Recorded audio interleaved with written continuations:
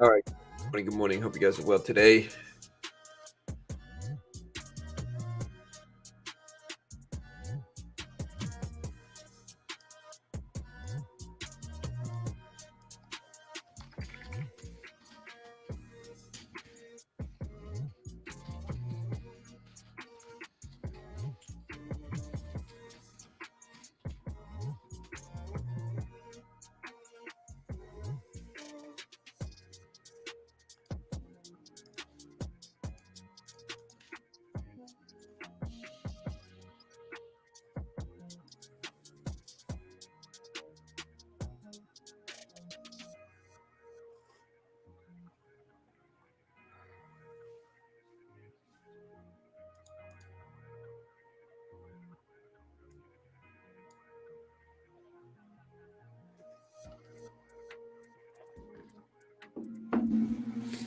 All right, guys. So yeah, it looks like the market is up today. Looks good. Q up to 266. SPY up to 382s. Looks like we had a red day yesterday, bouncing back this morning. So kind of a neutral few minutes.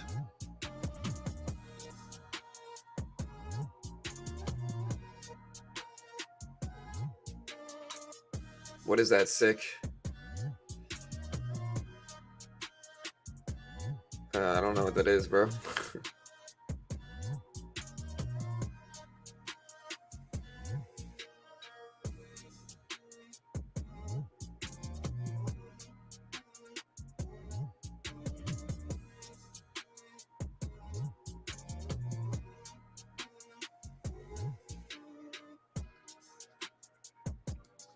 What is Oatly, or are you guys bots?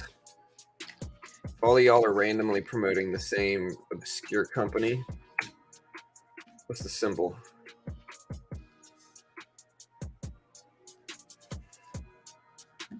Oh, okay, maybe it's gapping up. Hold on, let me see. Oh, OTLY. Yeah, I don't know. I think my wife's actually used this before, you know.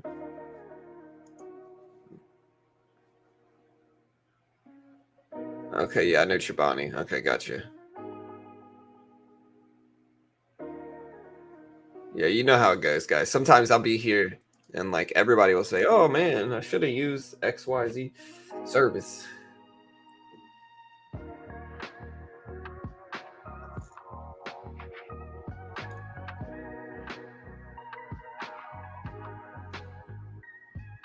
All right, guys. So today we got the Jolts job report openings. We also have manufacturing PMI. We've got a lot of stuff going on.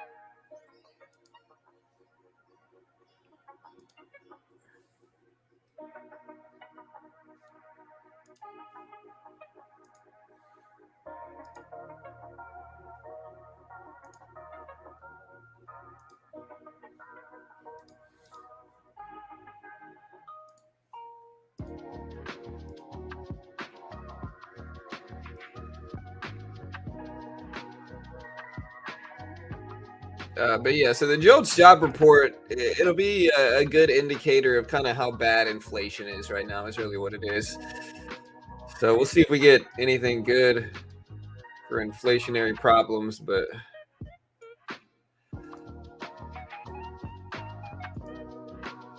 market's bouncing back after a red day yesterday.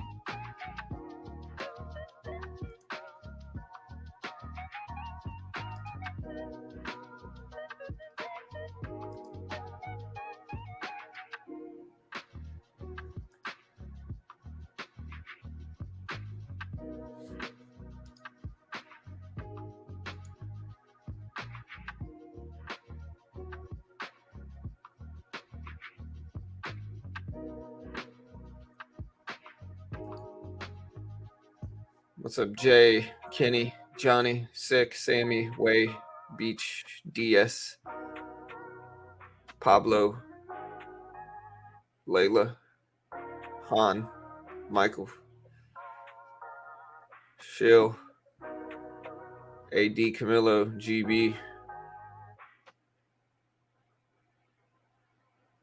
I'm D. What's up, guys? Hope you guys are doing well today. Yeah, so let me know if you guys are buying anything right now. We can't really buy anything yet, but we're watching some stuff, you know.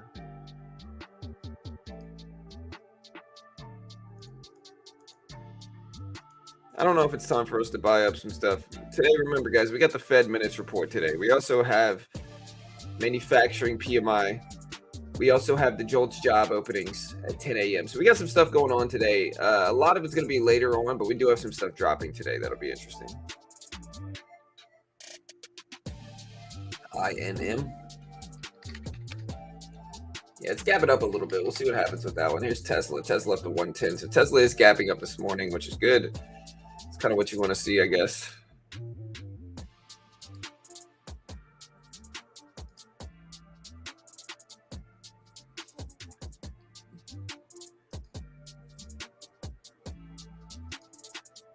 I always forget to monetize. Okay, we're monetized. Good.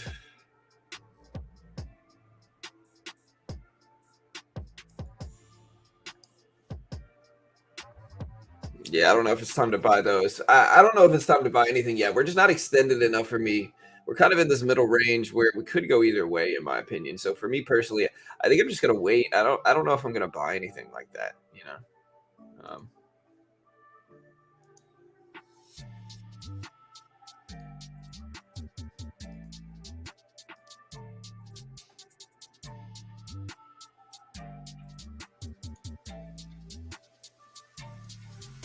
So I just don't know if I'm gonna buy anything yet. I think I could, but I think I also, you know, it might be good for me to just wait.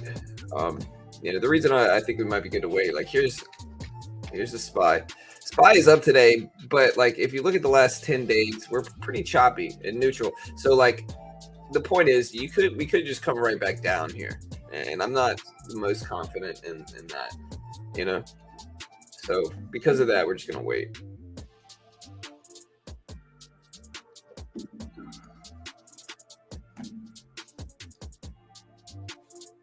But yeah, we do have manufacturing PMI.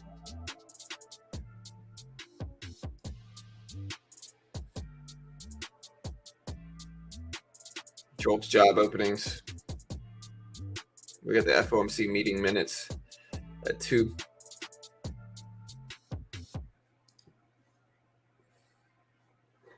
Well, there's not an actual meeting. It's just the minutes report that influences markets.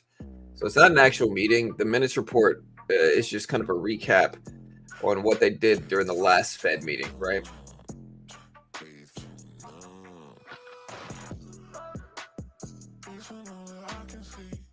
So like, yeah, the last FOMC meeting was on December 13th, right? So this Fed minutes report is just going to be essentially a recap of that.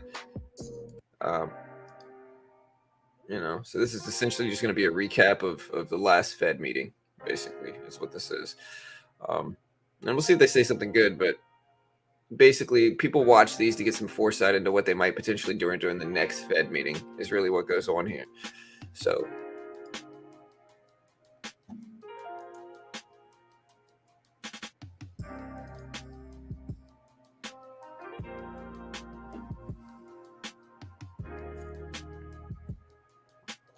hey, what's up, Mark? Microsoft look really weak. Yeah, we can take a look at Microsoft here. Yeah, Microsoft is looking really weak today. Why is Microsoft lagging the market down? Does anybody know?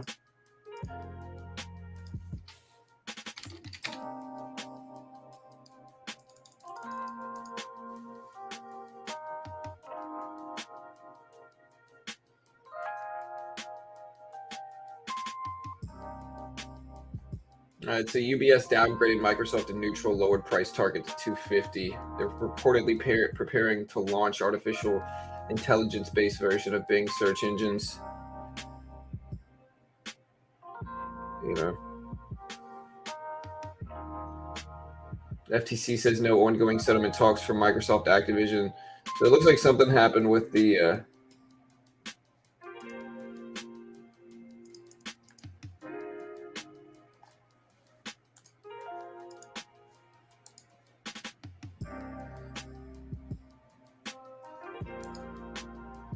It looks like something happened maybe with Microsoft Activision deal, but Microsoft is gapping down some.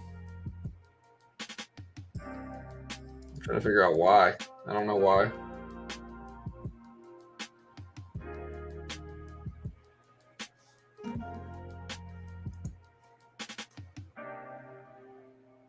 INM doesn't INM look like it's got a pretty small float relative to all of this? Maybe not. Maybe it's a large float. Yeah, I don't know. This just, I mean, it's just not really my style of trade anymore. Like, I just don't really trade like this anymore. Like, these are just, there's the edge that you find and stuff like this is just so low. And it's like everybody gets all hyped up for them and they're like, woohoo, you know. But like most of the time, these are just going to crap out at the opening bell, you know. Like, very rarely will this ever succeed. Like, most of the time, this is just going to crap out at the opening bell. It's going to open up, it's going to fill the gap all the way back down to where it was, you know. That's what happens a large majority of time with these. And again, I hope, man, listen, if you're in it, I hope it does something for you, bro. But like most of the time, these just crap out. They just don't do anything, unfortunately.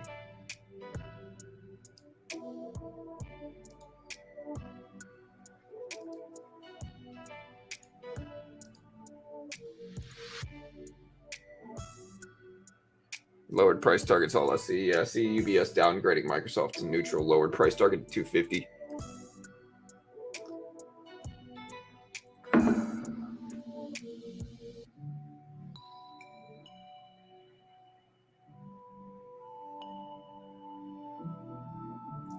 Tesla at 109.80s.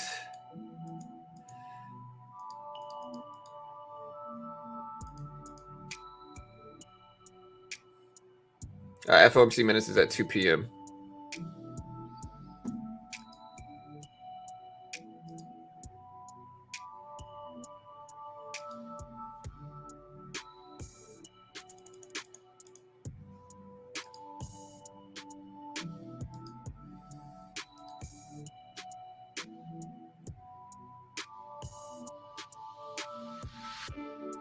At 2 p.m. Eastern Standard Time.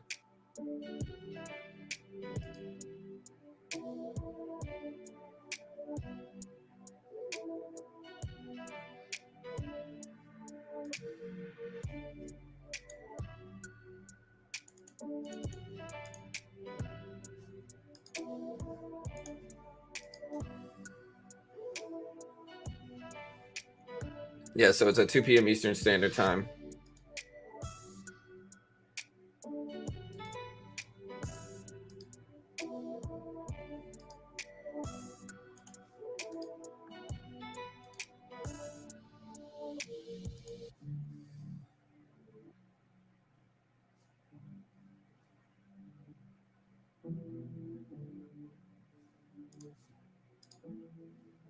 So yeah, it's at 2 p.m. Eastern Standard Time.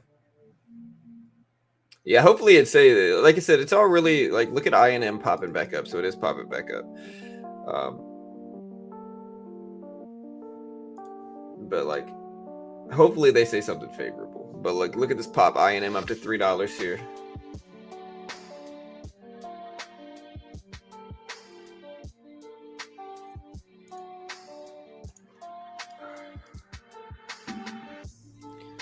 Yeah, I heard about the oat milk company.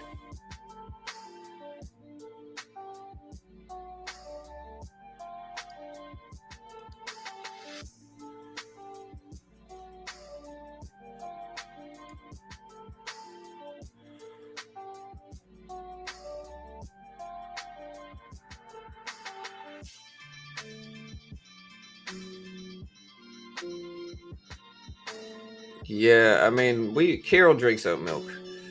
You know, there's INM pulling back a little bit. Tesla bouncing back up to almost 110s now, though. So it's trying to move.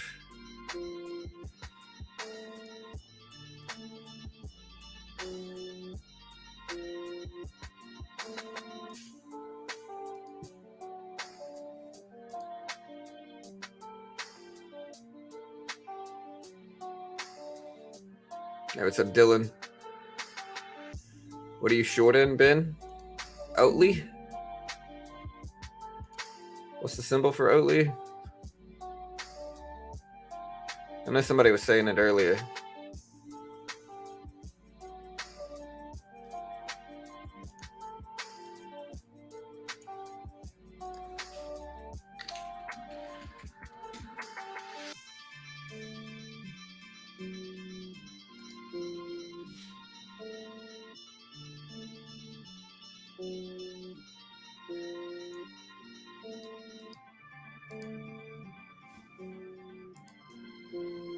InMed Pharmaceuticals. Yeah, I've never really heard about this company. Does Oatly have a symbol?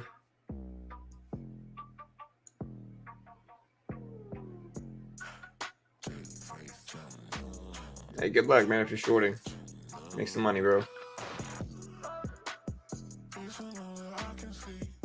Hey, didn't I just hear the song and skip it?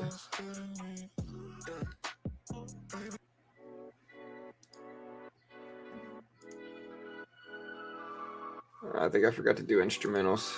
There we go.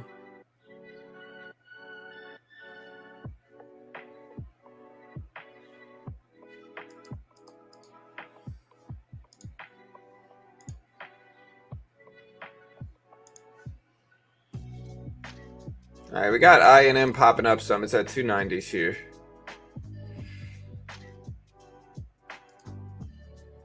Oatly, OTLY.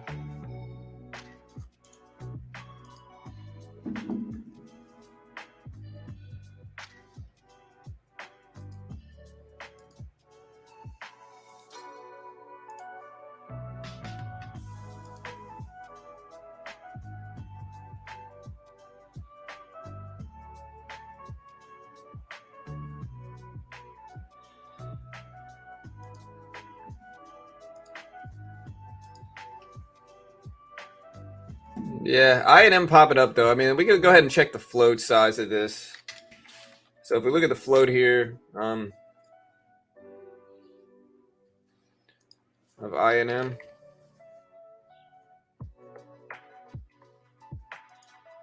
float size of I&M is about 1.59 million.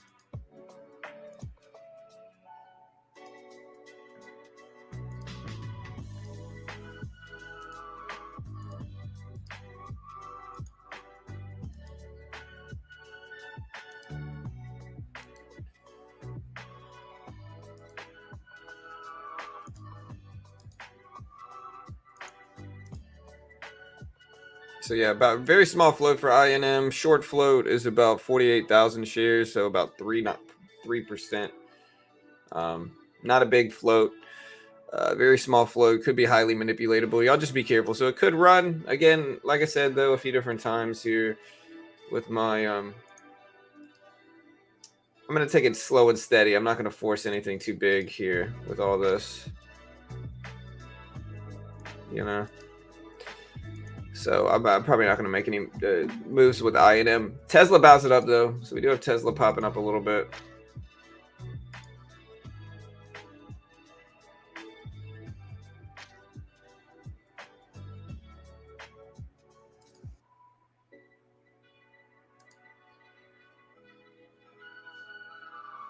See if we can break threes. Also looking at the SPY, Tesla is moving up some though. Look at Tesla. It's going. You know, it's up to 110s. Had a pretty rough day yesterday. Elon Musk lost a lot of value. And the company yesterday dropped from about 119.50s all the way down to 107s, 106s at the lows, 104s actually at the lows. I'm sorry, 104.60s. So just got absolutely hit yesterday. Now, again, we'll see if we rebound from that weakness yesterday, but just got absolutely destroyed. And yeah, the whole market didn't really do that hot. Q started bounce back up though, so you know we'll see if we get some good plays this morning. Just kind of trying to be patient here and wait for some good moves to happen.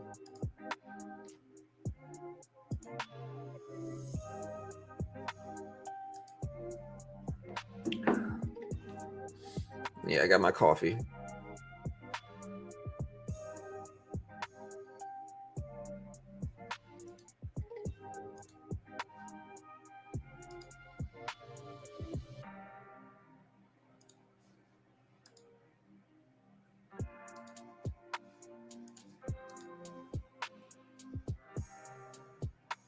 Oh, somebody catch the bounce and what?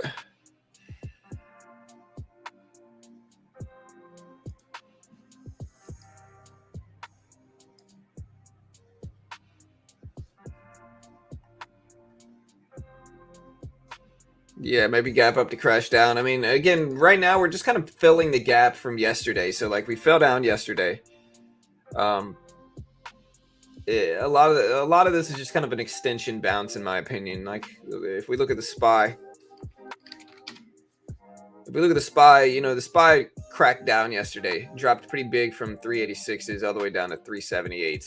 You know, and now we're finally kind of starting to rebound here, back up some, but most of it was based off of extension. We're still red on the last day.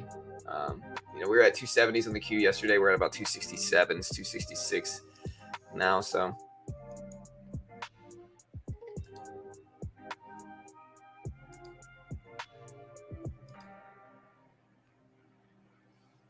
Yeah, what's up, Pawn? Yeah, what's up, Beto?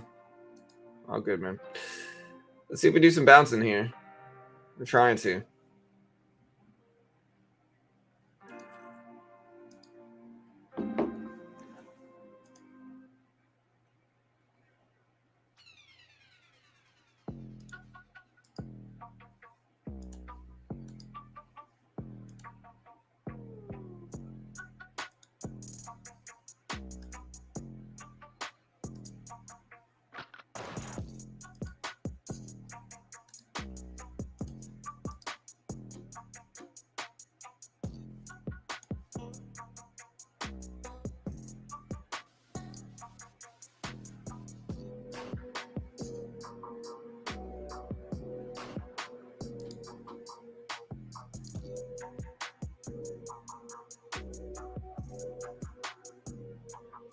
Hey, what's up, Dylan? Yeah, yes, sir. Thanks, man.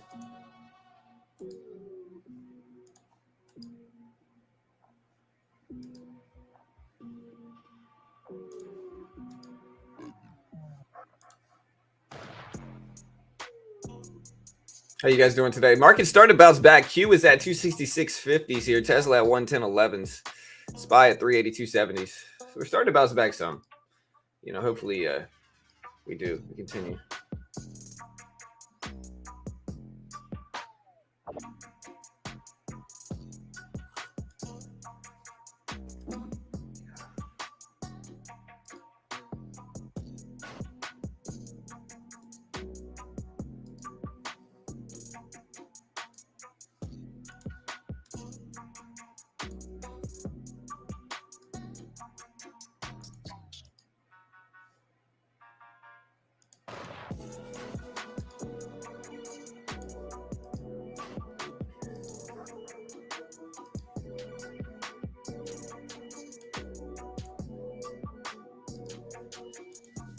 What happened to the dollar index? Yeah, we could look at the dollar index to see what's going on.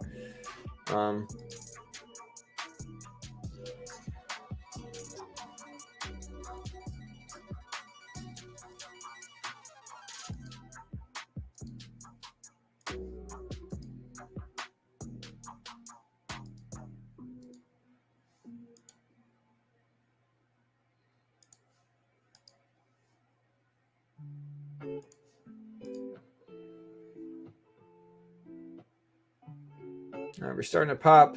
All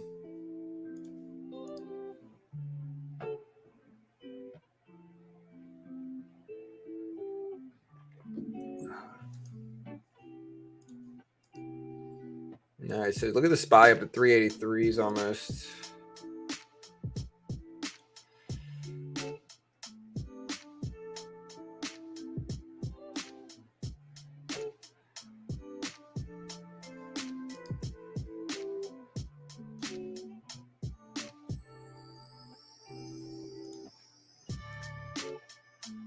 What's up, Beach Bum? Yeah, well, there's sometimes your trade. Here's the thing, though. Like Yowzer says, the biggest pro tip is to always analyze your trade to figure out why it didn't work. I think that sometimes, like, you're just gonna have negative variance. You know what I mean? Like, I think sometimes, like, you're gonna do everything right and still lose. You know, and so I think when that happens, it's kind of important to just understand. Hey, you just got stuck in some negative variance, and that's okay. Is there any worse feeling than having kings and seeing an ace flop? Man. And then getting huge big bet.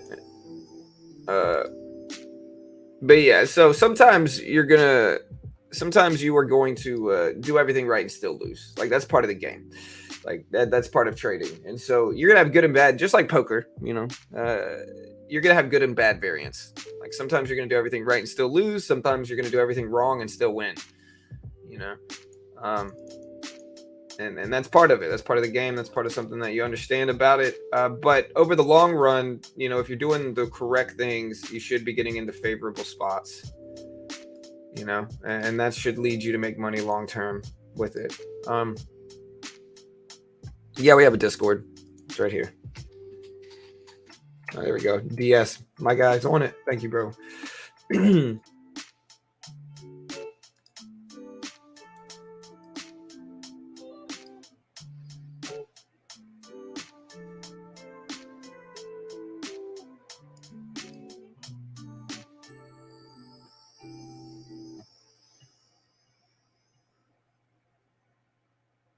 All right, guys. So we are ripping up.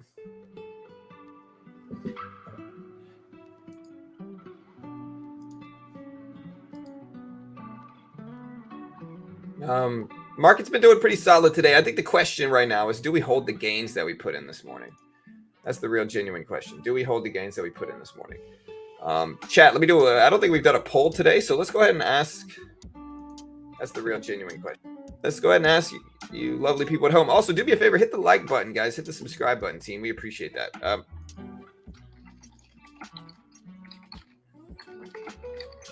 Do we hold today's gap up?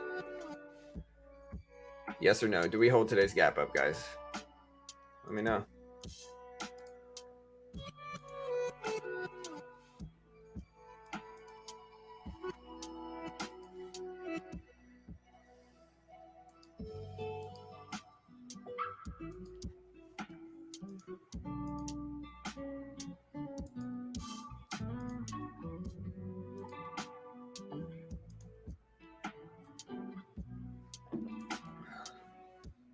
How can it affect the market today? Any predictions on how PMI? Well, PMI will influence stuff for sure, but how much, we don't know.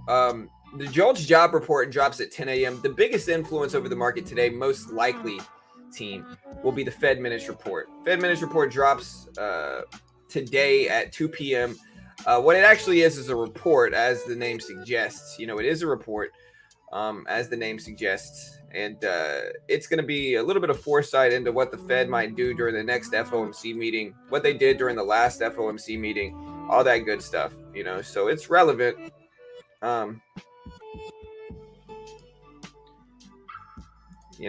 It's relevant. And yeah, we'll see if we get anything good.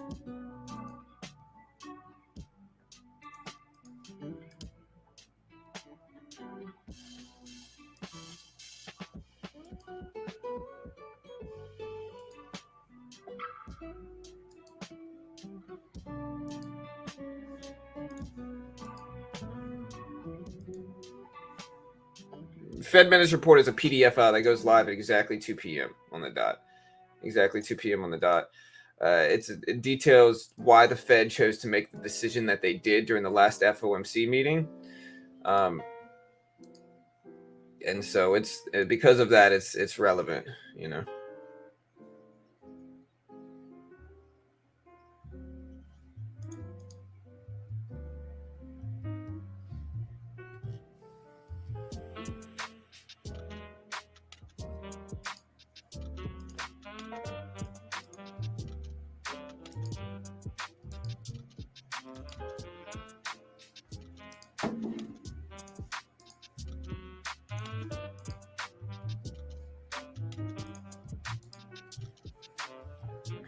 Hey, what's up, Darius? I saw the double top. Going to enter a short at the highs. I put in limit orders. Hey, good luck, man.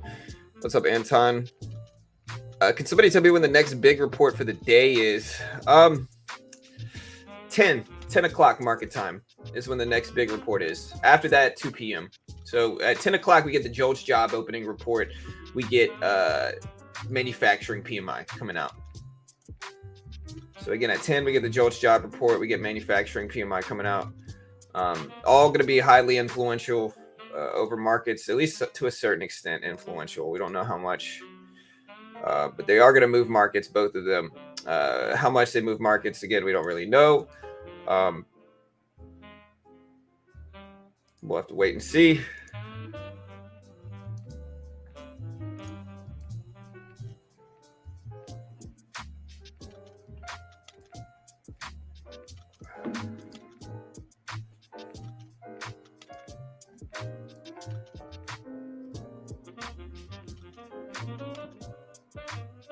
Thanks. Hopefully we get some green movement. Yeah, hopefully they do some positive stuff. I mean, that's what we really hope. There's just some good data coming out today. Again, we don't know if that's what we're going to get.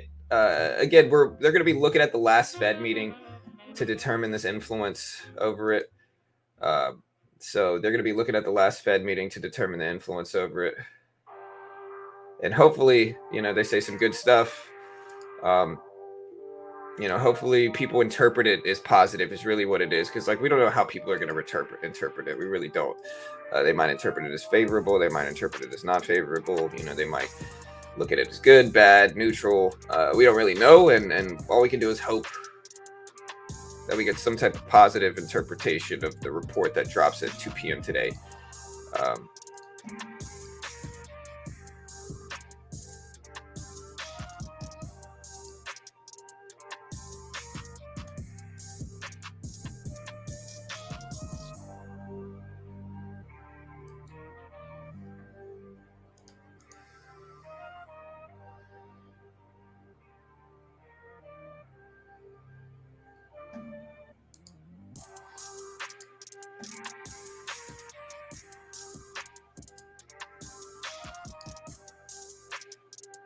John, will you stream the jobs report? Yeah, for sure. We're going to stream. We stream fully through everything. So we stream it all. So we'll stream the jobs report. We will stream the Fed minutes report drop. We will stream the stock market at the time. We'll stream manufacturing, PMI. So yeah, we're going to stream all of that stuff, man. And then, we'll cover it all. Pre-market's open right now. I can actually trade pre-market in about 10 minutes. And so for me personally, pre-market opens up at pre-market opens up at 7 o'clock market time. So at 7 o'clock market time, pre-market opens.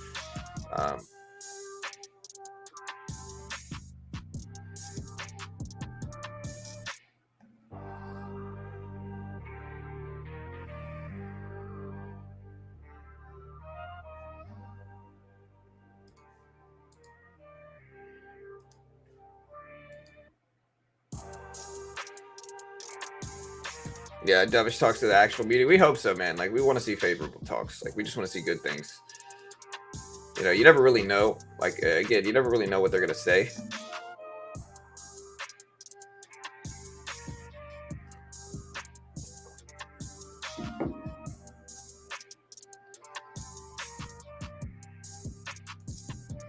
Yeah, don't stress too much, Pawn. Just keep your wrist small, brother. You got this, man.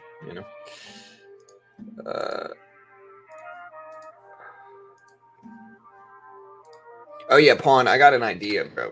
I got an idea, man.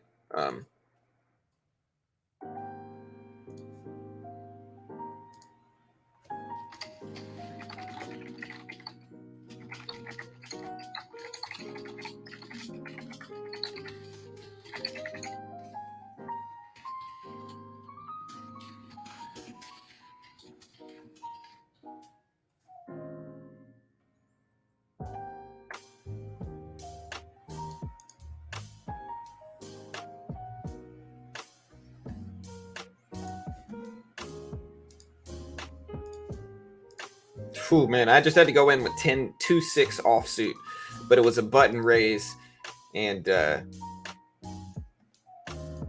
was a button raise, and I knew it was a weak, I knew it was a weak raise.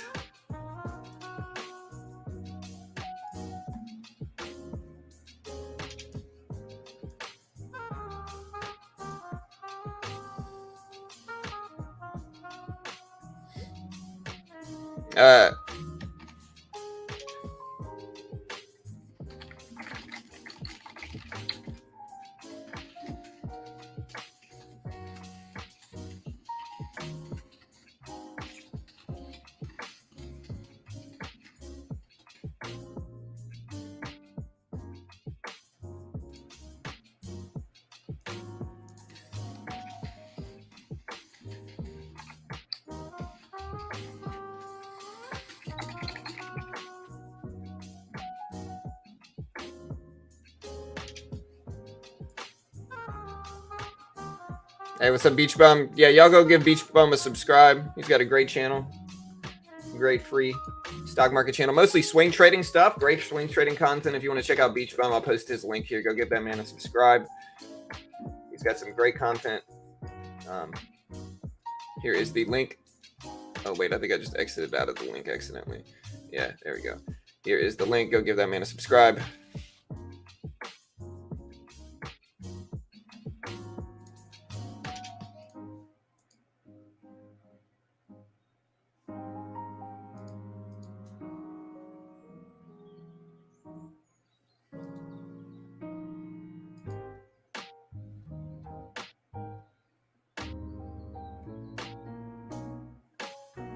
Right now, it is almost 7 o'clock market time. Almost 7.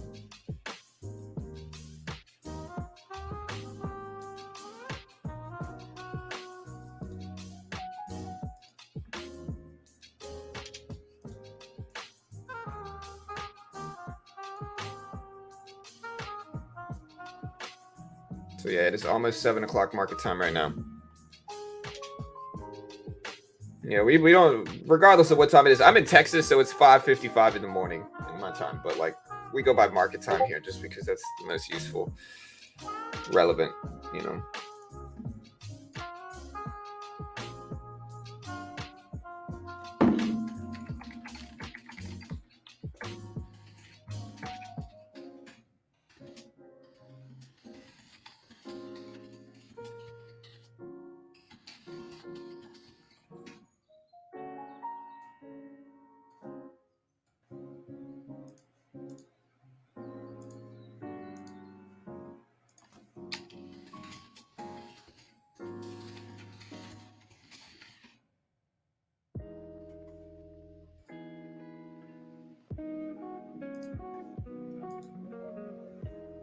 All right, guys. So yeah, market's starting to pop up. SPY up to 280 or 383s almost 383s. We're close.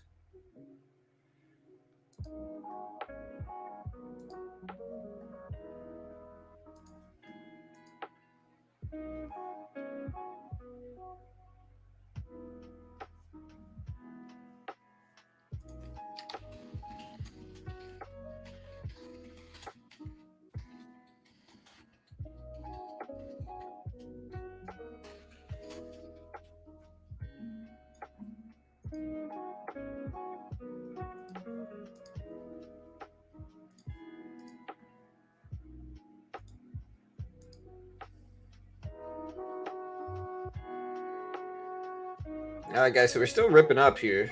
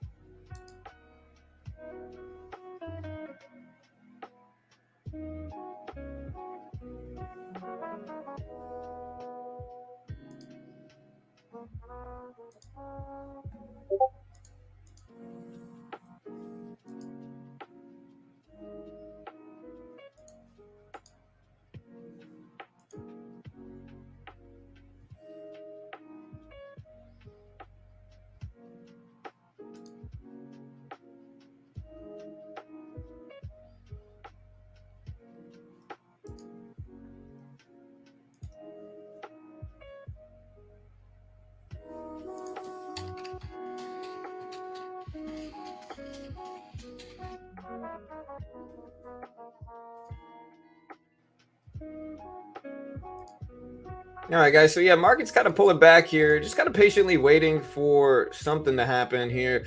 Market's been ripping up nicely. We can't really trade until another 2 minutes or so, give or take, and so we do have to kind of patiently wait this out.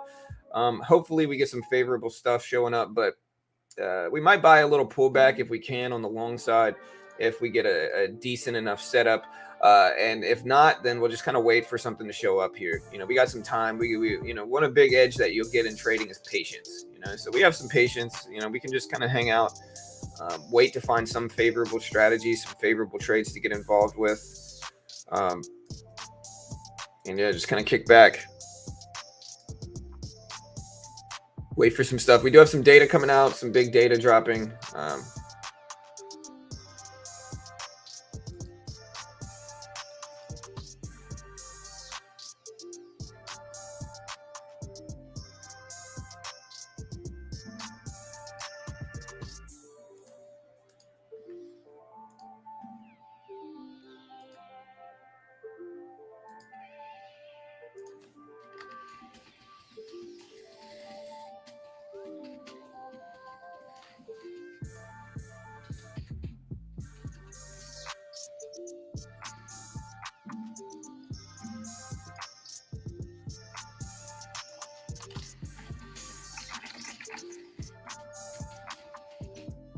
All right, so again, we're getting some pullbacks. We got to wait about a second so we can actually take this.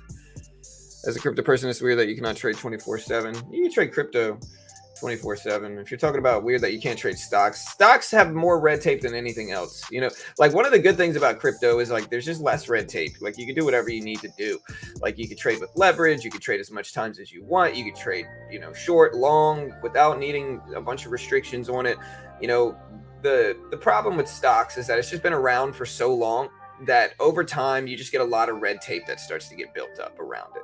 You know what I mean? Like that's what happens with stocks. Is like it's been around for so long, just red tape just starts to get built up around it, and it just turns into this huge, difficult thing to really get anything done in because there's just so much red tape. There's so much nonsense with it that like that it's just hard to, you know. Again, people underestimate the freedom that you get from being able to actively day trade.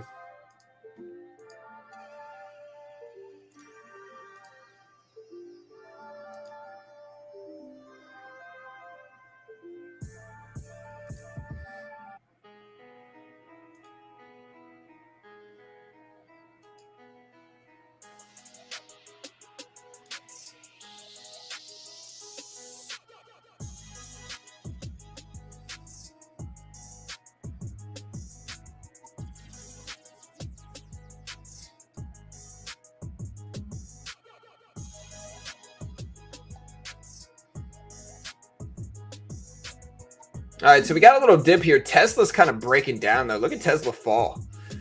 So Tesla's kind of what's looking weak here. Tesla's starting to break down to 109s already, kind of dragging the Q down here.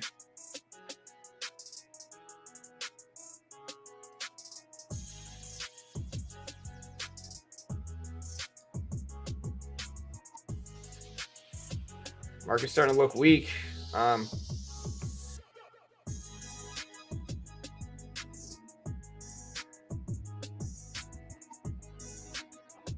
Ugh.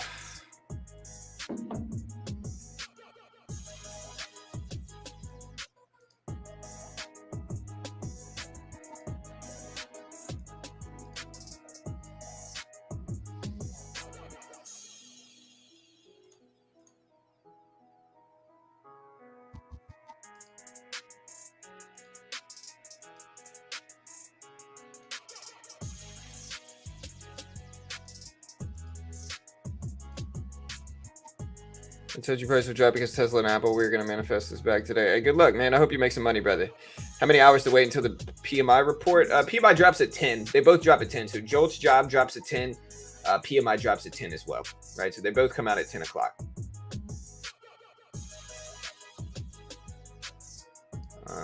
So yeah, we still got a few hours. Right now it's 7, so we got 3 hours to be exact until that data drops.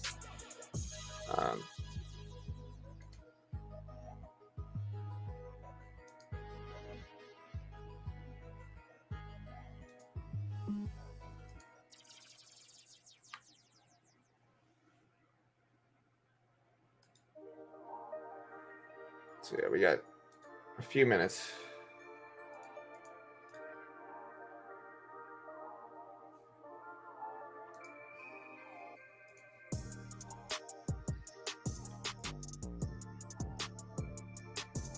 Market started to dip down a little bit. Tesla's dropping down some. I might buy a little bit of the SPY right now, just a little bit. I don't want a huge position. We could take some small share sizes, like maybe 30 shares if we get filled.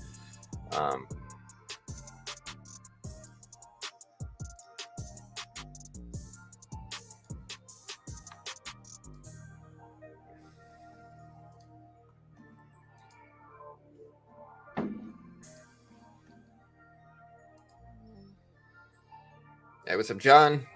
Mortgage market index. Yeah, we got MBA mortgage market data coming out right now. It's not really that data's not really big here. Data came in, none of it's really super relevant, to be honest. Uh, we got minus 10.3 for mortgage applications. So like none of it's super relevant and like super important here.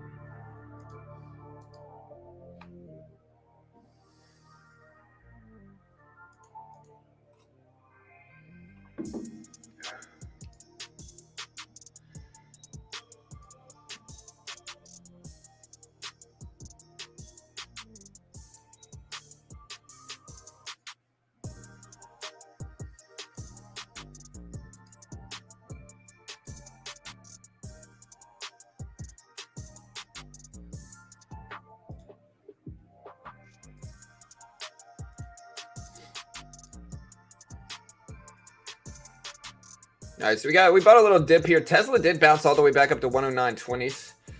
109.20, so it still kind of looks strong.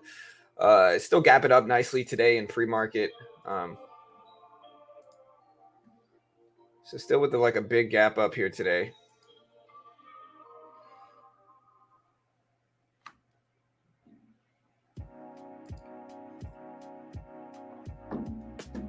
But yeah, expectations.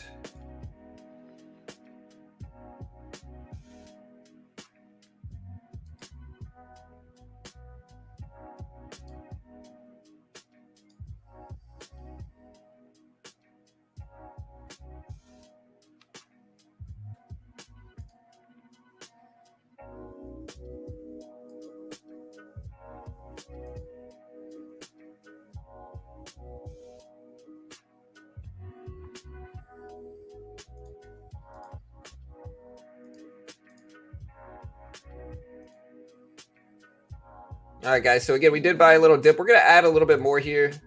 Maybe another. We'll get in 50 shares max. So 50 shares is what we're getting involved with.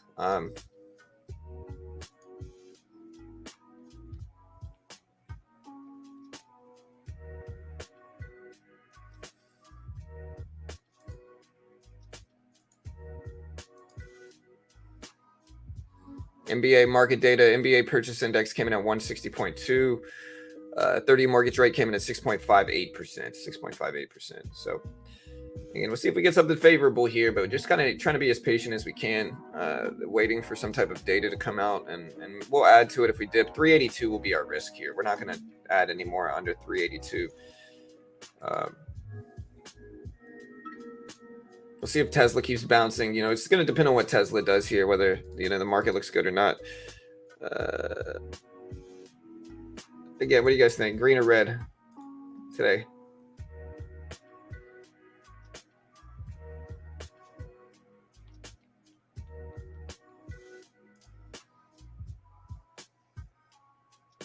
Green or red today, guys?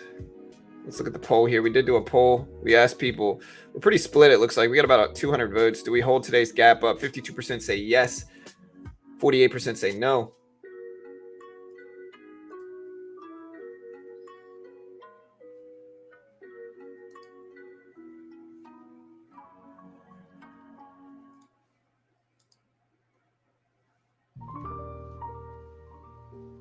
Red, both. Yeah, I mean, we'll see. I'm probably about to cut this trade and take the small loss that we see here. We're in 60 shares. We're not really going to add any more to this. I just don't see a purpose in adding to this.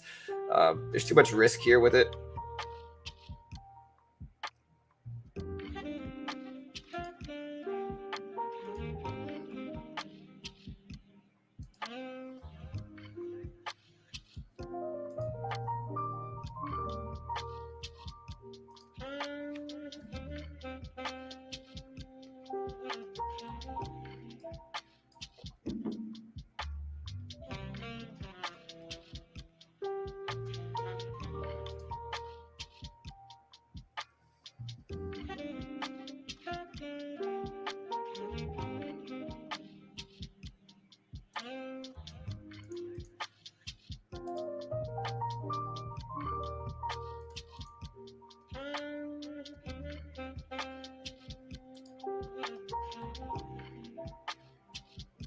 All right, so yeah, we're gonna cut this. Like I said, just not really a point in sitting in this like we need to. Um, so I think it's time to cut.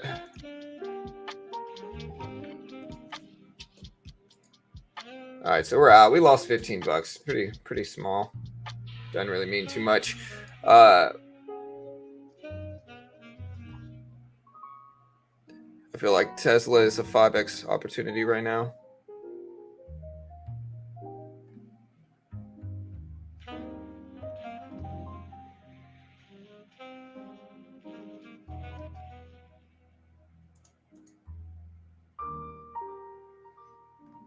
Yeah, Tesla's all right. I mean, it's just really cheap. You know, really cheap.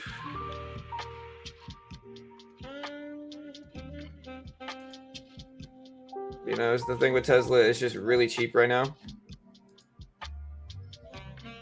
So the argument is relative to the PE ratio.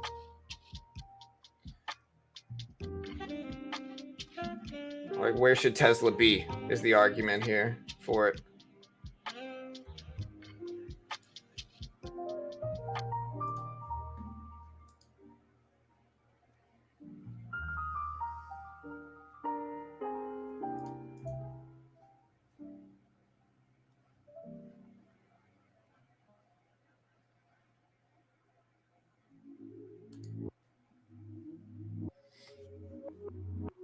You know, what's the Tesla PE ratio?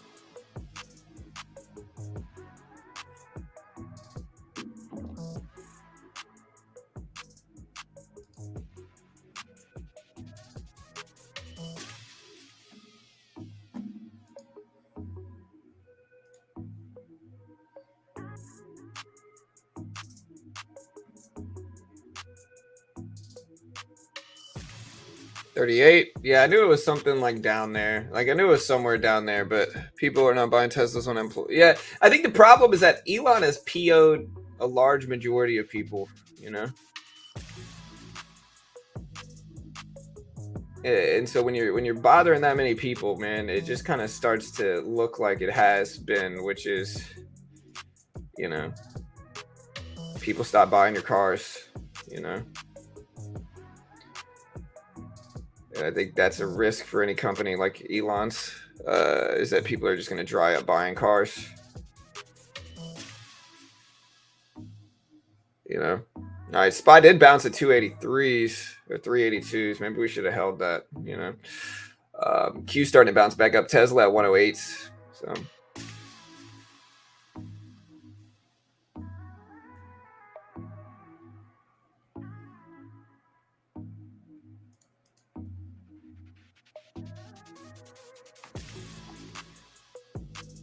They didn't stop buying cars. They produced more cars in the last quarter than they did in quarter three. I'm not saying, but listen, I'm not saying I dislike Tesla. I like Teslas. Okay, what I'm saying though, and the important thing to really understand here is that people are going to stop buying as many Teslas, man. You know, it's just kind of the natural consequence of acting like Elon. Now, to what degree that happens, we don't know, but like people are certainly going to stop buying cars. You can't be really outspoken on one political side and not have people stop buying your cars. You know what I mean? Like that's going to happen. That's a natural consequence. You know, now I'm not saying that this last delivery number is showing what I'm saying. I'm not saying that that's showing people stop buying cars as much, but I think it's certainly like I think it's certainly inevitable that people are going to stop buying as many cars, you know. And I think that should be an obvious, you know, result of how he's acted. Again, not saying I agree or disagree or anything like that. I'm not saying any of that stuff. What I'm saying is that, you know,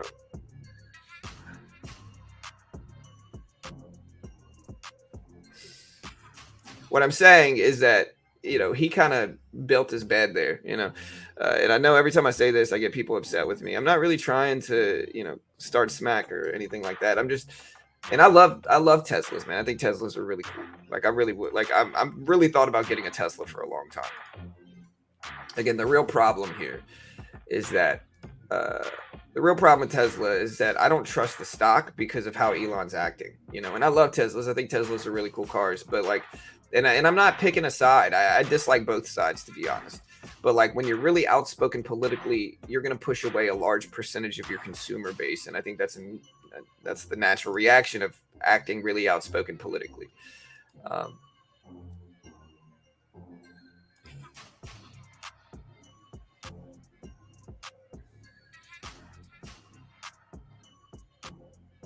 your talk doesn't help Tesla go up.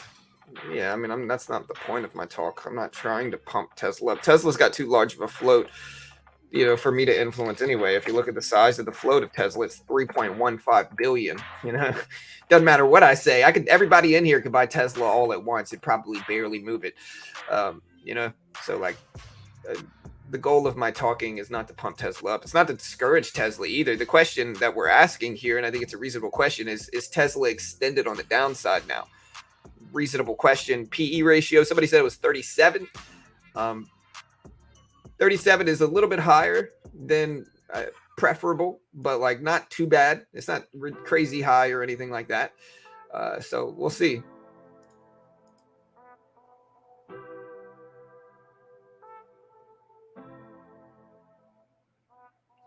Yeah, Jeremy, that might be true, but what he's saying, again, just look at some of the posts he's saying, like the political posts, and think about, like, again, I'm not saying I agree with any of it, right?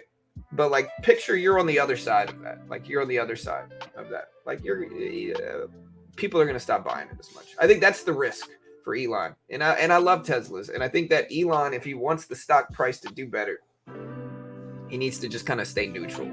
That's the smart move. Like, neutrality is if you're CEO, neutrality is key. Now I think the argument with Tesla is that it might have been a little bit extended ahead of this anyway. I hope you guys understand. I'm not trying to just like knock on Tesla. I actually like Tesla. I really want a Tesla Model S Plaid. That thing's ridiculously fast. Obviously, the coolest EV out there for sure. Like easily the coolest EV. Maybe some of the Porsche like Taycan EVs are arguably cooler, but I like Teslas, man. I think they're really cool cars. No, there's not a meeting.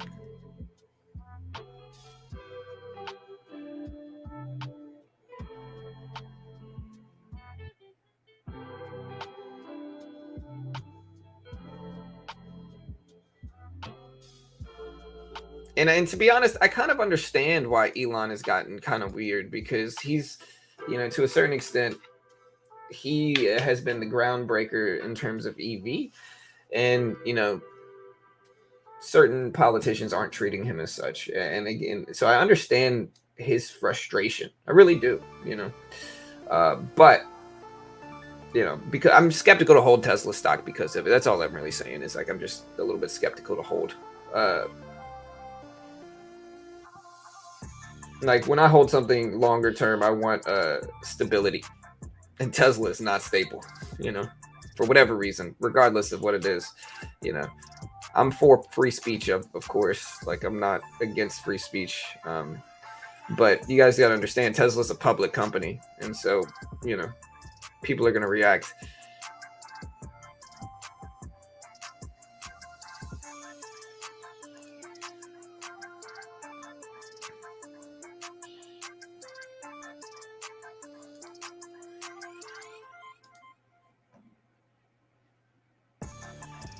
Yeah, it's definitely not stable. That's for sure. We'll see. It's at 109s. I mean, like I said, the argument could be made that it's cheap. My fear, though, is that like he's built up some enemies. That's a little scary stock to hold right now. We've seen fortunes go fast. And yeah, I don't want it to be my fortunes. Basically. Yeah, I'm not going to go into the Disney thing. I think there's a difference between. I think there's a difference.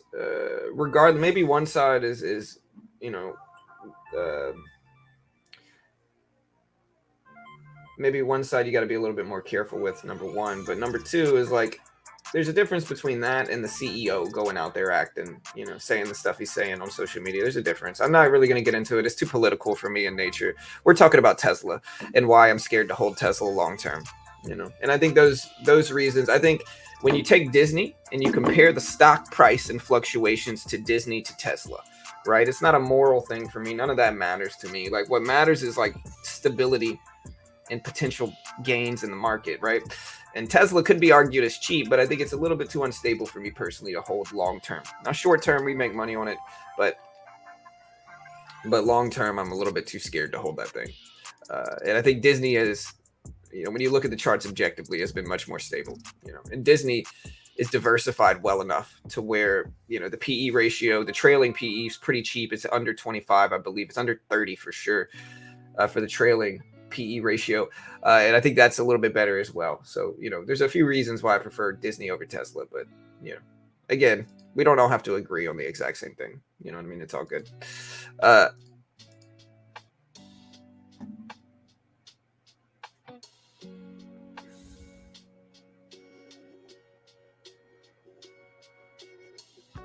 Yeah, will Tesla hold over 100? Good question.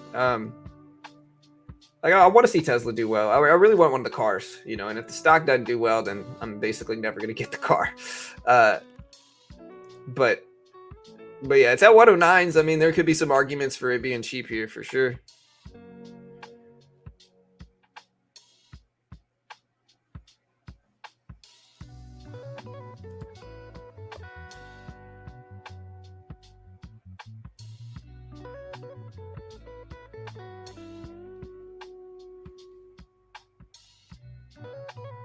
All right, did you guys make money yesterday? I think we made money, right?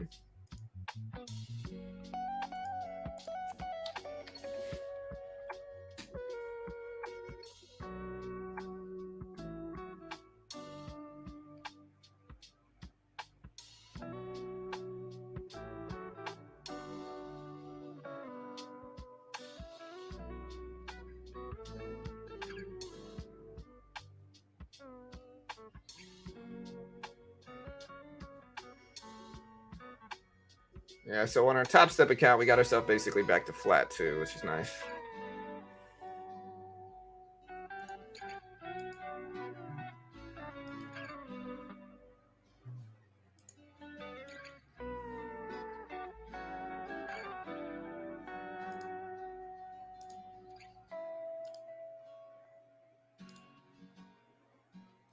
All right, so again, SPY kind of dipping here. Pawn was shorting, so maybe he's making some money here,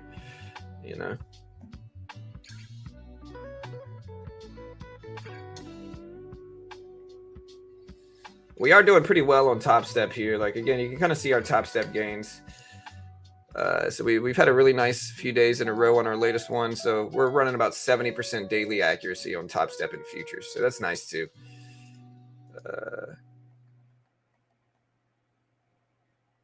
You have a sound argument, respect, man. Yeah, and I hope you guys understand. I really am neutral politically. Like I'm very neutral. Not just because I have to be either. Like I'm actually very neutral. Like I'm pretty socially liberal. I believe you should be able to do whatever you want to do as long as it's not hurting anybody else. But I'm a capitalist as well, and I'm not really a libertarian because I disagree with them in a lot of ways too. So like I'm actually very neutral for everything, and and I like Tesla cars, but like there's risks, there's vulnerabilities,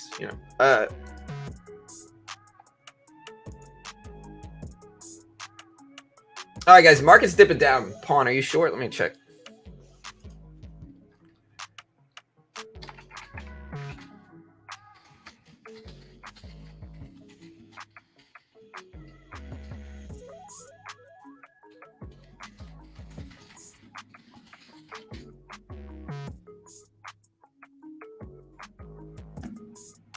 All right, guys, so we're getting a little pop up and everything. We got NBA mortgage market data that already dropped this morning.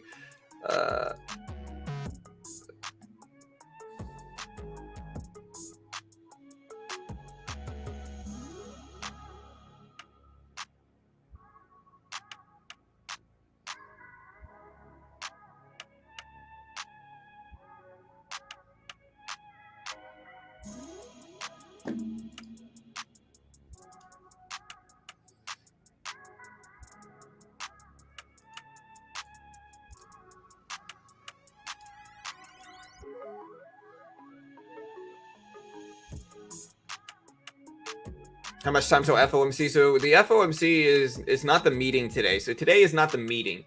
Today is it's the Fed minutes report. So it's the FOMC minutes. And again, so what today is, every 6 weeks the Fed meets. Just to give you the procedure here, every 6 weeks the Fed meets. They say, hey, how much are we going to raise or lower rates, right? If the inflation is really bad at that point in time, they raise rates aggressively. The reason they raise rates is because by raising rates, it discourages spending. By discouraging spending, businesses must in turn lower pricing because their spending is dried up, basically, right? So every 6 weeks, the Fed meets to determine how much they're going to raise or lower rates. They do that, and then they drop afterwards. They do a press conference at 2:30. They announce the rate hike at 2, and they do a press conference at 2:30. Weeks after that, so weeks later, the Fed then drops a PDF file that's released exactly at 2 p.m. on the dot, called the Fed or FOMC minutes report. It's really just a recap, like a look back into why the Fed chose to make the decision that they ultimately did during the last Fed meeting. That's why people are going to be watching this. They're going to be watching it to try to determine why the Fed made the decision they did during the last FOMC meeting. And so every time this report is released, traders from all over kind of get hyped up. They get ready. They watch it. They see what they're going to, they read it as fast as they can. We're not going to be able to read the full Fed minutes report like when we get it. Like, it's not about reading it as soon as we get it. It's about watching what the market reaction is going to be. The algorithms pick this up, and they really trade with it, and they really kind of do a lot of stuff with it. So the algorithms pick this up, and they trade off of it, basically, right? So we're going to just watch to see what the market reaction is ultimately going to be. That's what we're going to be paying attention to. That's what you want to pay attention to. Trying to read it, like, you can read it, it's fine, but by the time we read it, the algorithms are already going to be reacted to it. So to a certain extent, it's useless to read it as fast as you can, I guess.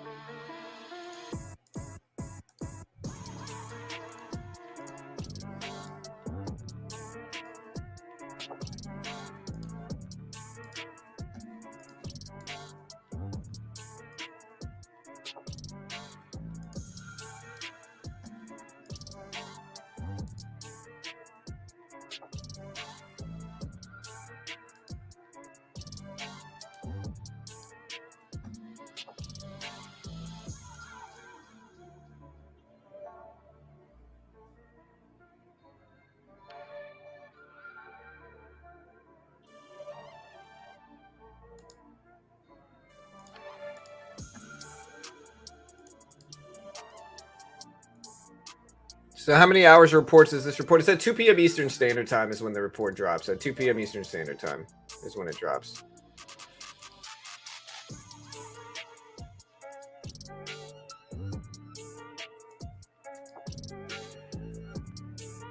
Yeah, Rivian, I think most of the up-and-coming EVs are going to be a struggle, to be honest.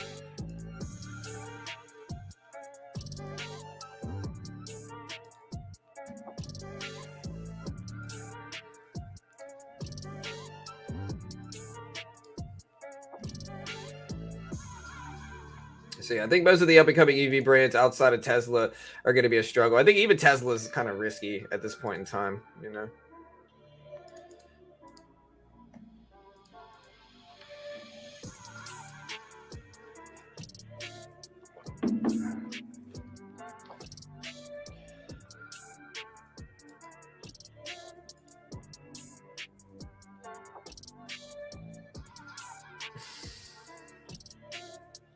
Jeez, man.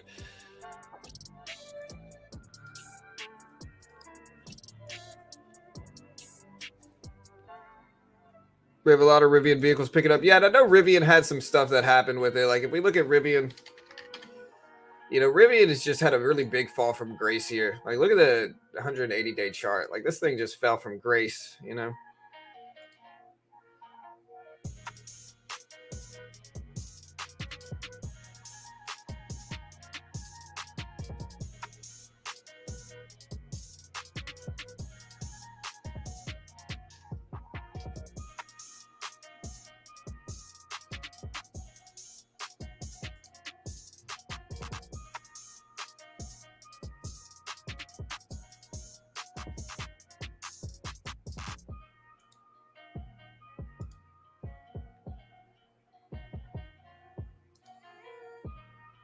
Yeah, I mean, this isn't the FOMC stream, guys. Like, this isn't the stream for the FOMC meeting.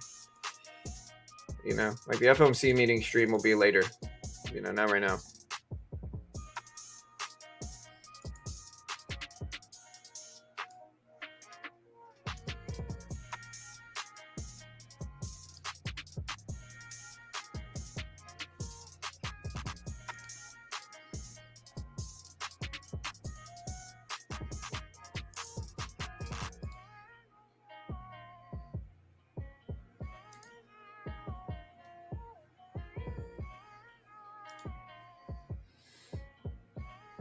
What's crypto doing on the news? Crypto's trying, you know.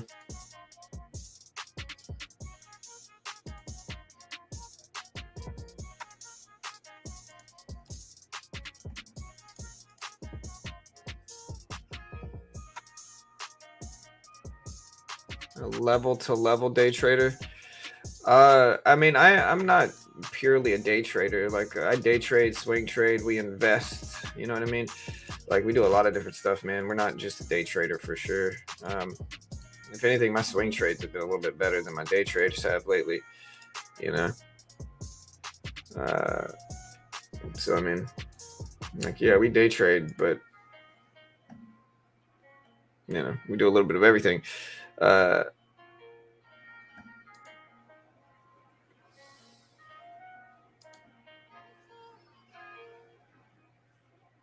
Tesla's just emptied the Fed and given 7,500. Yeah, y'all just be safe.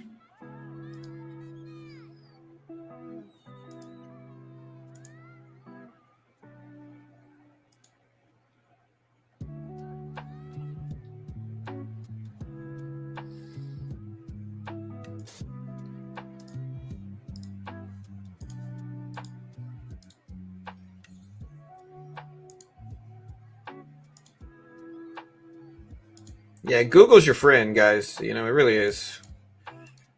You know.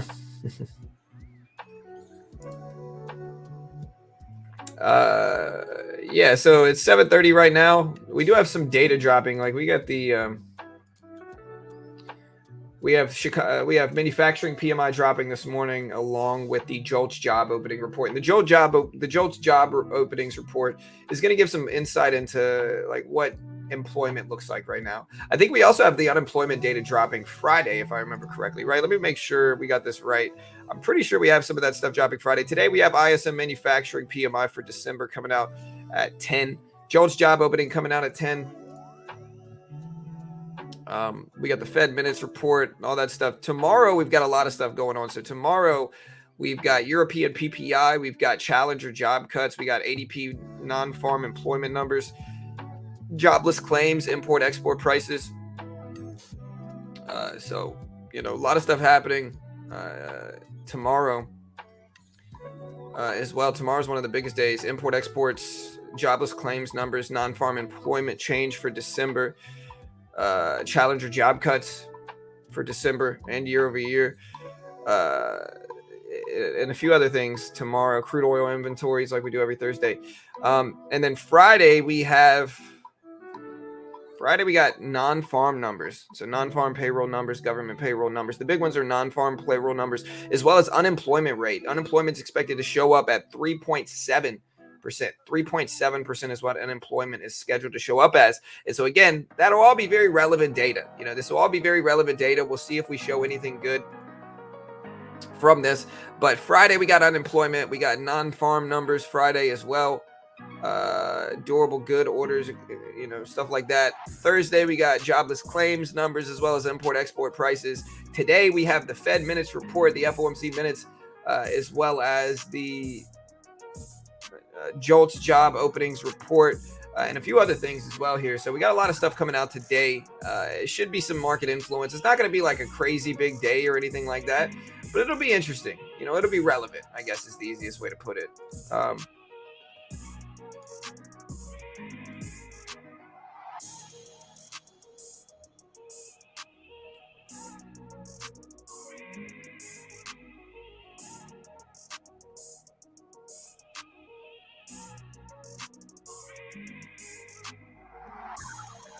Hey, what's up, Al?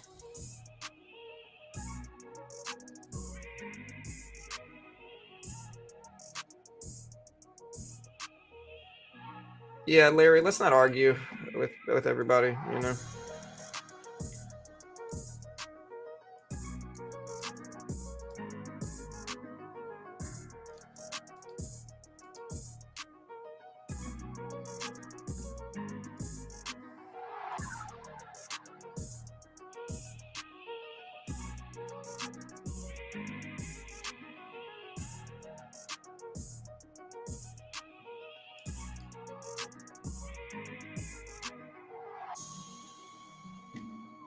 Jeez, dude.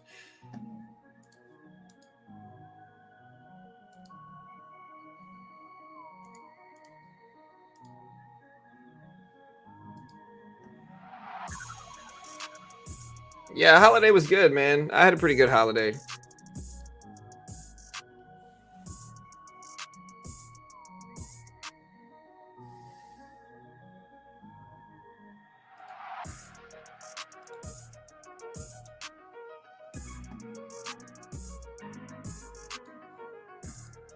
Like, we had a pretty good holiday. Kids got a lot of good stuff, man. It was fun.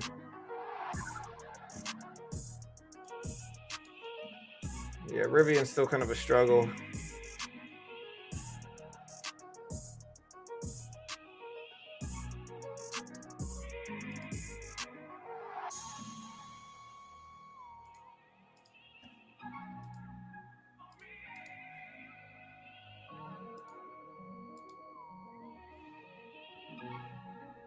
If jobs come in hot, meeting or beating expectations, that will be bad. Yeah, we want to see less jobs.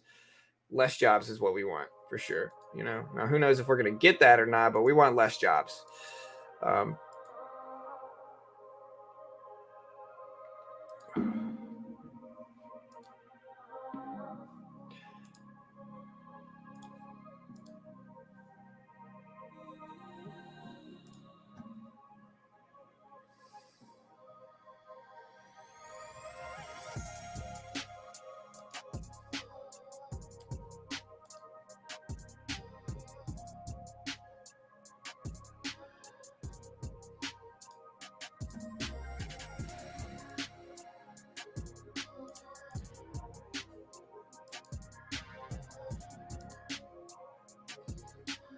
Market's trying to hold here.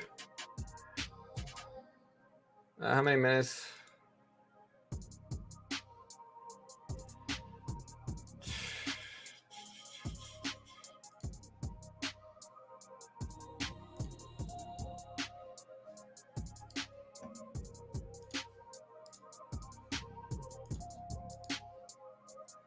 So yeah, 2 p.m.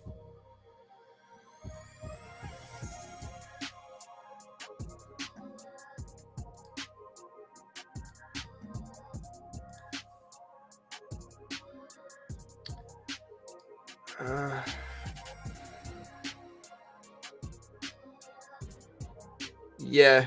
Hey, what's up? Thank you, man. Welcome, team.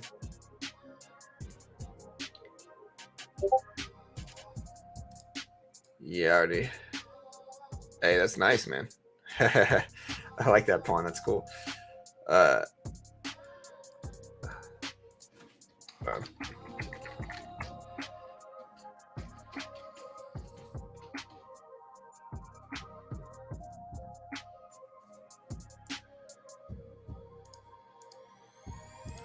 all right, guys. So again, market's consolidating, ripping it up there. We can look at like the Q at 265.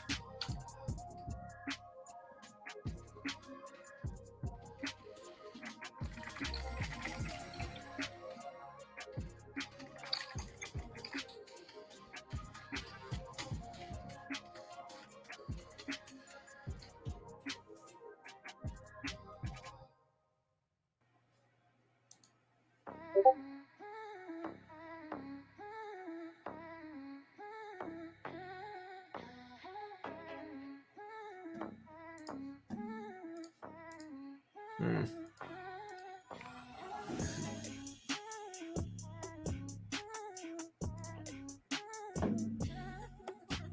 So I don't know if the impact is going to be high. Well, nobody knows. Traders will interpret it, and it will move markets some. How much we don't know. You know.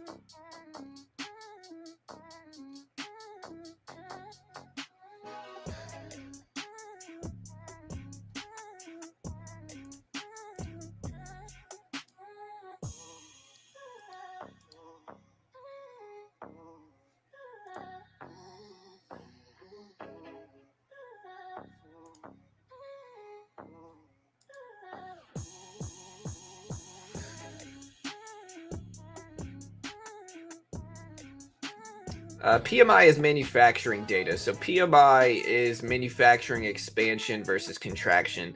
So anytime you hear PMI, think expansion versus contraction. The way you really want to look at it is like over 50 means an expanding manufacturing sector. Below 50 means a contracting manufacturing sector. Right. With that, expectations for today's PMI are, let me see. Hold on. Give me 1 second. I'll find this for you. So let me find. Today is Wednesday.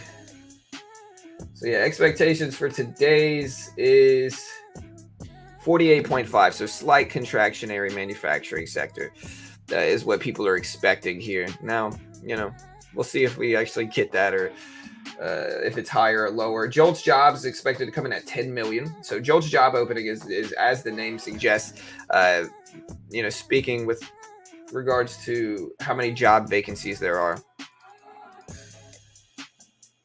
Collects data from employers about their business, employment, job openings, recruitment, hire separations, all that stuff. And yeah, that's basically what this is. So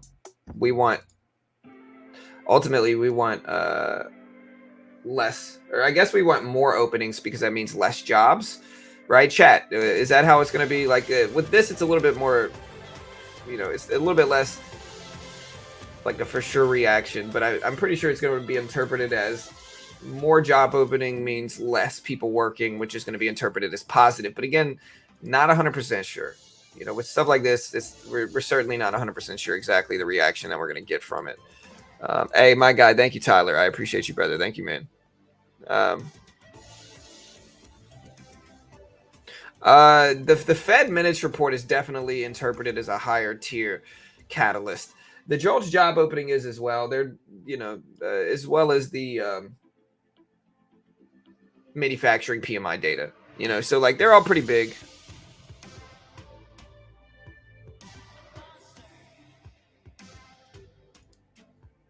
Yeah, regardless of whether the minutes is new or not, again, we'll still get a reaction from it in the market.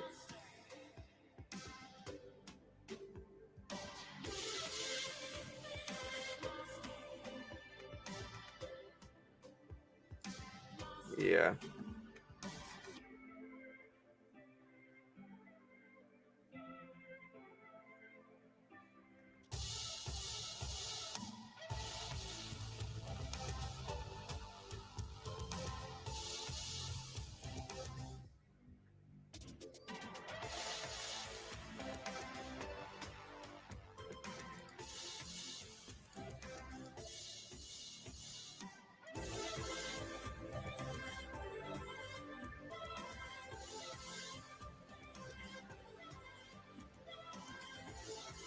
Why does the media hate Tesla?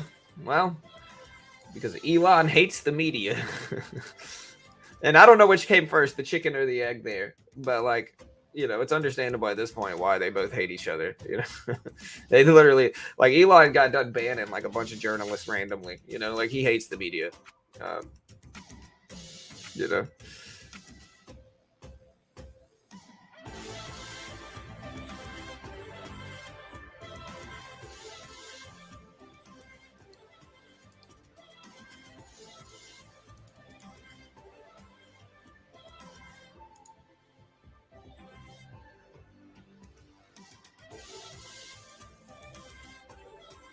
Yeah, I like I said, I'm not saying I agree or disagree.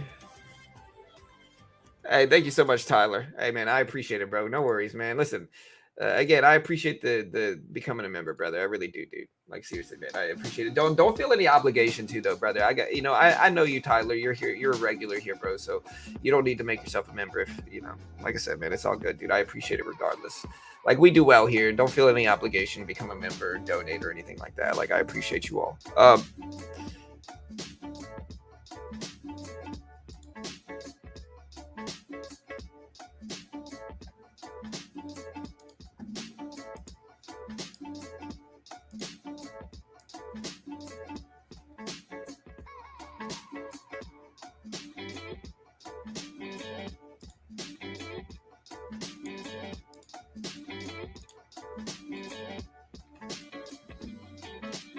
Hey, well, we appreciate that, man. Yeah, like I said, we try here. Like, what we do here is we put everything out there for free.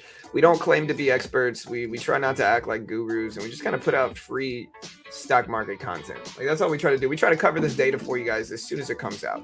Like, as soon as it drops, we try to cover this for you. That's the goal here, and we do a pretty good job. This is why we get thousands of people that show up during the big releases. Like today, maybe, but like the Fed minutes, we're gonna have thousands of people here for sure. Stick around, hit the subscribe button, and join us. We hope you will. Again, we will have thousands of people here during the FOMC Minutes Report at 2 p.m. today. Be ready. Hit that sub button, guys. Hit the notification bell. We appreciate the love. Thank you guys so much. All right, market dipping heavily here. Look at the big drop.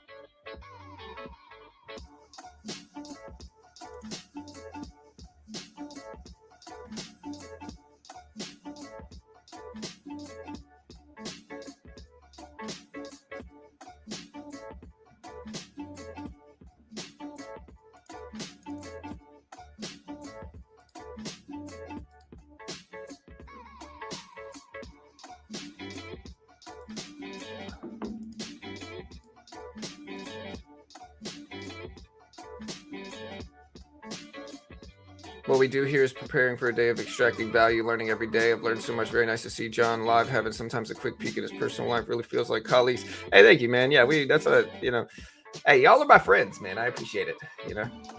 I mean, my internet friends, but like, hey, y'all are all friends. We appreciate you all.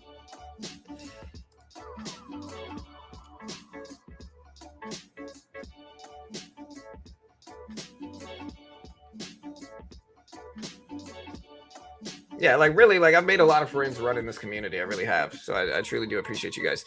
All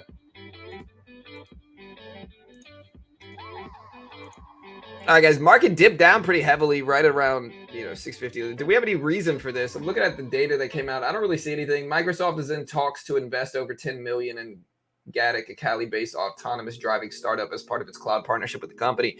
Okay, so yeah, Microsoft talking about investing 10 million in another company called Gatik, which is a what is I don't like words.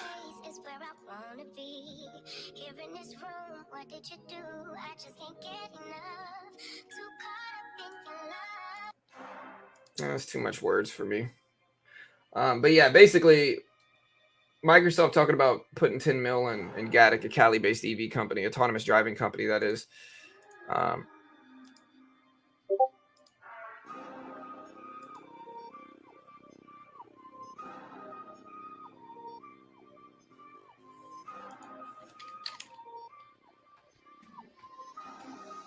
Yeah.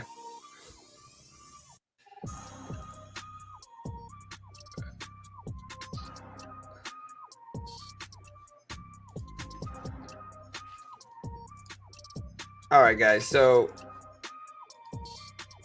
market's starting to pull. Luckily, we got out of everything yesterday for the most part.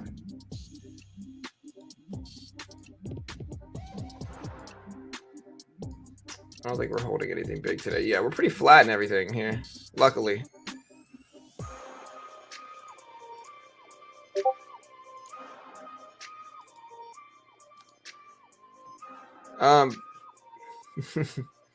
Yeah.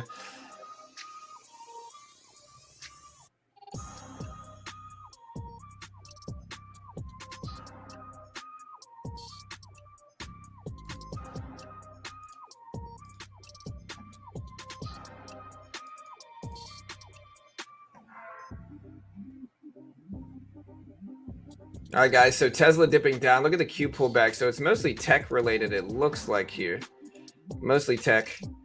Um,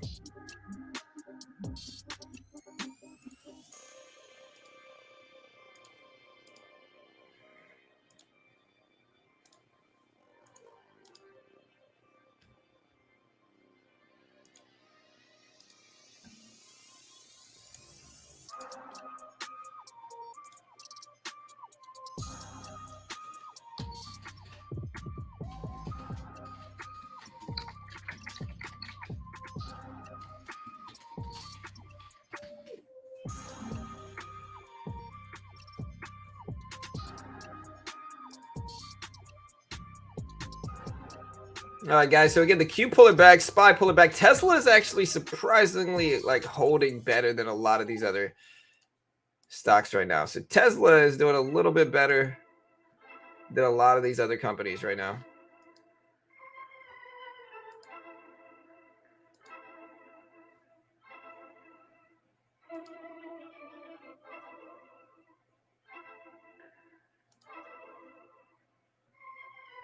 So Q pulling back. We can look at the SPY and see SPY dipping down some. Let's look at Microsoft. Apple has been the weak one. Microsoft really gapping down big. Apple with a big, pretty broad pullback here too. So a lot of weakness coming through here.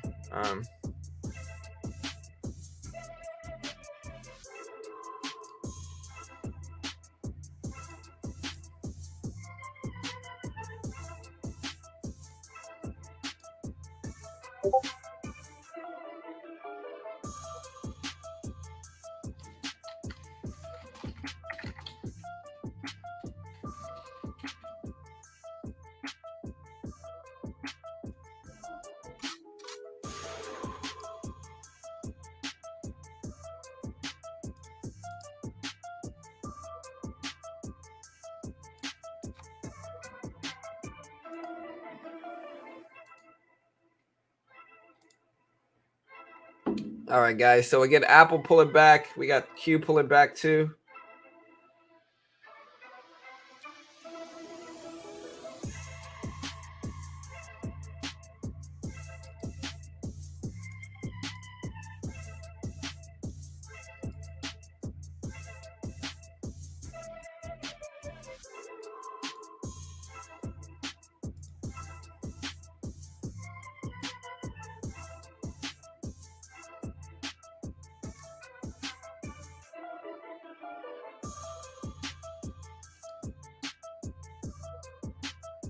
All right, guys. Apple at 125.50s. Tech is kind of breaking down here. Do y'all know anything else dragging the market down? I mean, I guess it could be Apple. You know, it is possible that it is Apple dragging things down, but it also looks like it's Microsoft to a certain extent. Here's Microsoft down there at 233s.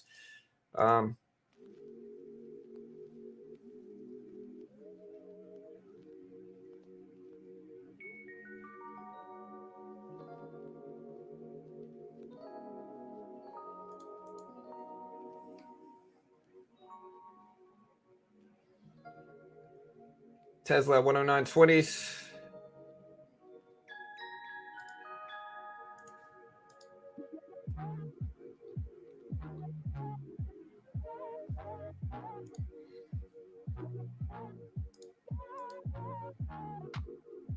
I notice that the market gives you many chances to fix your mistakes, and today's that chance. Microsoft down. Yeah, it could be that. Again, we still got some time here. It's not even 8 o'clock market time yet. Not really any data that drops. Like a lot of the time, the data will come out at 8:30. We don't really have that today. It's all coming out later today. Tomorrow is when the big data starts to drop.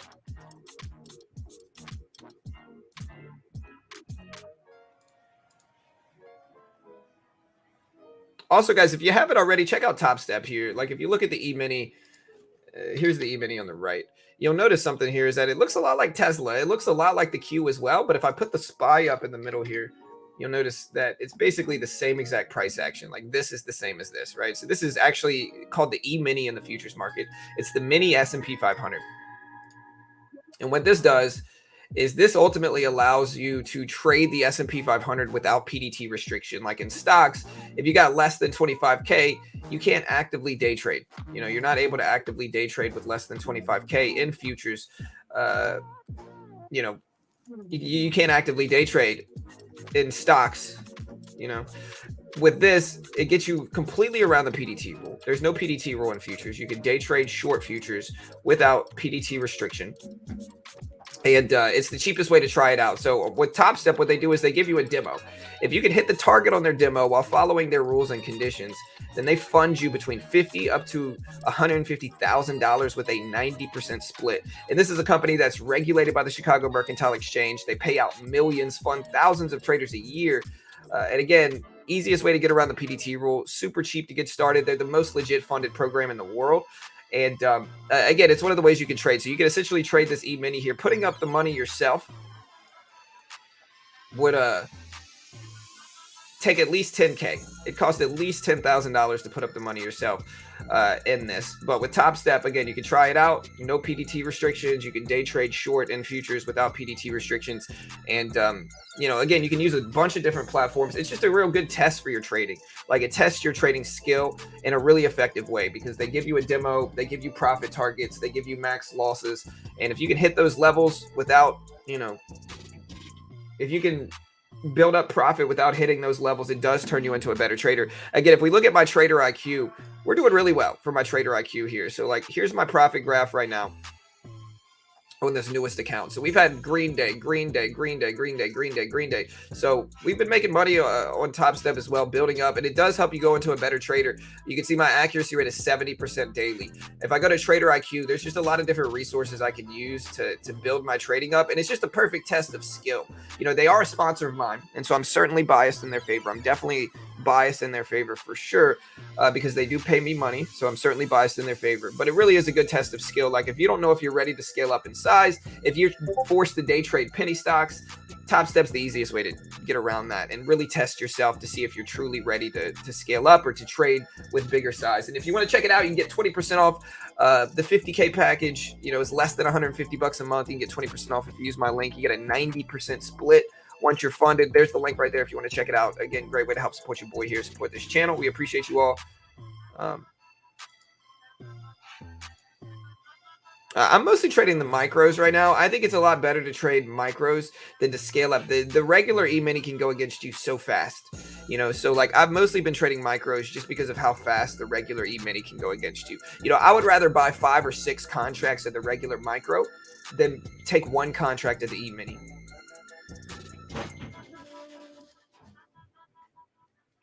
Okay. Do y'all start at 9? Oh. All right. Love you. Have a good day.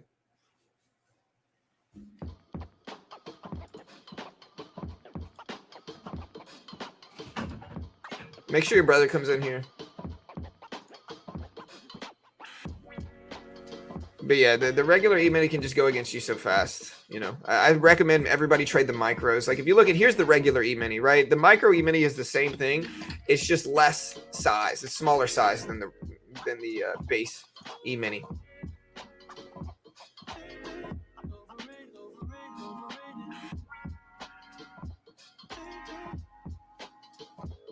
Yeah, you can easily roll them off. Like I said, I'd rather take 5 or 6 contracts of the micro than 1 of the regular. Just to put it into perspective, the regular E-mini, every tick up or down is $12.50 in profit or losses, right? So you got 1 contract, it goes against you 4 ticks, you're down $50. You know, you have 2 contracts, you're down $100 within 4 ticks very quickly. With the micros, it's only $1.25 each, right? So you know you can get 5 or 6 and be very comfortable trading that, and it would essentially, even 5 or 6 would be half the size of the regular. So it makes more sense to trade micros. A lot of people get that wrong. A lot of people start futures and they day trade the regular E-mini and they just lose money really quick. It adds up fast, man. It adds up very quickly.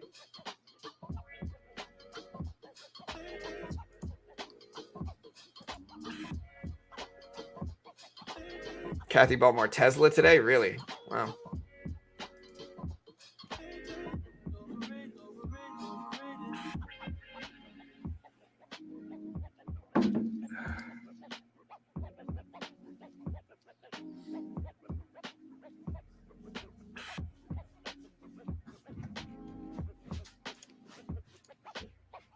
Hey, bud. Love you, man. Have a good day at school, buddy. Love you, bud. Hey, be safe today, man. All right. Eat your breakfast, brush your teeth. All right. I love you. Good job, man. All right. Love you, buddy.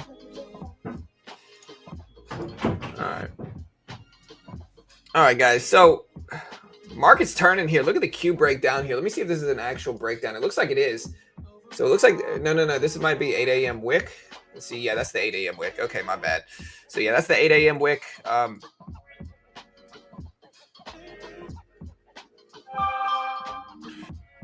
10. Yeah, so that's just a down wick. At 8 a.m. orders open up. You know, so orders open up for trading at 8. It makes it so that that's what happens at 8 o'clock. You know.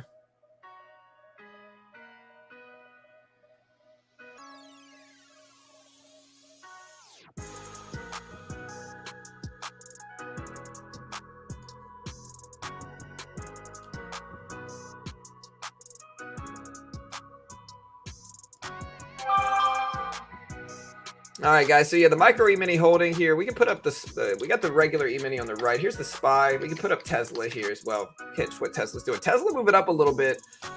We'll see if it holds. But yeah, Tesla's moving up. It's not really institutional orders. What it is it's just people who set orders overnight. Like people who placed overnight orders. Sometimes those orders will really quickly go down and get filled, and then it'll push the price action. It's not an actual move. It's just like a rogue order getting filled randomly, if that makes sense. All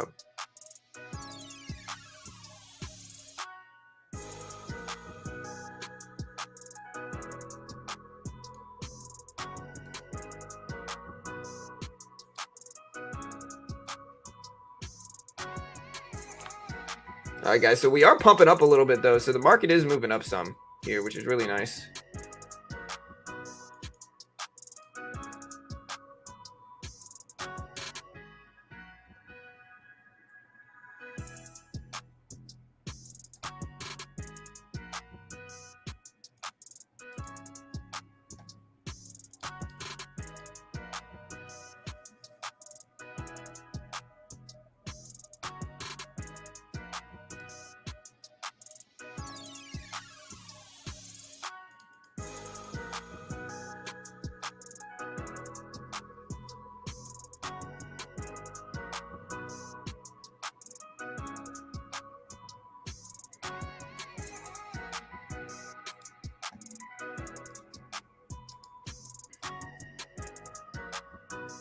All right, market's starting to pump up, though. It looks good.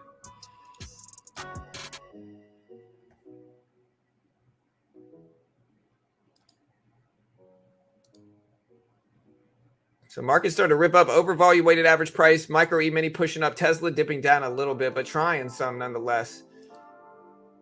So it's trying.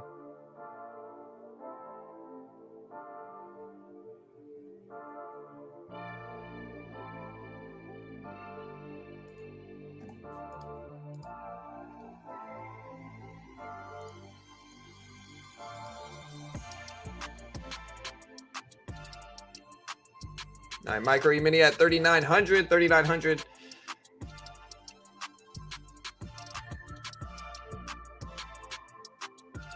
Look at the market rip. It looks good. Hopefully it holds. You know, I want to see the market do up. I'm not really holding anything right now, so it's not like I'm holding any big, like, sizable positions or anything like that. Um, but you know, we thought about it. You know, we thought about it.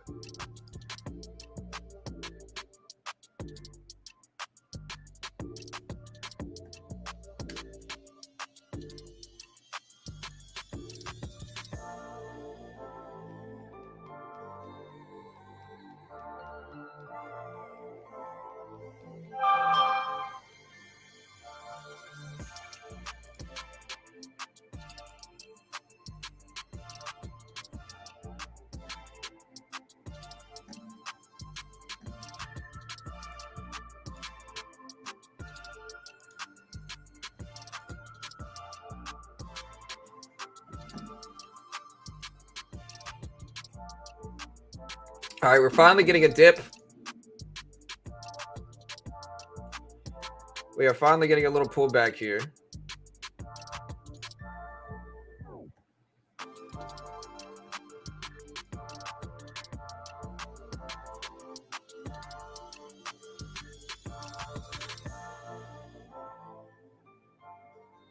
Now, should we buy the dip? I might buy the Q right here, just a small share size. We're gonna get 25 shares of the Q. See if it's worthwhile to buy that dip. You know.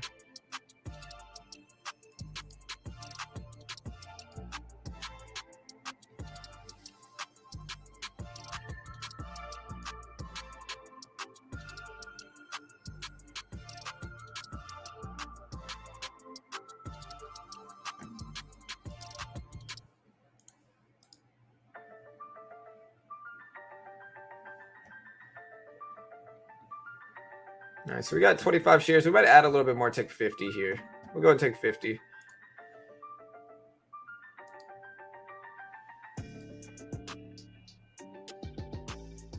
Micro E-mini pulling back a little bit here. So we got a small little dip area. The volume weighted average price is right under the Q.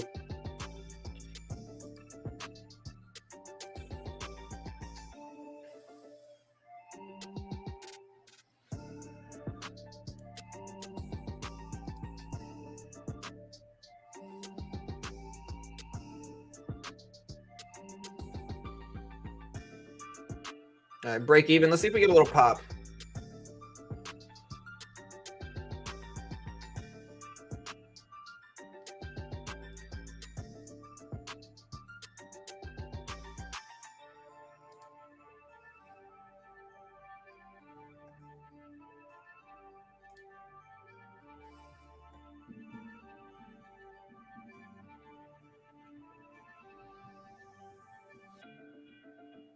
All right, we are bouncing up a little bit, guys. So again, we'll see if we hold the support area.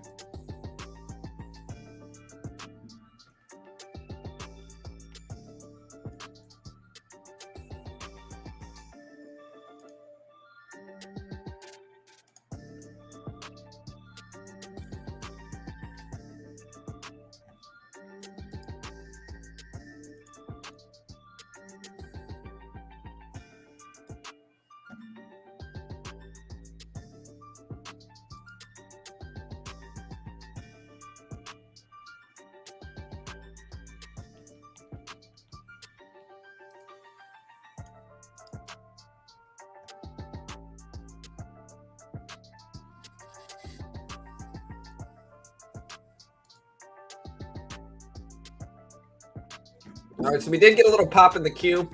Not really enough for me to feel like confident in this or anything like that.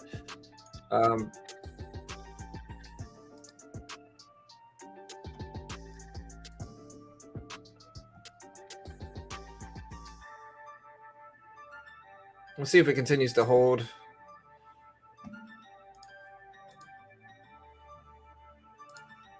Checking up on chat. All right, so yeah, we're up a little bit.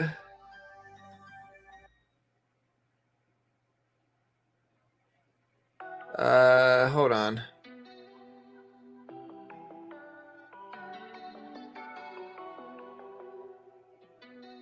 What indicator are you talking about? Here, I need to be really careful, guys. Listen, if somebody's trying to promote their own stuff, just please don't listen to them. All right. The reality of it is a lot of people try to, you know, say different things in here. I just it's too difficult for me to vet. A lot of the time they're affiliates, or they're just trying to promote, or they're trying to steal your info, or they're trying to scam you. I'm not saying that's anybody here, but that's kind of what happens a lot of the time, you know. And so y'all just be careful, I guess is the best way to put it.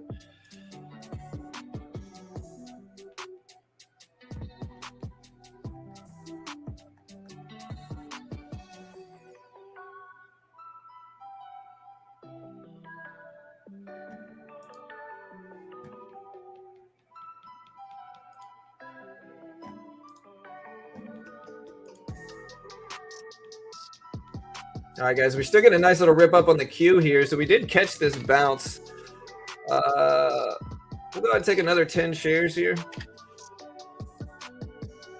Lock in a little bit more, let the rest ride. Micro E-mini pumping up. Tesla's not really following this up, though, you know.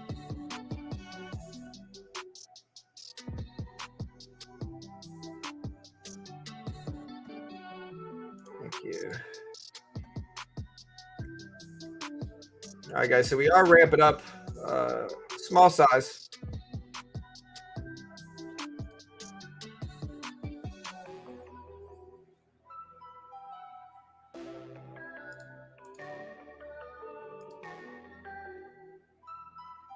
Let me check. There we go. All right, guys, so Q still pumping up. Looks good.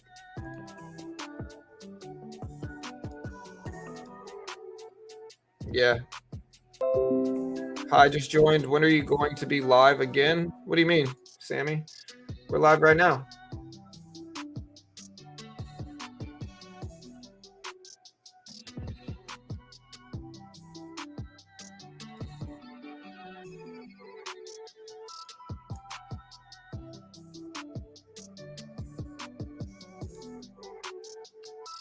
So yeah, I mean, we go live every weekday morning. All right, guys, so green or red so far today. The market's still pumping up pretty big.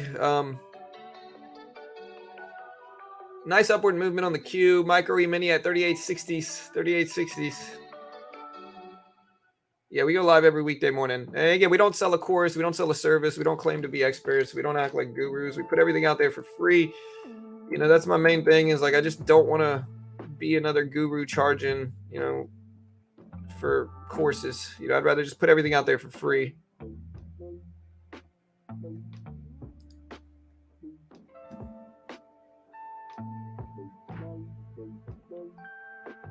Oh wow, Joshua, what's up, man? All right, guys. So yeah, Tesla not really leading the market here, not really leading with the market. So Tesla gapping up today, but market started to pump over the last 1, 2, 3, 4, 5, 6 minutes. Tesla not really. Tesla's just kind of stable. You know, maybe a little symmetrical triangle here on Tesla if you're into triangles. I'm really not, but you can see the flag, whatever you want to call it, triangle flag pattern here. You know, you can see it's kind of like a symmetrical triangle there, but you can kind of see the little flag pattern. Again, not really my style of trade, but, you know, we can draw it out, see if we end up breaking or something like that here. There it is. So again, we'll see if we break into that pattern or not. We are in the queue with a small little trade. Got us back to mostly flat on the day now. We'll hold the rest 15 shares, see if we continue to rip up, maybe add a little bit more. Yeah, all good, Cole. If that's what he's referring to, as long as he's not trying to link you to a service of his or somebody else's as an affiliate, that's fine, right? Like, as long as he's just promoting, as long as he's trying to just give you guys help on something that's already free on Thinkorswim, that's fine, right? That's different. But if he's trying to get your name or get you in his messages so he can sell you on some sleazy services, you all got to be more like, and again, I'm not talking about anybody specifically here, but if that's what's going on, you all got to be really smart. Like, don't be gullible. Like, these people are going to message you. A lot of the time, they're going to try to steal your info. A lot of the time, they're phishing for data. A lot of the time, they're affiliates, and so they're just trying to sell you on whatever they got going on. In the end, if we see that, we're going to ban it pretty quickly. But, you know, like I said, you guys got to be more resilient to it. I'm not saying you guys aren't, but you guys got to be more resilient. I've had a lot of people message me. So there's the break, and this is what I always say: is like whenever you get a triangle break, you don't know which direction it's going to break. So like you don't know which direction this is going to break. It looks like it's breaking on the downside now. But yeah, I don't know how many people I've had reach out being like, "Hey, Elon Musk is live streaming a giveaway right now, guys." Elon Musk and the Jack Dorsey are talking right now. And they're doing a live stream. And it's almost always a scam. And honestly, to their credit, it's very realistic. They take old interviews with Elon and Jack, and they splice them together, and they turn them into really realistic looking things. And then they'll say, "Hey guys," and they'll send it thousands of bot views.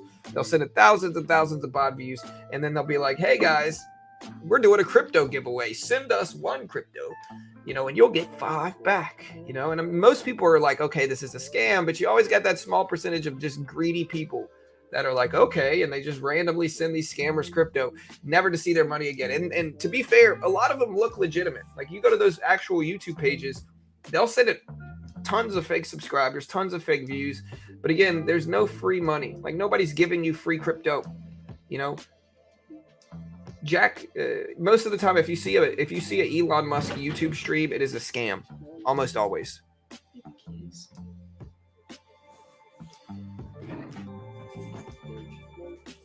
You're about to use your headphones. Take a second.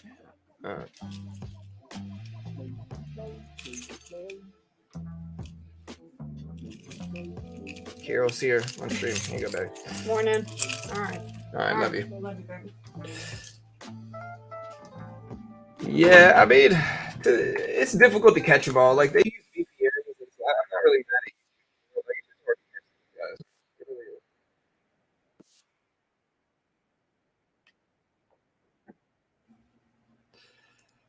All right, we got some new headphones on. Let me know if you can hear the music now. We are in the queue. Tesla broke.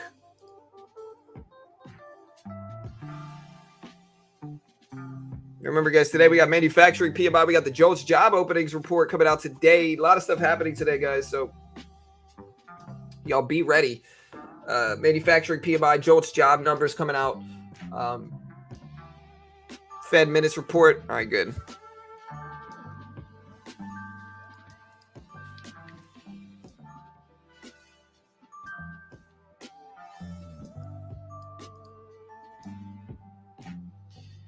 All right, so you can hear the music. All right, good. Now we want you to hear the music, man. I got my Orbis fishing hat. I think I'm gonna wear my Orbis fishing hat. All right, guys. Q's starting to pump up. Look at this. So Q's testing the high up there, up to 266.30s.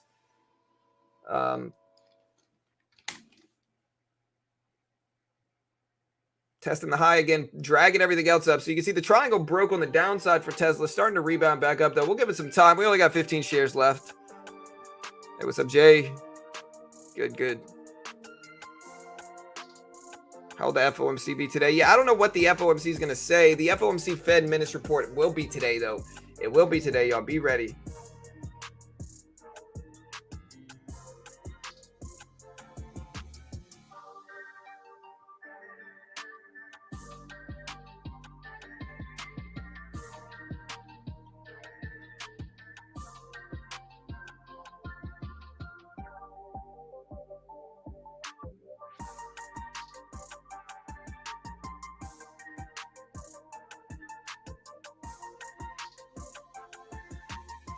All right, we're still pumping up.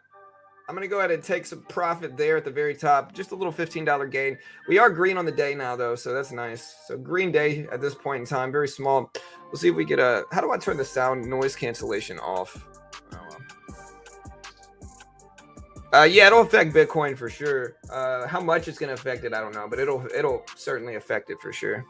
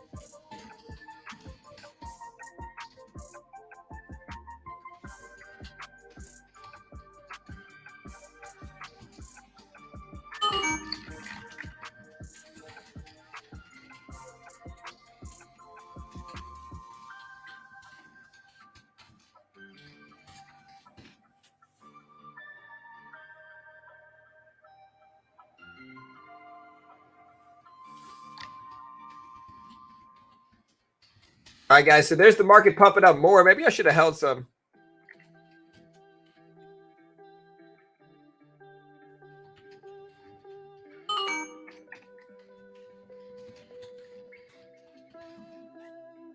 But yeah, there's the pump on Apple. Apple rip it up. Tesla move it up a little bit, but not a huge pop that you'd want to see with something like this. Microsoft still pretty red on the day, but rebounding a little bit over the last couple of minutes here. So starting to get some bounce backs in markets. We'll see if we continue. Tesla back at 109.50 here. Is it time to buy Tesla? Let's look at the poll and see what the poll states here. We got about 700 votes. 50-50 split right down the middle for voting here on our poll. Do we hold today's gap up? We're completely 50-50 split. 50-50 on both sides. So again, let me know what you guys think here today. Should be fun. And remember, guys, check out Top Step. We are going to be trading the futures market today. If you don't know what the benefit of the futures market is, it's simple. If you look at the right side here, this is the micro E-mini futures contract. If you look at the left side here, this is the Q, right? I can trade this. I'll even take a sample trade here. Look, we just bought one share of the Q. Wait, what?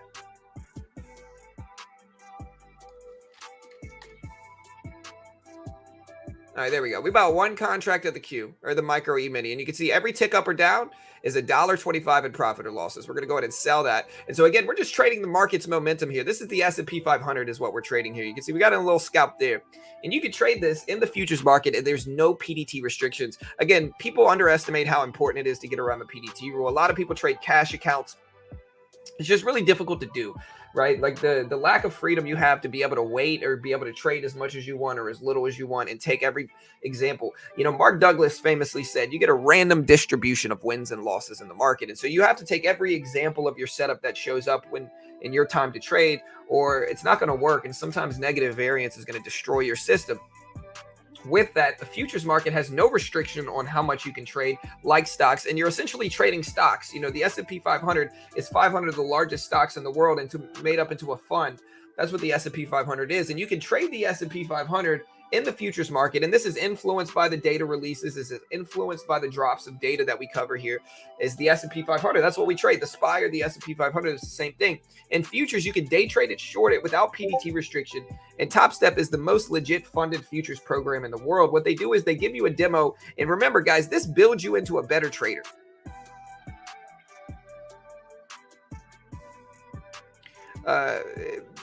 This ultimately builds you into a better trader. And that's what people have to understand. It builds you into a better trader. What they do is they give you a demo. If you can hit their target, the base one, you got to hit 3K in profit on the demo, which is a 50K demo without losing over 2K total. But if you can hit their target while following their rules, they fund you 50K up to 150K with a 90% split. Most people are not going to be able to get funded, but regardless of whether that happens, it builds you into a better trader and conditions you to trade better. That is the most useful aspect of these accounts, as they test traders to see their skill. And so if you don't know if you're ready to scale up in size, and if you want to find out if you are ready to scale, you can take the challenge. It's less than $150 a month. If you fail, it's not the end of the world. If you succeed and you pass the testing, then you get funded with a 90% split. You take that funded account, you make 10K, you keep 9,000, 90% of that. Again, compare that to risking thousands of dollars, which is what you'd have to do if you wanted to get involved with futures yourself with a regular account, and you're losing, you know, and the risk is obvious. The benefit of this is obvious.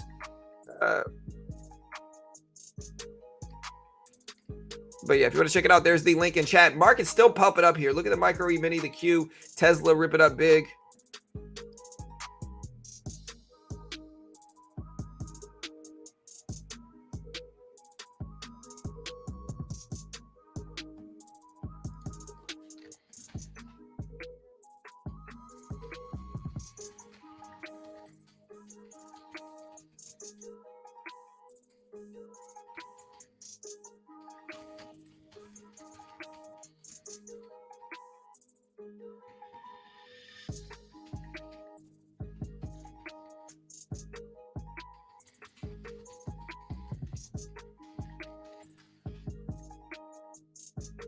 Yeah, so Q pumping up at 267s.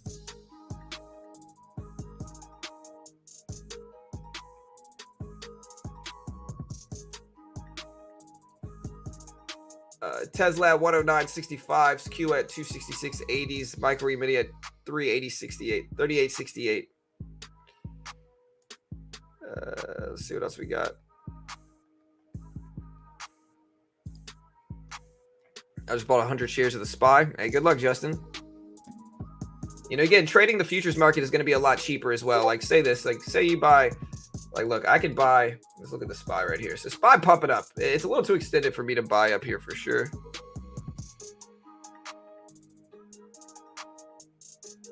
Hey, what's up, Lane?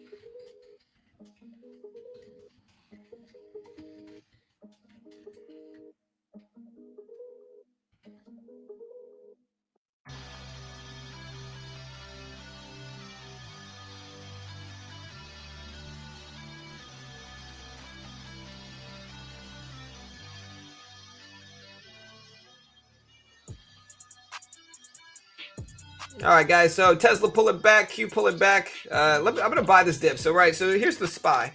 All right, so here's the SPY. I'm gonna buy 100 shares of the SPY. All right, so let's buy 100 shares. Right. So now I can do this on my Thinkorswim account. Right. There's 100 shares. Right. Just this trade alone right now, just to put this into perspective, just this one trade alone is 100 times 383. Right. This is a $40,000 trade right here, guys. 40K. You know. That's a big trade, man. That's a big trade. You don't have to spend this much buying power in futures, right? You can do exactly what I'm doing here in futures with no PDT restrictions. You can day trade short in futures without being restricted. You're also not going to be able to do what I'm doing here. We're going to go ahead and take half of this off since we can. You're also not going to be able to do this with less than 25K for a few different reasons, because you need 40K, but also because the PDT restrictions. That's why the futures market, this is the same thing. So this on the right is the same exact thing. It's way cheaper to trade. And you can trade a margin account without restriction. But yeah, we got 50 shares left. We'll let it work. We're just going to see if we keep bouncing at 383. Jobless claims is not today. It's tomorrow. Thoughts on Lyft for a swing? I don't trust Lyft or Uber right now for a few reasons. Mainly because I think they've had their heyday, and I think they're not a growth company anymore. And so because of that, I'm skeptical of buying them up right now. They've been too stable and neutral. You know, like they're stable, they're down, and maybe there's an argument for like extension on the downside. I think Uber and Lyft are huge companies. They're not really huge companies, but I think they're necessary enough companies to where I don't think anybody else is going to come along and steal their business, basically, is what I'm saying, for Uber and Lyft. Now, they might compete with each other, and one might pick up steam and the other might fail, but I think they're safer long-term bets, but I think it needs to be long-term. I think short-term is too difficult to predict, and I think they have monetization problems, too. It's hard for them to make money. Now, I think they're useful, and obviously I think everybody understands the significance of Uber and Lyft culture now, but I think it's difficult for them to monetize. You know, margins aren't great from my understanding.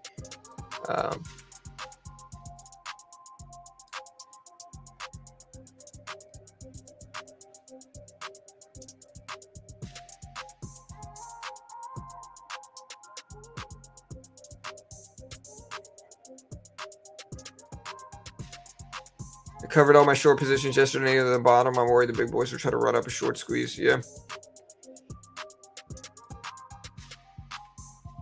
I mean, 100 shares of the SPY, it doesn't really mean much. Again, it's a 40K position. Like I just took a little trade and made money on it and took profit already, and now I can take some more profit off here. So it depends on the time length of your trade. You know, we'll cut a little bit more off there. But unless you're like me and you got as much money as I do in this account and you can do this, like the reality of it is the SPY is not going to go to zero though. So if it's a day trade, just set a risk level. You know, I'm not saying you should or shouldn't, but generally speaking, the momentum is going to be on the upside like it has been. Big green move, relatively decent pullback, and a lot of the time you're at least going to bounce up some. And so that's what we took there, and that's why we took the trade we did. And now we're still in it. We made a little bit of money. But my point is you can take a lot more futures trades. You can get a lot more profit in futures than doing this. You spend a lot of money on the SPY for a little gain usually. Like I spent $40K to make $7, so it's like you could do it, but you're gonna get a better bang for your buck in futures. So try out Top Step. Again, genuine reason you should try out Top Step. We're gonna go to cut that and just sit on our money. Real reason you should try out Top Step is because you can do the same thing I'm doing here on the SPY in futures without PDT restriction. And so if you want to get your feet wet, check out the link in the description. Top Step, you get 20% off through the link, so it's useful. Best investments right now are crypto. I don't know, man. I don't know if I agree with that.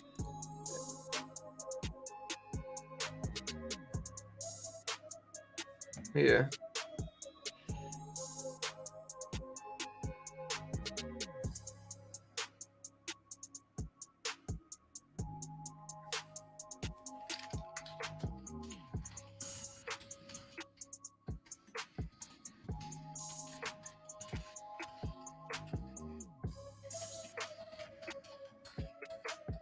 All right, so we're still pumping up.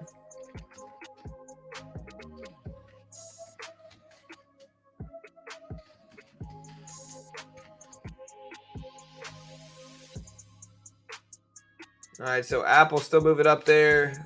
SPY still moving up. Tesla moving up.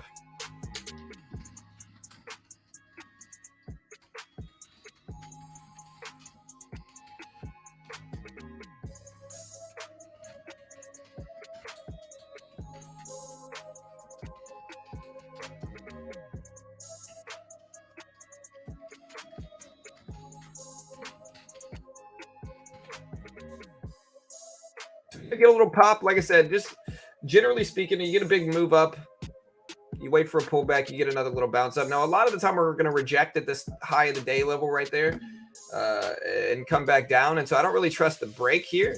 Very rarely will we do something like this where we run up and we pull up and we continue up like that. Sometimes we can, but that's a little bit more rare. Most of the time you do the move, you get a little bounce. I take my profit target here at the max, and then I cut out for my type of trades. But,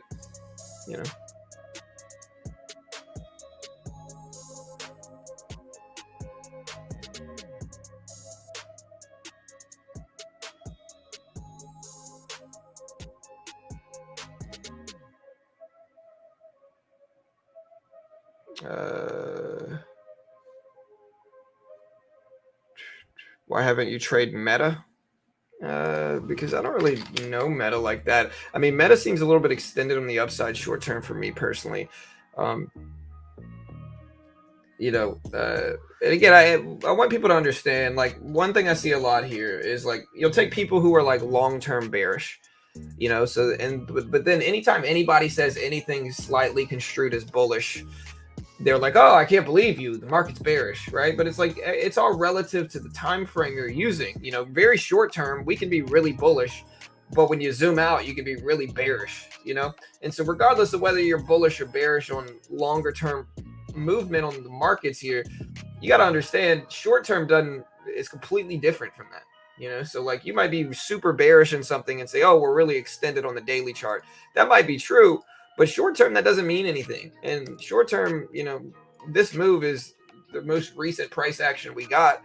And so again, and if you guys don't believe me, look at exactly what happened here. I literally called out exactly what this chart would show before it happened. What did I draw, guys? Remember what I drew here? I drew this. That's what I drew. I said, hey, I'm cutting it there. Very rarely does it rip up. Most of the time it pulls back. And these are how you build trading strategies around market activity that you start to learn. But again, we called exactly what was going to happen here. The exact same pattern. Again, if you remember, this is what the pattern we drew looked like. And that is exactly what's going on now. And how are we able to know that? Is because you got to base it off of extension. Okay, so you got to think about extension here. All right, big move up, right? It's reasonable to buy a little pullback, take profit at the high of the day, and then cut. Why don't we hold it longer than that? Because this is more likely. you know, you got to look at it. By the time we move all the way up here, we are extended. You know, it's very unlikely, as I suggested, that we're going to do this. I told you guys it's very unlikely that we were going to do that. It's more likely, again, that we did exactly what we just did, which is this. You know, Tesla's starting to pull back down as well. But again, the point I'm trying to make is you got to analyze extension here. When you get a big green move like this, very rarely is it going to continue up without having a big pullback. And here's the big pullback. Now, maybe we continue bouncing up. Tesla under the volume weighted price now.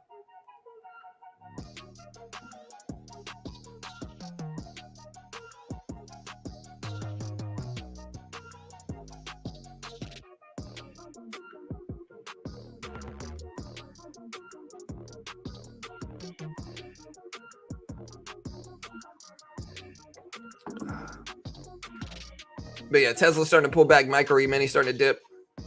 Oh, it's for sure a cycle. But again, I mean, like I said, guys, if you rewind the tape and watch exactly the little pattern I drew here, and you'll see it's exactly what happened. We drew this, and that's what we got. We even said, hey, we're not gonna hold it through this.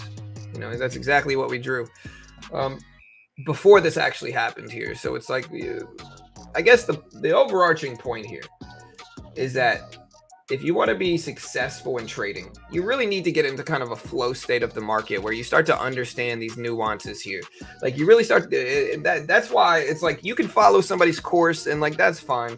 Like buy you a course if you want to, but the real way you find edge in markets is by trading and watching the market day in and day out and understanding the current nuance of the market, which is like what the market is currently doing relative to what it did before. So it's like that's how you have success in trading, is just by watching the market. You get into kind of a flow state where you watch the market every day and every day and every day, and then eventually you start to kind of realize what might happen here. You start to realize you know, what could be some potential for certain trades and stuff like that, but it comes from watching the market every day, I think. SPY started to pop back up a little bit with Tesla here. You can see Tesla back up to 109.50. We've mostly been sideways though here, team. So we've mostly been sideways. If we zoom out, we've been sideways really. We've been sideways since about the last hour, so a little bit under an hour. No, jobless claims are not at 10. Today we have Jolts job report at 10. We have it's not jobless claims, it's the Jolts job openings. It's similar to jobless claims, a little bit different though. But yeah, we got that. We got manufacturing PMI at 10, and then Fed minutes at 2. Yeah, for sure. That's all you can really do, Tanya, I think. Tesla will go under 85 after next earnings. When's the next Tesla earnings? Aren't they on like the 19th? Or is it Netflix? Is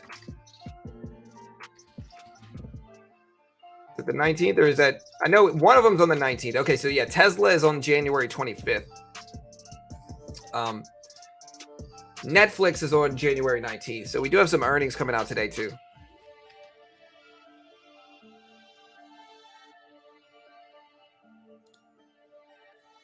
Tesla's starting to bounce back up. But again, you can kind of see the choppy sideways activity here.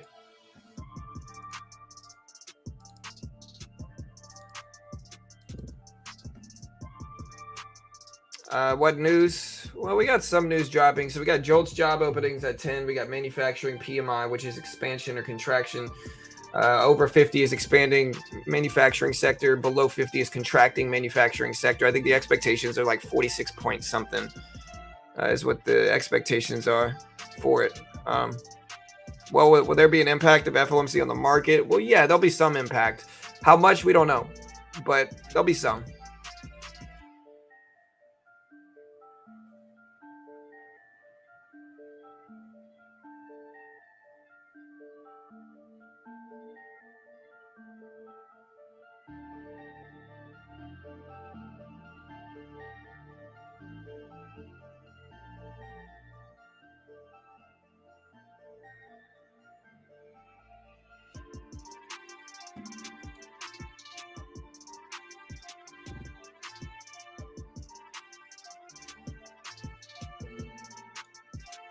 Meta pulling back a little bit, but yeah, Meta My problem with Meta is just based off of like, I don't trust this company at all long term. I'm not confident in Meta's long term success at all.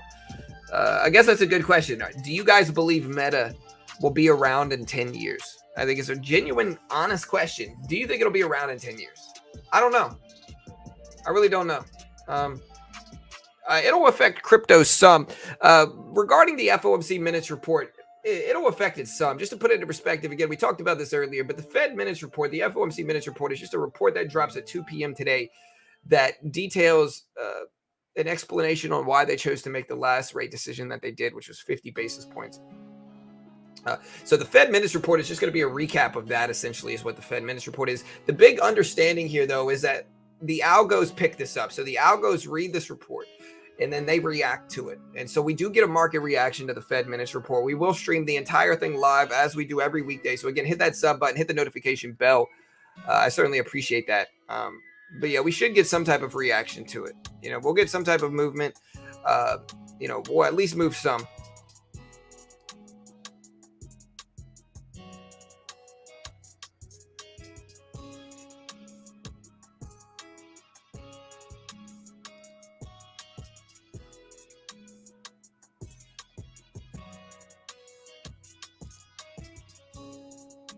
I stopped using, yeah. I mean, yeah, I don't, I was really confident in it until I bought the Oculus headset for my kids.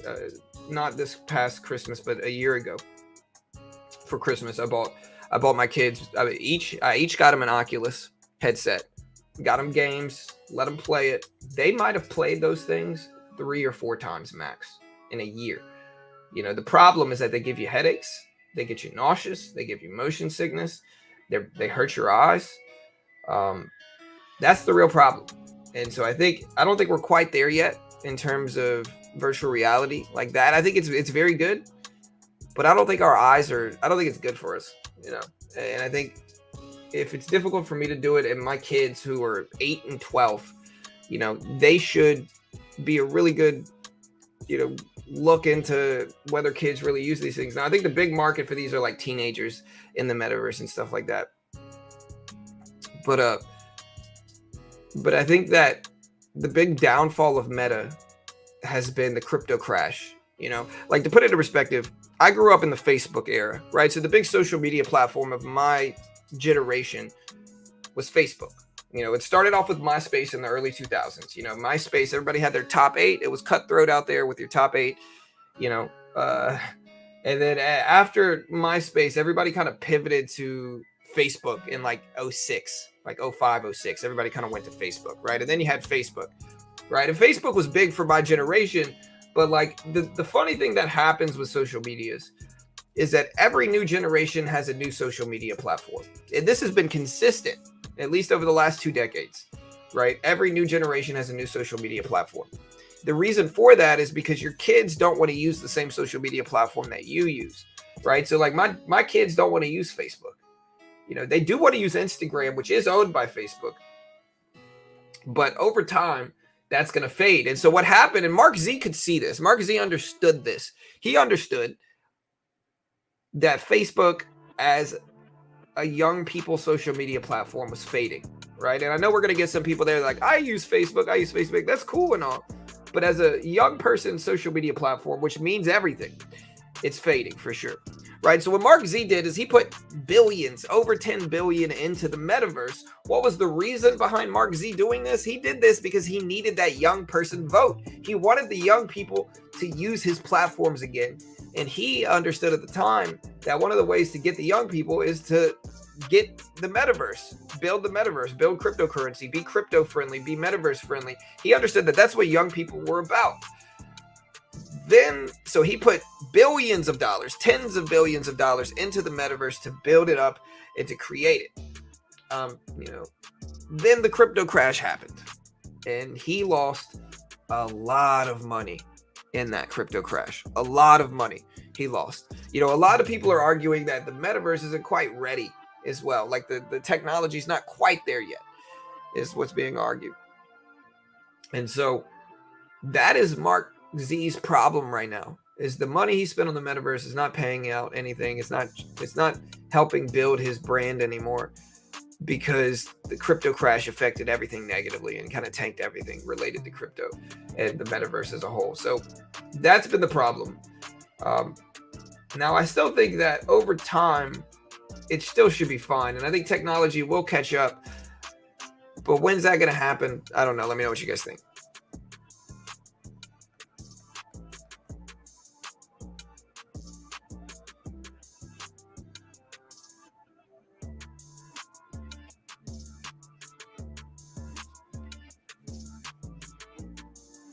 Go Tigers.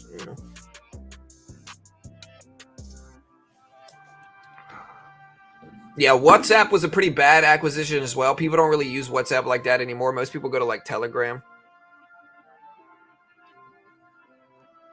Top 8, bro. Listen, it was cutthroat out there with that.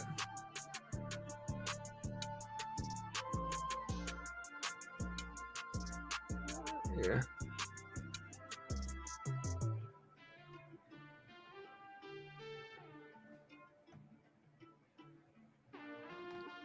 Yeah.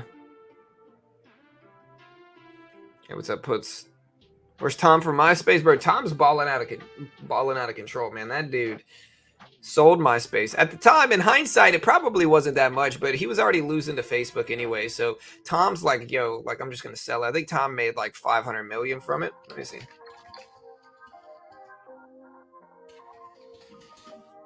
MySpace is actually still a thing. He sold it for almost 600 million.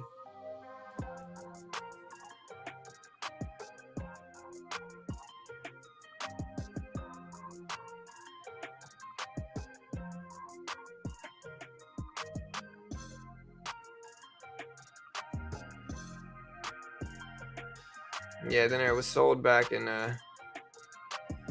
yeah, so honestly, MySpace Tom did get it right, bro. He sold it for 580 million in 2005. 6 years later, it sold for 35 million, depreciating huge amounts over that period of time. So yeah, they lost they lost $550 million on that investment. Whoever bought MySpace from Tom. So Tom got out like a bandit in that. Shout out to him, the GOAT.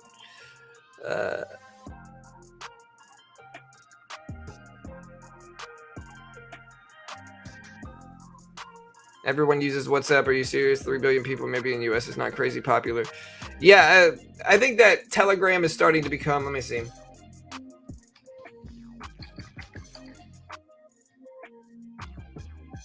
Yeah, so WhatsApp has about 2.2 billion users in 21. Let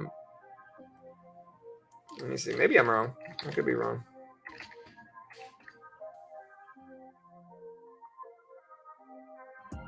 Okay, yeah, you might be right, man. So maybe Telegram is mostly used. Like I'm mostly using Telegram. Maybe you're right about WhatsApp. I just haven't used WhatsApp in genuinely years. But yeah, you might be right.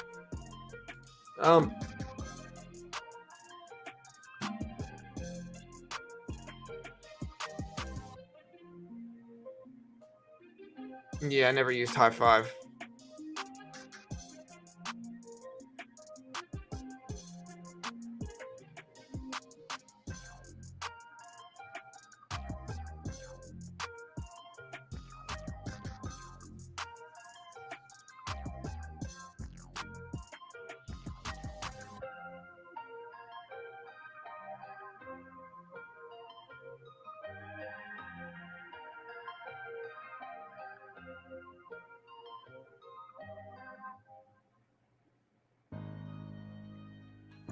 Yeah, check out Discord out. Really cool Discord, guys. A lot of free stuff going on. Pawn is kind enough to post like all the big daily active users. We got main trading chat, signals, everything else, economic calendar. You can see what Kramer said. You can see what Bloomberg said, Reuters. So you can see all the big news and stuff. We got the economic calendar that drops. A lot of free data here, guys. Completely free to sign up. Join our Discord. There is the link right there. Check it out. Join it. We appreciate it. A good ton of people in India use WhatsApp. Oh yeah, for sure. I understand it's not just the US, but it's just like personally, I again, as as a YouTuber, right? Like I deal with a lot of sponsors and affiliates and stuff like that on the regular here. With that, I haven't used WhatsApp. I used to communicate with these sponsors and affiliates through WhatsApp. Since then, I haven't really been doing it. Like I haven't had to use WhatsApp in a long time. It's been, probably over a year since I've actually used WhatsApp. But like I said, maybe I'm wrong. I could be wrong. Sounds like I was wrong, and that's okay. There's no Fed meeting. There's the Fed minutes report, which is a PDF file that drops at 2 p.m. We will be streaming that completely live as we do here. So we'll be streaming that.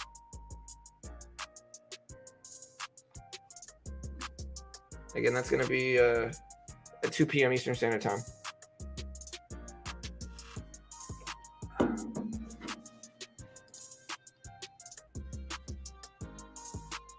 Yeah, I think WhatsApp's just got a lot of scammers, and I think there's probably a lot of bot views into that billions of users. So I think there's just a lot of bots and scammers here. I'm going to go ahead and buy this dip, 50 shares. We'll see if it does anything. Again, very small dip, decent sized pullback here.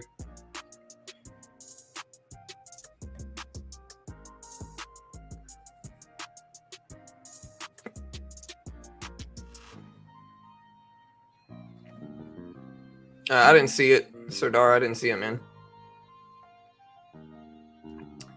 Should I? I mean,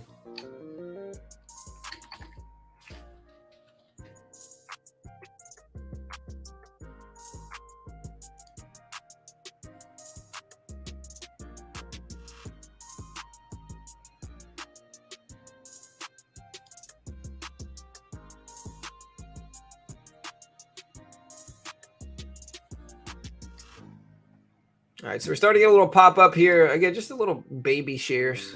I mean, we got 50 shares. It's not baby. I mean, it's like, it's like 20K in equity spent, but the risk is very small. We're not, this SPY's not going to zero,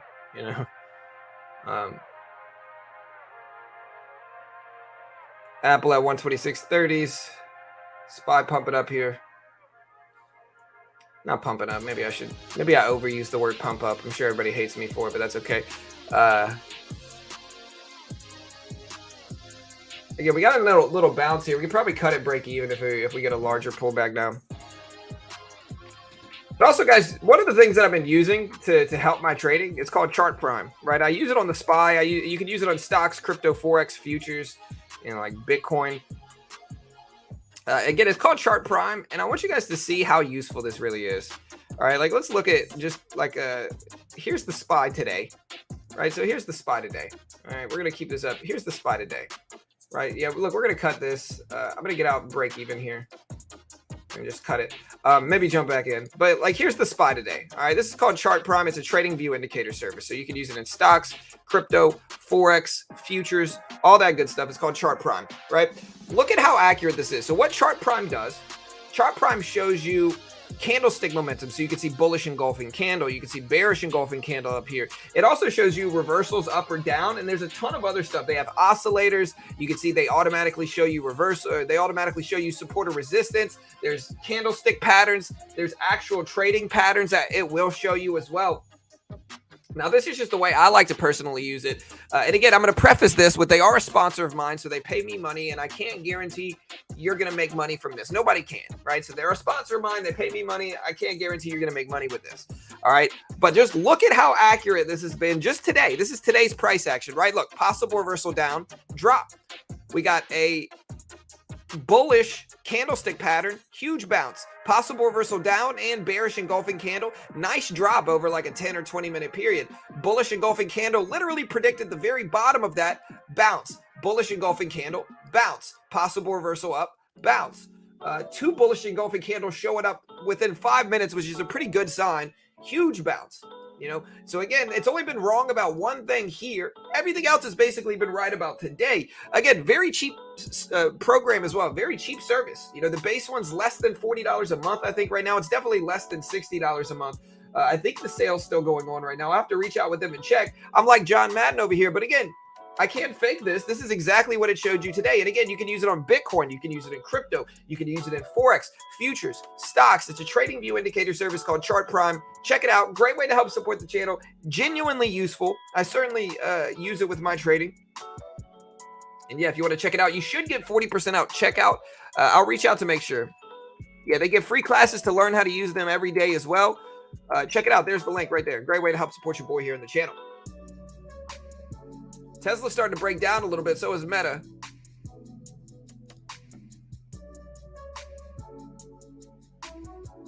Yeah, the new SMC bundle and the new candlestick patterns we added. Yeah, for sure, Piper. 100%, man. I'm excited, bro. Yeah, today's a pretty big day.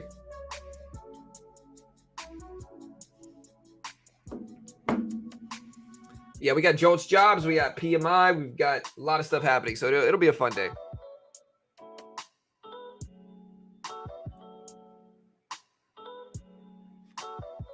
All the channels are saying is FOMC meeting is today. If they're saying there's an actual meeting today, then they don't know what they're talking about. There's no FOMC meeting today.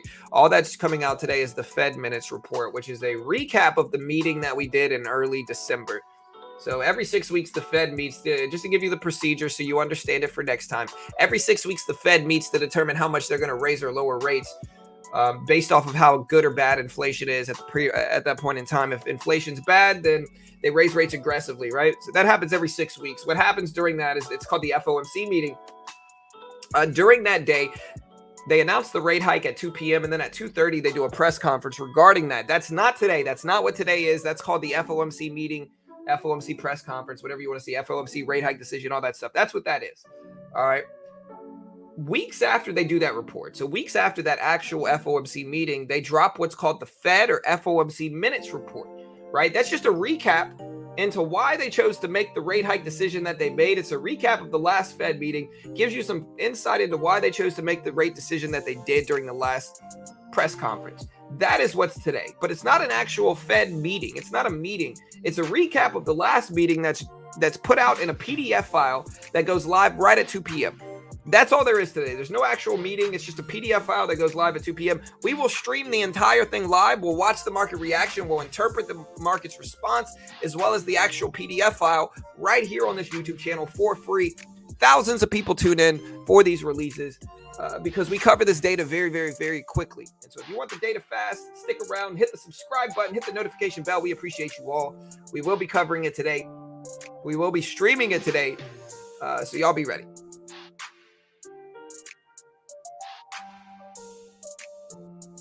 Hey, have a good one, Army. Later, brother.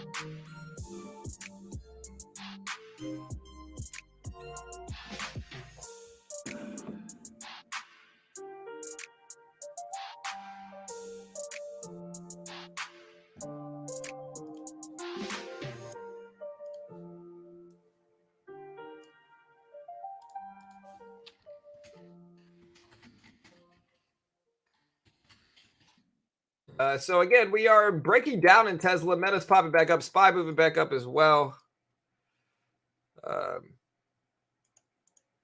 Make sure the music is running.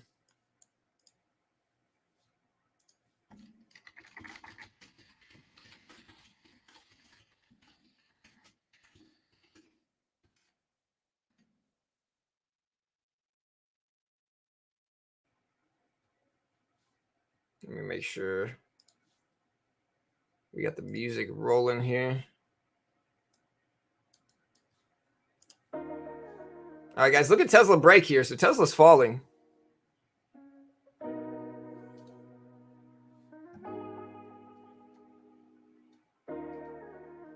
Hey, what's up, Michael? Hey, Happy New Year to you as well, brother. Thank you, man.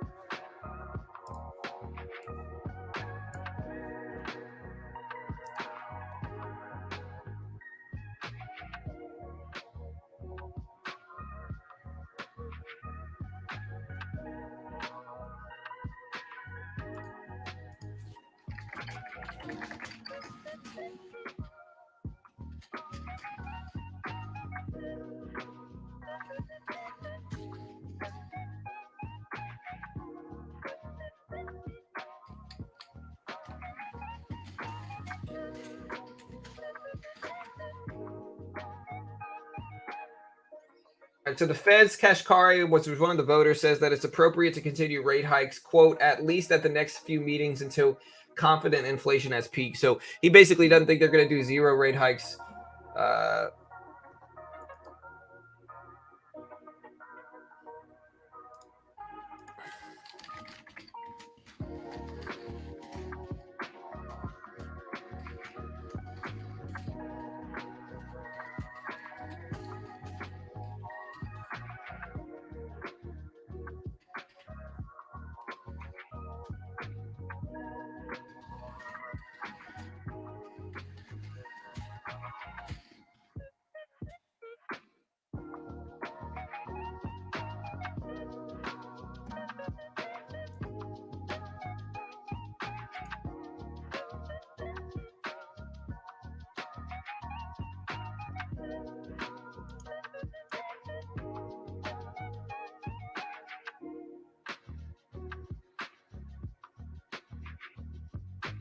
Yeah, Larry, I'm just gonna ban you, man. Like, you're too antagonistic, dude. It's like you sit around, like, and honestly, Pawn and I have been talking about this for a while. It's like you just sit around looking to disagree with people, man. Like, what's the purpose of acting like that? Like, you sit around, you wait to talk bad, you're antagonistic. You just want to talk smack to people, bro. Like, I hope you get whatever's going on straightened out, man, because it's just too much drama, bro. It's just too much drama. Again, Pawn and I talked about it too. It's like, man, like, I'm sorry, bro. Good day, sir. But like, why just sit here and just look to disagree with people? It's like you don't say anything positive ever. It's literally just constant disagreements. Like, this person's doing it wrong. This person's doing it wrong. This person said this wrong thing. Like, you're taking things out of context and then you're just kind of arguing with people. Like, what's the purpose of acting like that, man? Hey, you've been here for years. But like, at a certain point, good day to you, sir. Have a good one. Cheers to you, man. Damn. The last one was just like I'm reading back here, like I'm legit reading back here on the stream, and I'm just reading Larry's posts, right? Just to give you some perspective into why I banned him. I'm just kind of going back and I'm reading his posts, and like, they're all just arguments. H. Scott, your $400 investment would make a huge influence on the stock. Laugh out loud, like making fun of somebody. All right, let's keep scrolling back. All the channels you watch are wrong, Nabel. That's the last two posts. Like, dude, like, figure it out. Like, anybody that acts like that is usually not profitable, Good day to you, sir. Yeah, just try to start stuff. Like, what's the purpose? Yeah, like, hey, good day to you, sir. Everybody get your good days out in chat, It took long enough, but we did it. Sorry we let that happen too long, man. I genuinely try to be nice and give people the benefit of the doubt. Like, I try to give people like enough room, like, I don't want to be too authoritarian, over it. Like, I'd rather be authoritative, which is firm but fair. But like, after a certain point, it's just kind of like, all right, well, like, there's no net positive of you being here. It's just net negative. Like, you're just starting drama with everybody here for what?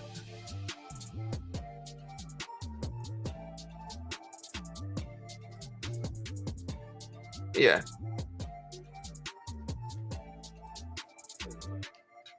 Right. Be humble. It's time.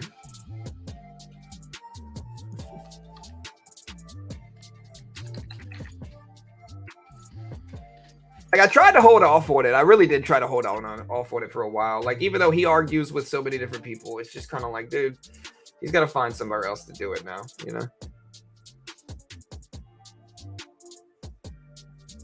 Yeah, nice, Scott.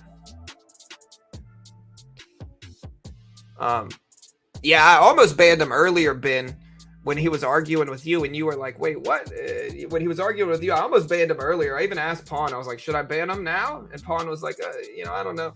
And then the last two comments was just like, all right, that's the last straw. Like, I can't, like, as somebody that runs a community, like, we need harmony here. Like, we need harmony. Like, it's nothing personal with anybody here. Like, we just need harmony. So if you're arguing with everybody, if you're pressuring everybody to buy terrible penny stocks, which he wasn't doing, to be fair, but if you're just arguing and just sitting, if you're one of those people that are literally so contrarian that you're just sitting around waiting to start fights with people, like, eventually you're just gonna get banned, man. I'm sorry,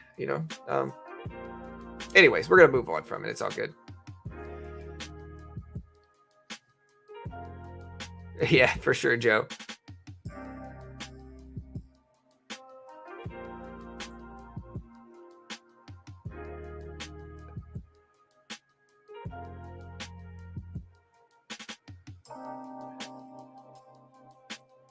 Right, for sure. Pawn and I really have been like, in some instances, Pawn's been like, yeah, I think it's probably time. And I've been like, oh, wait. And then in other instances, I've been like, hey, it's probably time. And then Pawn's been like, okay, let's wait. But like, we gave him plenty of room. But like, just understand, if you're too negative, we'll start watching you. If it's too much, you're gonna get banned. Is what it is. Tesla, break it down at 108.60s here, 108.50s. Yeah, probably not,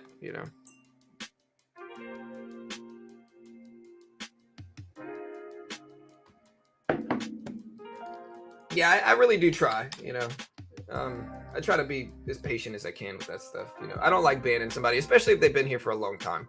Like, I try to give them lots of room, but at a certain point, you got to take a step back, look at it objectively, and say, hey, like, is this a net positive or negative?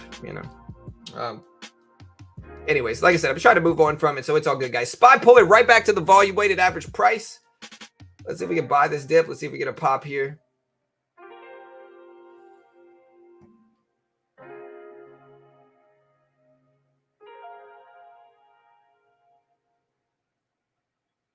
All right, so we're going to buy this dip here for the SPY, 50 shares, very small. Again, we're right at the volume weighted average price for the SPY here, so we'll give it some time, but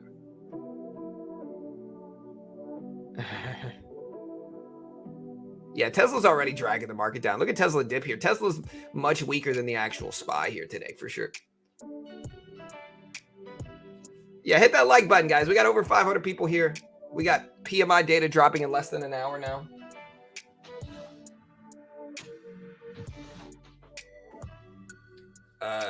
Yeah, so we got data coming out in less than an hour. Hit the subscribe button, hit the notification bell. We appreciate you all. We got Redbook that came in at 10.2%. We got manufacturing PMI data, Jolts job openings today as well. A lot of stuff coming out.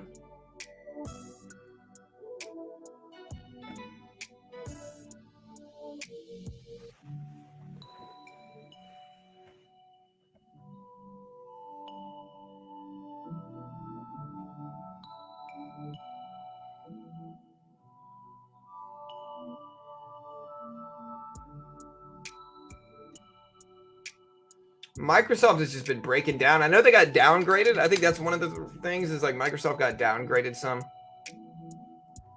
Meta bouncing that VWAP here. We'll see if it drags everything else up. But yeah, chat, do you guys know what's going on with Microsoft? I mean, I think they got downgraded. They're planning a $10 million investment into autonomous driving startup Gatik.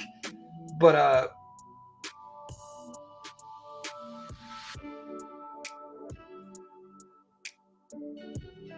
I don't see any other news here except for a downgrade in the company. Do you guys know anything else going on with Microsoft the last couple days, really? Yeah, downgraded by UBS. Hey, thank you, Chris. I appreciate you, brother. Thank you, man. Like I said, I know who's really supportive here. Like, you got some people who are actually supportive, and then you got other people who are just kind of sitting around waiting to poke fun and waiting to criticize, And so I appreciate the genuinely supportive ones, man. SPY started to bounce up a little bit. I might add some. I could add another 50 shares to it. I think I'll wait, though. Tesla's still dragging the market down. Look at Tesla fall. I'm never going to pressure you to subscribe or hit the like button, but if you don't, I'll ban you forever. Just like Larry, hit the like button right now. I'm just joking, kind of. We're still 50-50 split on the poll at about 860 votes. Hey, what's up, Armin?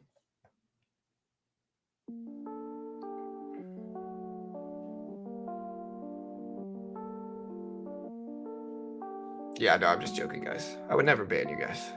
You know.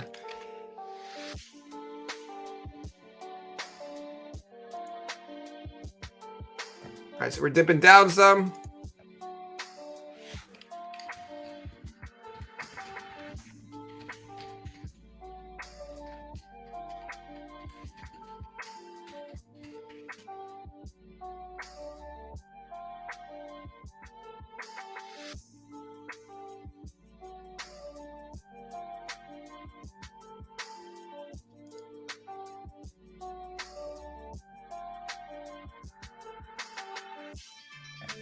All right, so we're starting to pump back up.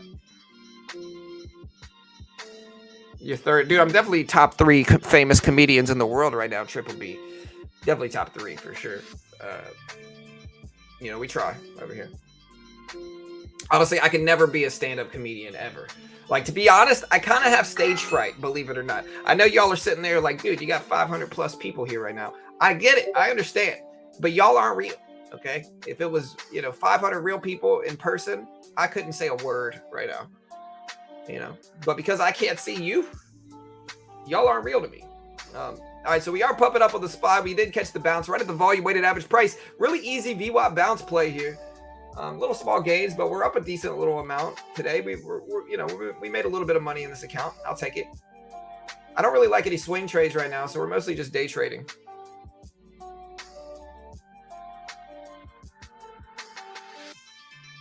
All right, we got 25 shares. We could add some more to it. This could be a resistance level right there. Tesla bouncing up a little bit here too.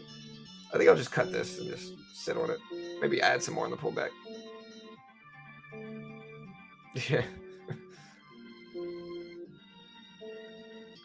We're thinking another push up towards 386 and reject, or a stronger push down beneath the ascending support. I don't know. Let's look at the daily chart here for longer term levels. Tesla just went red on the day here. So Tesla under 108. And Tesla was really green today too. Like, Tesla was really up there today.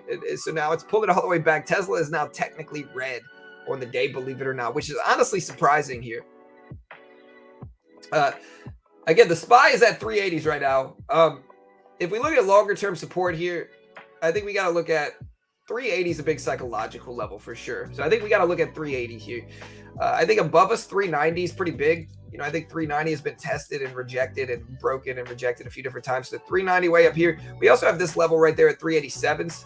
So yeah, these are the levels I'm watching here. I don't know what we're going to do. I don't know if we're going to break over it or underneath it. If we look at a 10-day chart, we're pretty sideways right now. We're slightly trending green, but I think we're still red actually in the last 10 days. So it's a very sideways couple weeks in market activity. So I don't really know which way we're heading right now. I think we can do either one. I think it ultimately depends on, we got a lot of data dropping this week specifically. We got Jolts job openings. We got manufacturing PMI for December.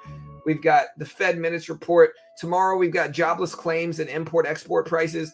Friday, we have unemployment, non-farm data. So we just got a lot of stuff happening this week. That's going to be the determining factor of what the market does, in my opinion. So that's what, that's the determining factor here. I have no idea what Forex is going to do.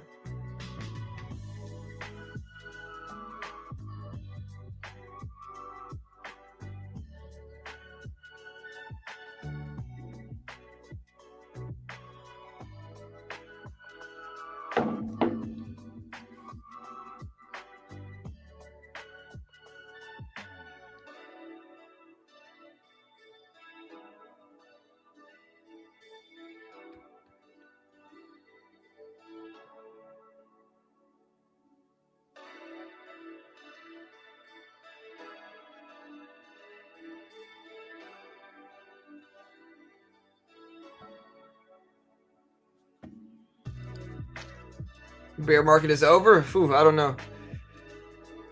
Fed meeting, statement, press conference, etc. is for January 31st. Yeah, for sure. The Fed meeting's not today. The Fed minutes is today. The FOMC minutes is what it's called, I think. That's today. And that's just going to be a recap of what they did in December. But it does move markets some. Tesla breaking down, looking really weak here, guys. So Tesla really starting to break. We're going to get ready to trade futures today, too. But, man, look at Tesla break down. So, yeah. Market started to turn here, man. Again, I'm not going to take any other big positions here, but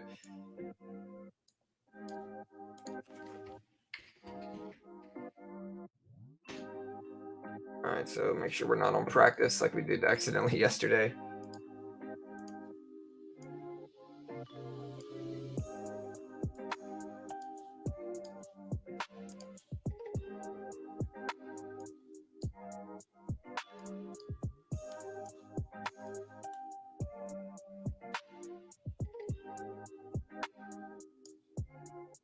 All right, there we go. All right, we are ready today, guys. Again, we got the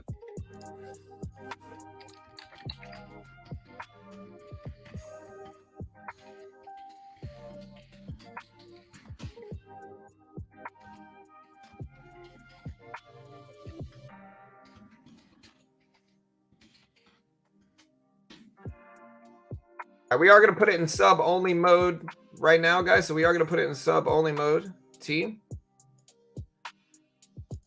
So if you haven't already, subscribe, hit the notification bell. We appreciate it. Everybody announce yourself. Show us that you're subscribed. Show us that you're not being greedy and just not subscribing here. Hey, what's up, Liv? All right, so again, you can kind of see the market pulling back a little bit now. Hey, Benno, Obsessed, Wilfredo, Xavier. We appreciate you guys. Tesla still dropping down. It's at 107.64.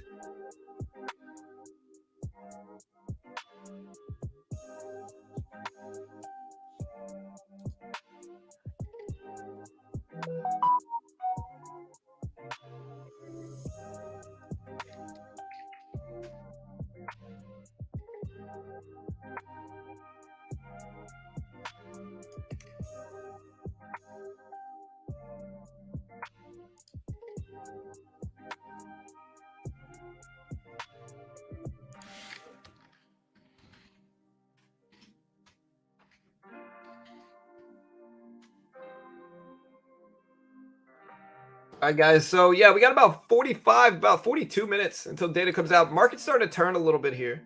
We have had a really good day in futures trading. Again, if we look at our actual trades,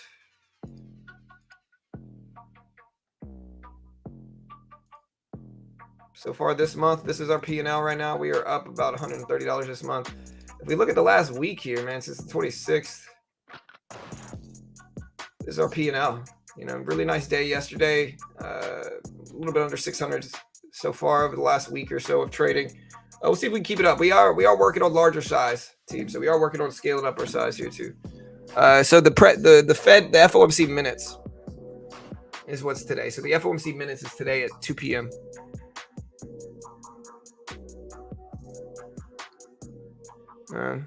Look at Tesla rip up to 107.70s. Every time I say that, somebody's going to get mad at me for saying rip. Bro, I promise, I can't use any type of, movement description word without people getting mad. I say, hey, look, SPY just popped up a little bit. That's not a pop. That's a bounce. I say the market's ripping up. That's not a rip. That's a move. I say the market's moving up. That's not a move. That's a pop. That's basically what I got to deal with here. All right, guys. So, hey, we're moving down right now. Yeah, we're going to see some type of movement, Alan. Now, how much movement? I don't know, but we'll see something. Generally speaking, we do see some movement there. And again, we are in a challenge account. We are on a Top Step challenge account. And again, on Top Step, they give you a demo. This is the Top Step account. If you can hit the target on their demo while following their rules and conditions, then they fund you between $50,000 to $150,000 with a 90% split. It's the easiest way to get around the PDT rule, which is the futures market. Futures market is the easiest way to get around the PDT rule.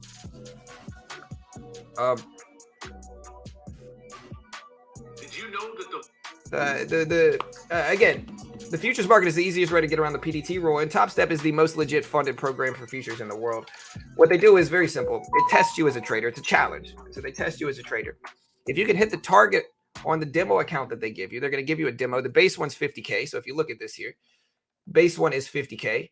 So they're going to give you a 50K demo. If you could hit 3K in profit on that demo without losing over 2,000 total or $1,000 per day with 5 contracts max, which is plenty, reasonable ratio, 2 to 3 ratio here, reasonable ratio. If you could hit that while following their rules and phases, then they fund you 50 grand with a 90% split. It's the most legit funded program in the world. You get to keep 5,000 of your first $5,000.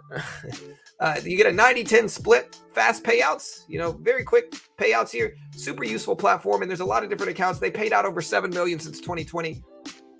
Over 100 countries you can use them in. Over 600 traders funded a month. And again, this is basically stocks, right? So it's the easiest way to essentially trade stocks without the PDT rule, right? There's no PDT in futures. This is the S&P 500. It's basically the ETF of the 500 largest stocks in the world. Most stocks follow the S&P 500. So, you can essentially trade stocks in the futures market without PDT restrictions. And Top Step is a funded account program. So it's a great way to test yourself. If you want to see if you're ready to scale up in size, try out Top Step. It's the easiest way. Yeah, Eastern Standard Time, Ray. Well, it depends on how much buying power you have, Kale. Like, I could trade the SPY because I've got enough buying power to do so, and there's no commissions. Like, the futures market does have commissions, but that's why. But again, most people don't have the buying power that I have in my Thinkorswim account. So I think it makes perfect sense to trade futures, of course, like you're saying. And again, we'll pin this at the top of the page if anybody wants to check it out.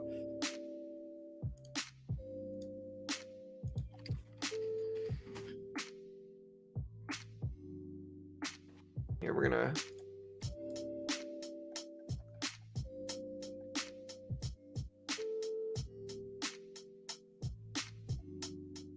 delete this one, repost it, and then pin this one since it says Top Step in the name. So there's no meeting today, guys. Man, every Fed minutes report, it's the same thing. Everybody's always like, hey, but it's like, there's no meeting today, guys. There's no meeting. No, numbers drop in about, to be exact, about 38 minutes. CPI report is on the 12th, so we still got 8 days, about a week until CPI is coming out. I'm going to buy this. Small little one contract trade of futures. Again, I think we're going to break out of this trend. We got 8 minutes until the opening bell, so we're going to buy this, see if we bounce. If not, it's okay. We've had a lot of green days. We haven't had a losing day. I'm not going to jinx it, but we haven't had a losing day in a while.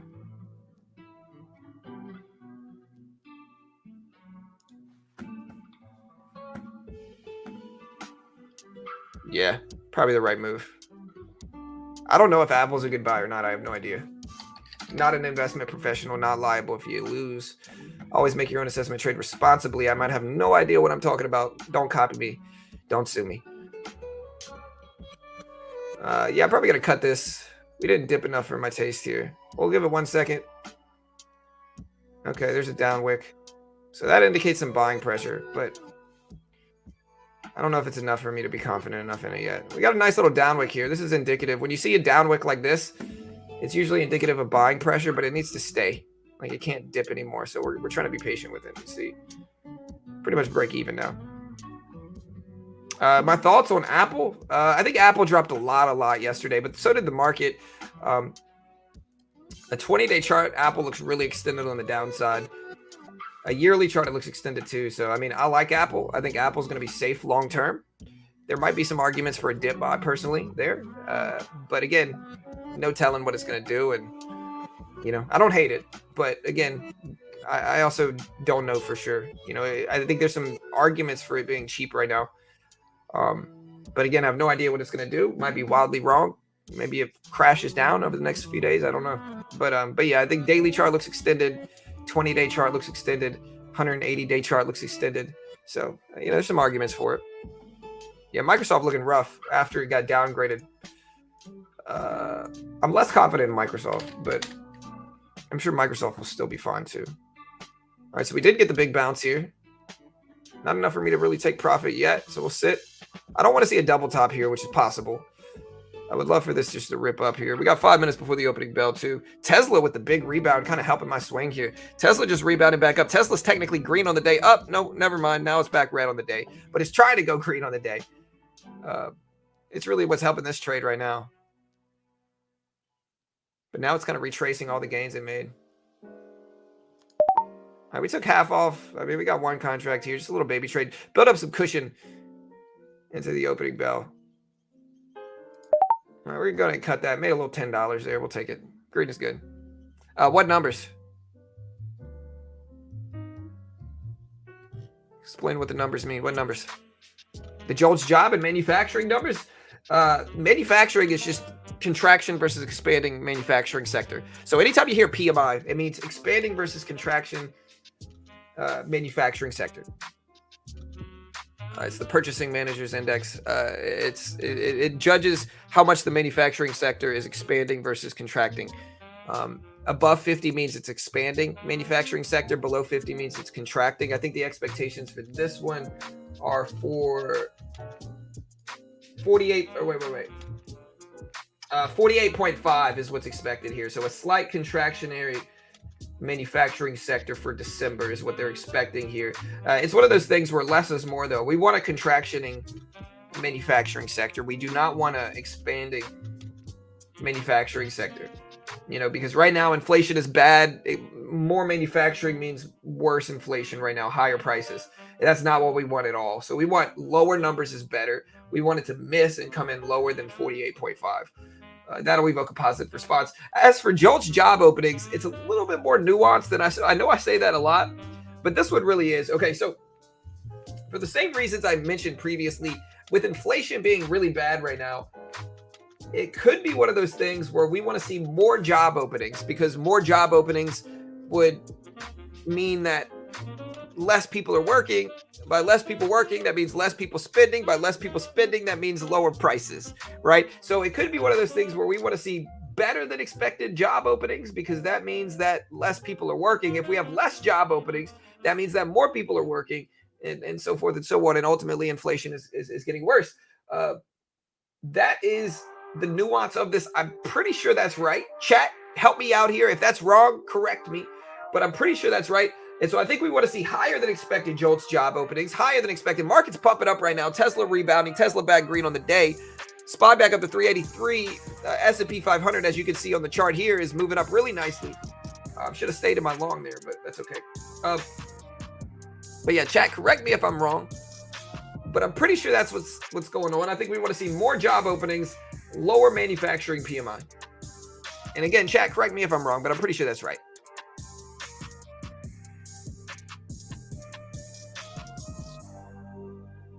Market's pumping up.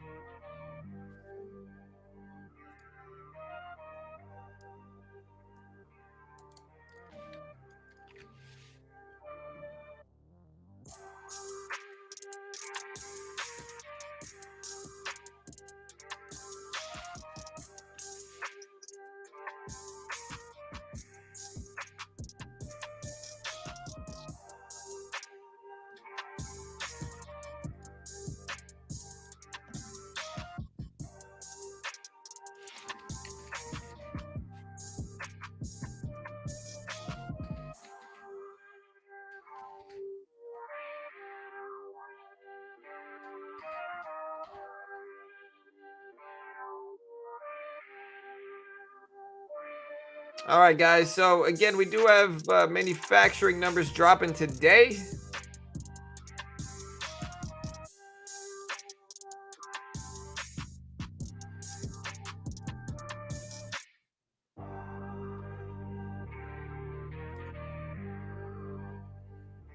Market is flying up right now ahead of the opening bell. We got less than a minute here, team. We got about 30 seconds.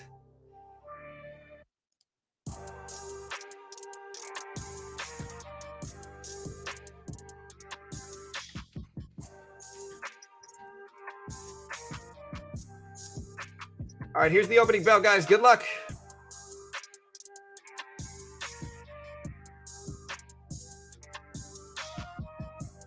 Yeah, but that's not always right, Anthony. There's the opening bell right here.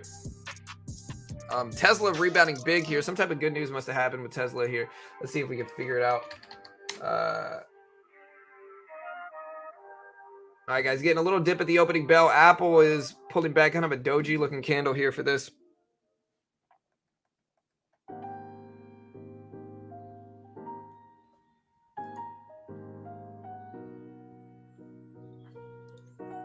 All right, Apple rip it up at 127s here. Market's pulling back here. Tesla is what's really dropping fast, is what's going on right now. So Tesla is what is dipping pretty quickly here.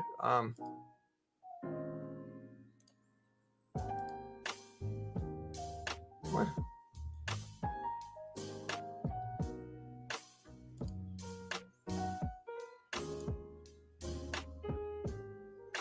All right, so we're getting a pretty big dip here right now.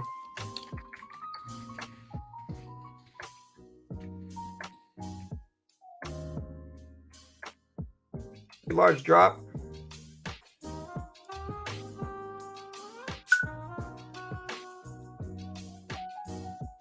right, see if we can bounce back. A Tesla popping up, testing that 109.75 level. Looks like we could rebound here.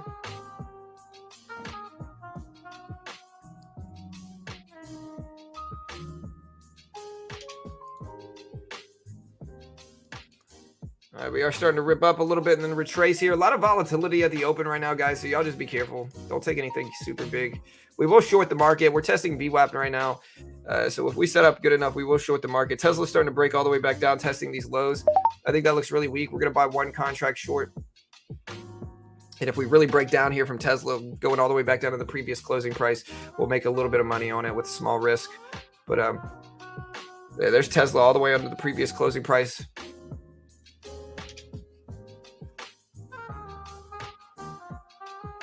A lot of up wicks, down wicks, big volatile price action. And there's the weakness coming through.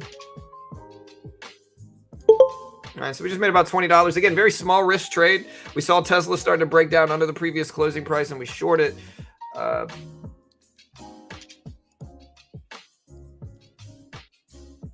Nice little cushion on the day already here. Big breakdowns coming through. There's the drops.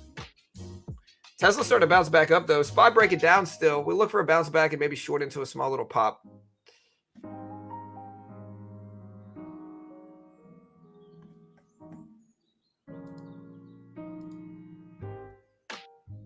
All right, Apple starting to rebound here. We'll wait and see if it does a red to green move or something like that before we take any big position here. We are going to start scaling up our size now, though.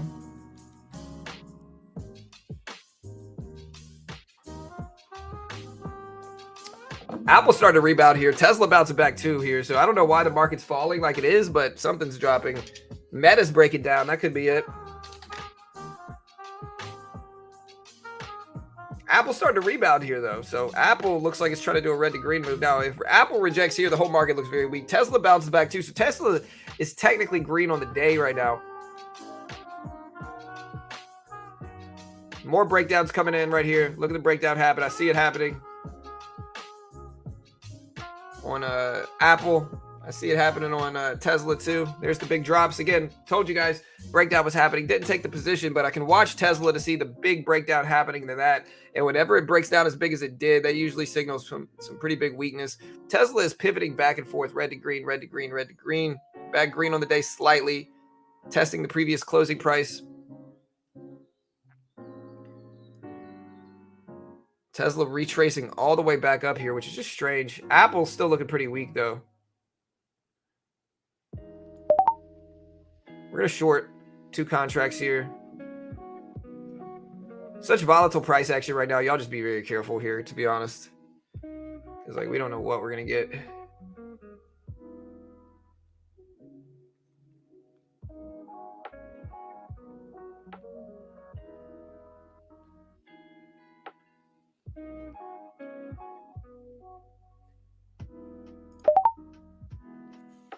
All right, we got 4 contracts here. Again, we are taking a little swing into this volatility. Looking for a breakdown here, but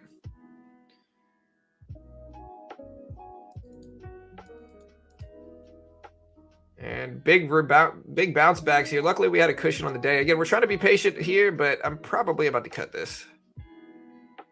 All right, Tesla is running all the way back up. So we took a little loss there. We're down $30 still. Tesla going back to green on the day. Highly volatile movement right now in the markets here. Tesla bouncing all the way back up to 110, rebounding the SPY back. Apple's doing a red to green move. Everything looked so doom and gloomy 2 seconds ago. And now Tesla is flying back here. So look, we'll try to trade the long side now. It looks like we're going to do a red to green move.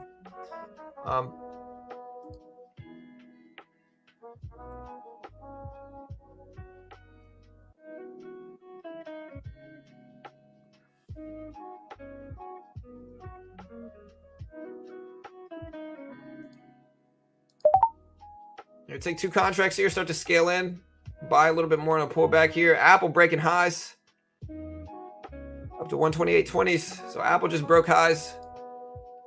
Wasn't able to scale into this here, but again, we're just gonna let this ride now. Take a longer term day trade here if we can. Maybe add some more to it too.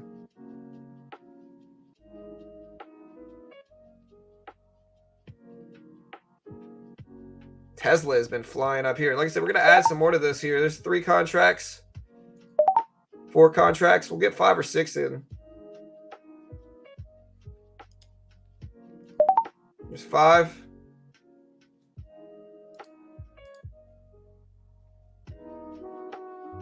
Very strong looking move. Let's see if he comes in.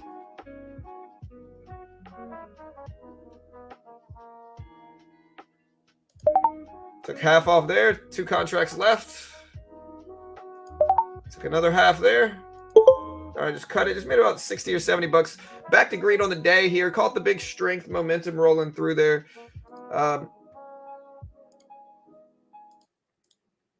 Yeah, at this point we are up, something. See if we can buy another dip here. Apple pull it back some. I do kind of want to buy this Apple dip, and I think I might. Look to add a little bit more on these little down wicks. 2 contracts here. Took half off. I just cut it, made another $20. We also bought Apple here. We're going to start scaling out of the long trade at the top. Cut that, made a little bit there too. Huge bull action coming through right now, guys. Momentum strong today for sure.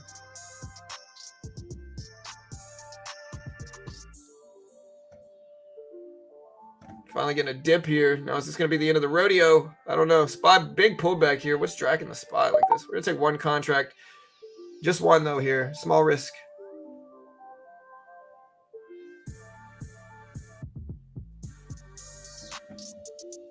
And just 1 contract here. If we end up ripping up big, great. If we don't, it's not going to be the end of the world.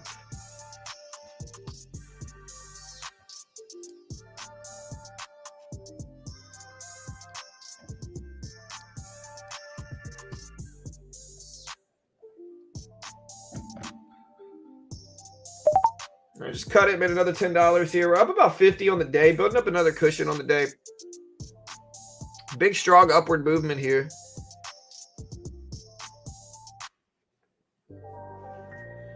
Nice little red to green move. Gonna need a stronger dip before we buy anything else now. That we built up a cushion though that we can swing into when we get some favorable price action. But yeah.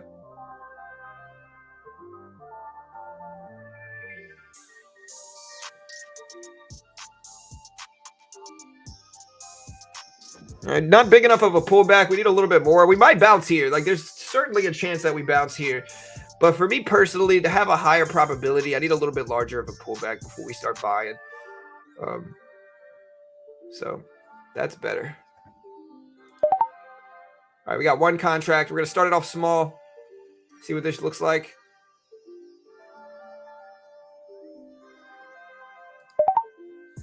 Take 2 here.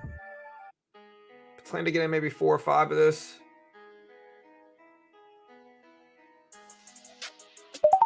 Took half off there just to lock in and protect the trade. That way if it turns on me, we'll be break even here. Maybe add some more to it too. I like the down wick.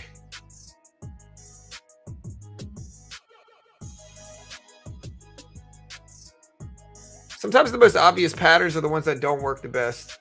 So that was a really obvious looking bounce pattern, and it looks like that didn't work the best. We got 283 here, though. So, again, we were planning to add some more to this. All right, so we got 4 contracts now. So we get a pop. There's the bounce. Covered. Locked in profit. Take a little bit more off at the top. Made about $15. Going to let the rest ride here, too.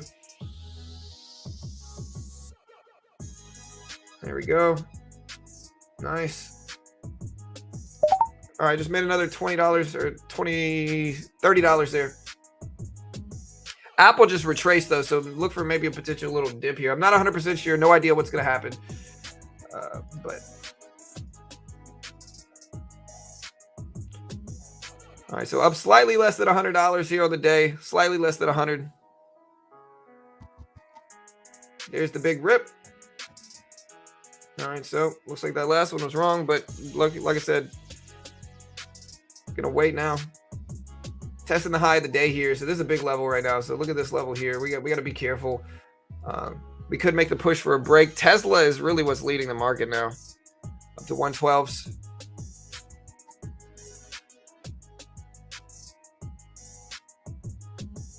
SPY still pumping up with Tesla mostly here. Apple looks to be in a very bullish pattern here again.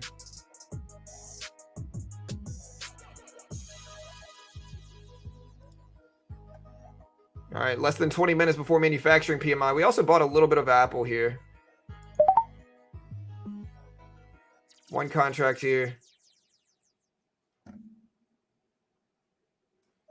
So it's a sign of strength here for sure, but so we break the highs. There we go. Took half off. I made another $20, up over 100 on the day now. We're also going to take a little bit off on our Apple long trade that we were getting. Yeah, so here's the P&L today so far. We are up about 110 on the day right now. Not bad for 12 minutes into the open. Gonna be patient now.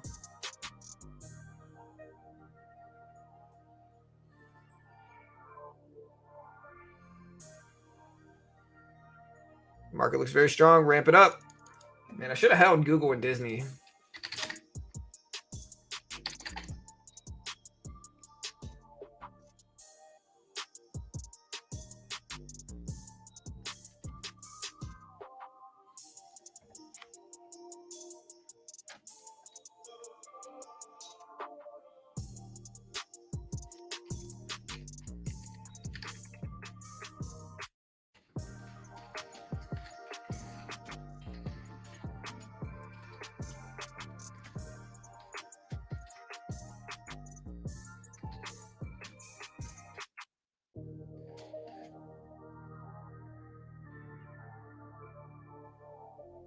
All right, guys. So less than 15 or less than 20 minutes before the Jolts job data comes out, this will influence markets here.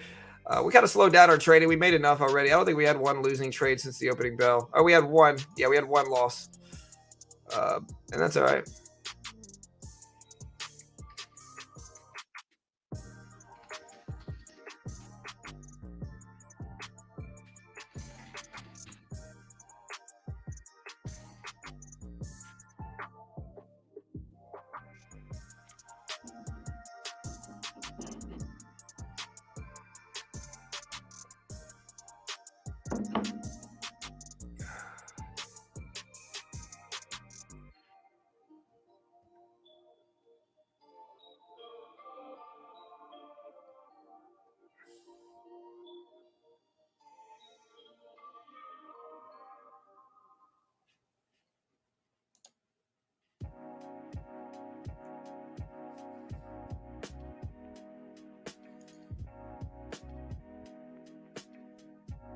All right, SPY pulling back with a big dip here. We're going to take one contract here. Just one.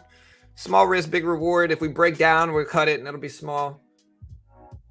If we bounce, we can get a big reward from it. But, again, we're not going to hold this very long. It looks to be breaking down pretty quickly here. Yeah, we're going to have to cut that. It's a little $20 loss. First loss in a minute. Market's completely turning.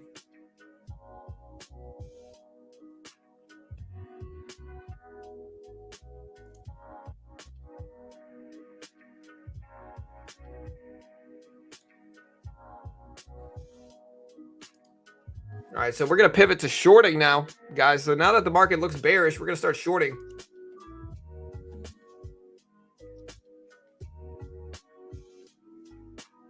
Jolts job opening up in 15 minutes, guys. 15 minutes. We got Jolts job. We got manufacturing PMI in 15 minutes. Y'all be safe. Y'all be ready.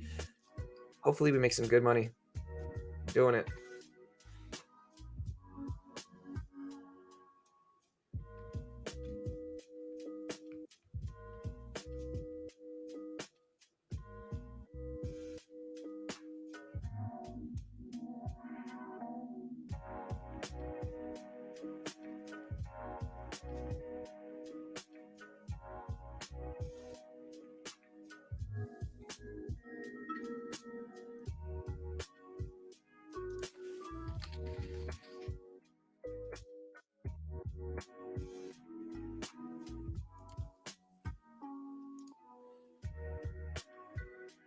All right, guys. So we got a little bounce here. I think this is short right now. I think this is still weak. We're going to take a little position here, but there's 2 contracts short. Catching the breakdown. Covered a little piece there. Trying to ride the rest down with us. All right, just made a little bit more, up about $25 on that trade. Made our money back plus some. Again, we do have manufacturing PMI. We do have Jolts jobs dropping in 14 minutes. Guys, 14 minutes. Again, market's starting to break.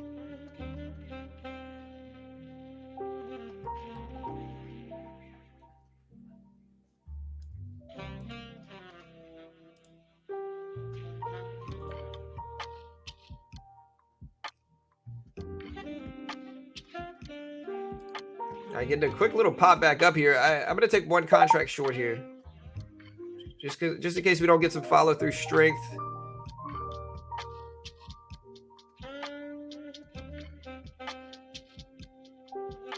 We're going to take 2 contracts there short now. This looks like a weak thing. We're bouncing back to the VWAP here. Again, maybe I'm just wrong though.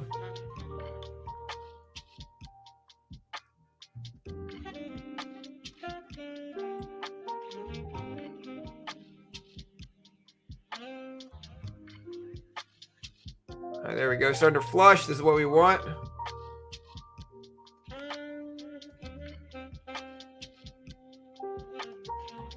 I'll let it test the VWAP here before I cut it.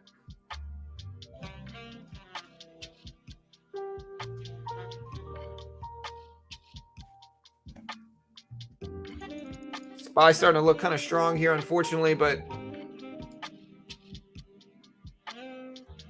we want to let it test the VWAP and reject here and give us time to reject. If we break over VWAP, though, we got to cut it. And then after that, we'll probably just wait until yeah, we're going to have to cut that. So lost about 30 bucks there. It's okay. We made $30 in our last trade. So if we reject here, though, we will take another position if we need to. Yeah, we're going to go ahead and jump back in that. Here's the breakdown. Nice. Nice little rejection. We might add some more to this, too. No, can't now. Right, there's 2 contracts. Flush is coming. Could add a little bit more here. I'm really confident in this direction. All right, there's 3 contracts.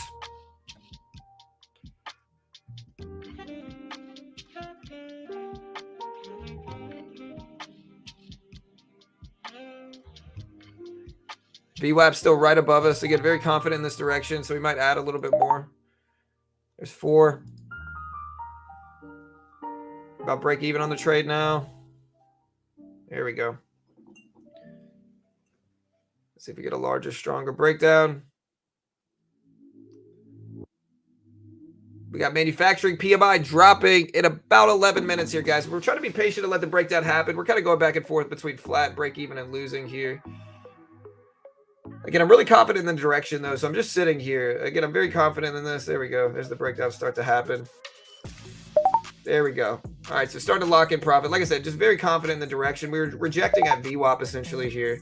All right, just made about 40-something, maybe a little bit, around $40 there on that trade. But yeah, I was really confident in the direction because it was like, here's the volume weighted average price right here, right? And so I'll show you guys and explain this trade. So there's the VWAP right there. All right, we're going to change this color. All right, whenever we show this much weakness, right? Whenever we show this big weakness right here, where we break down really weak, we have these big red candles here. Generally speaking, I do what's called piggybacking off of that move, right? So generally speaking, after this big breakdown, we're going to get a small little bounce up to the volume weighted average price level, and then we're going to at least dip back down to test it. Now, we might break back over it now, but that doesn't mean anything because what I was trying to do is piggyback off of this move. Again, this is the move. We get big, weak sign, bounce, reject, right? And we might bounce back up and break up like we're doing now, but that doesn't mean anything. I'm just scalping that move with size. And it looks like we cut it just in time, too. Tesla is what's rebounding here. Tesla bouncing up big right now.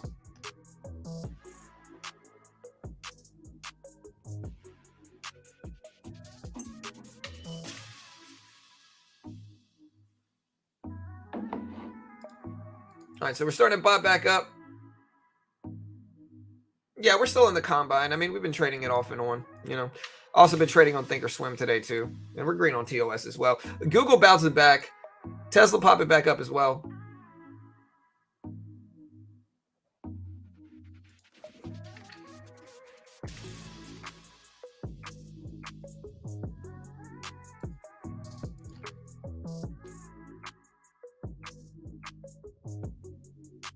All right, so here's another weak breakdown. Again, I think it's weak. I think this is a very weak sign. We got 9 minutes, guys. We're gonna take one contract here just to see if we can write it down. I mean, again, so we are up about $130 on the day, about $130 on the day. Nice little cushion here. Gonna add some more to this breakdown, see if we can catch it. We're gonna flush down eventually, I think. Again, flat right now. I think we're going to flush down eventually here. And I think that's going to be coming up soon, hopefully.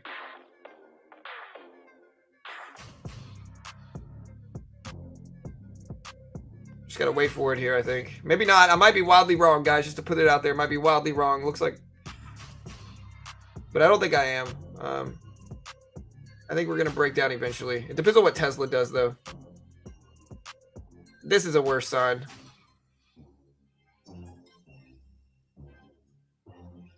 I do like that upwick, though. That upwick looks weak. It depends on what Tesla does here. That's the problem. All right, so we're still testing. There's the breakdown starting to form. There we go. All right, we just cut half of it there just to lock in profit. That way, if we bounce up, it's not the end of the world.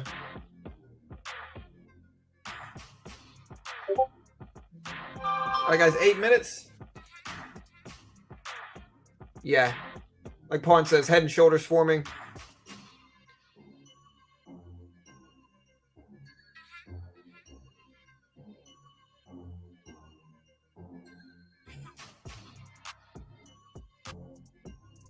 I'm gonna cut that. That's a 2 down wicks in a row. So we made a little bit of profit on that trade, but not a ton.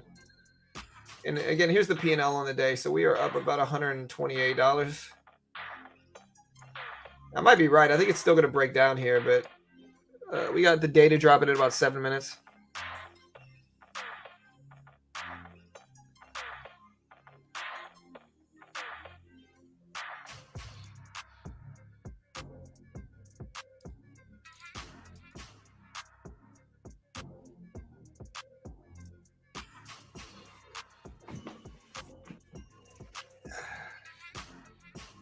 Man, my legs are sore.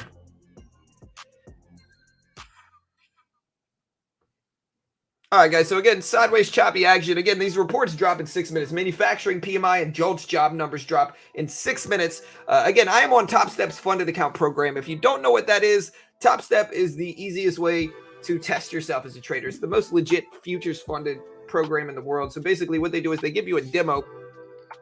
If you can hit the target on their demo while following their rules and conditions, and they fund you between $50,000 to $150,000 with a 90% split. There's the 50K package. There's the 150K, 100K. This one's less than $150 a month if you use my link as well. So if you use my link, you get 20% off. I'm certainly biased in their favor. They are a sponsor of mine, and so I'm certainly biased in their favor.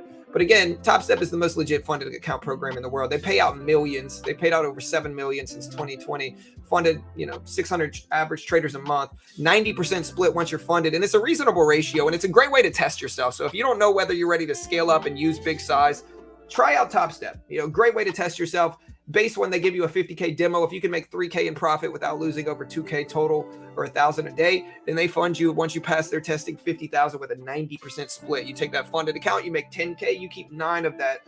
And again, there's no PDT in futures. So it's like a lot of traders with small accounts, they trade penny stocks, but it's really hard to find reliable momentum. Futures is the easiest way to get around the PDT rule. You see me trading here is the S&P 500. It's what's influenced by all of these big market releases that we cover here.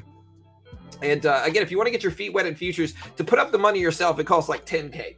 right? Or you can try out Top Step. Base one's less than $150 a month. You'll see if you're really ready. And I think a lot of people are going to lose. And I think that's a good thing, because I think instead of putting money up yourself and risking 10K for your first futures account and risking thousands of dollars, you can try the market out with some pressure, but not the full pressure of putting up 10K and risking that yourself. Less than $150 a month. Some paper trading platforms are that alone. And the resources that you get from it are very, useful here. If you look at the dashboard for Top Step, their Trader IQ section, I can pull this up and I can build rules for myself. I can specify how many max losses or how many losses per day I can take, what my max loss is. I can edit my trading plan and build all this different stuff. Ton of different resources. Great way to try out futures. And if you want to check it out, there's the link.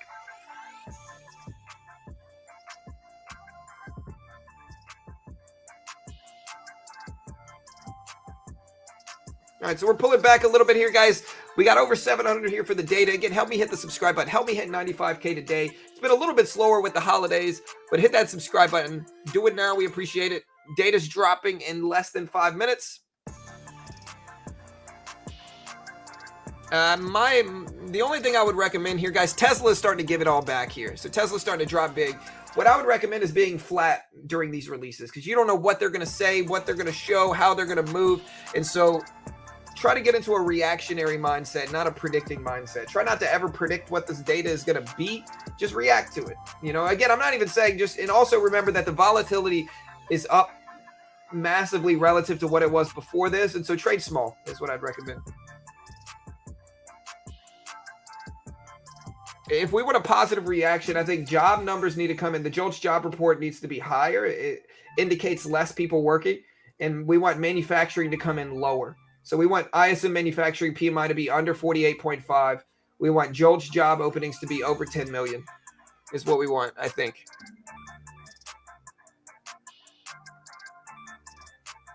I think that's positive data.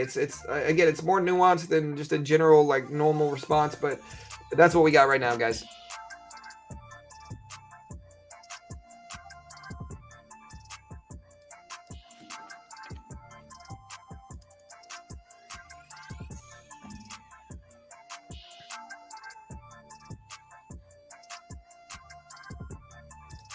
All right, guys, I think we're going to get pullbacks. Tesla is all the way back down at 109 here. Tesla all the way down at 109. We got the Jolts job numbers coming out less than 2 minutes, guys, less than 2 minutes. We got about 750 people here. Hey, that's good to see, man. I'm glad you guys are joining us for this. And again, hit the sub button. We do this live every day. My big thing here is I don't claim to be an expert. I don't act like a guru. I don't charge a penny for any of our content. I don't sell a course and charge money for courses. We just kind of put everything out there for free. Sure, we have commercials and sponsors. We do maybe one every 45 minutes, maybe. Just like the radio's free, we have commercials, but everything we put out there is free, and we don't charge for any of our content. There's no paywalls behind our content. And so if you want to help support the channel, we cover all this big market data as soon as it comes out. We get thousands of people show up for a lot of this stuff because we cover it very, very quickly. So be ready, guys. Data drops in less than a minute now. Less than a minute. Be ready. We will cover it as soon as it drops. Hit the subscribe button if you appreciate it. We appreciate you all being here, and hopefully we get some good responses in markets here, team.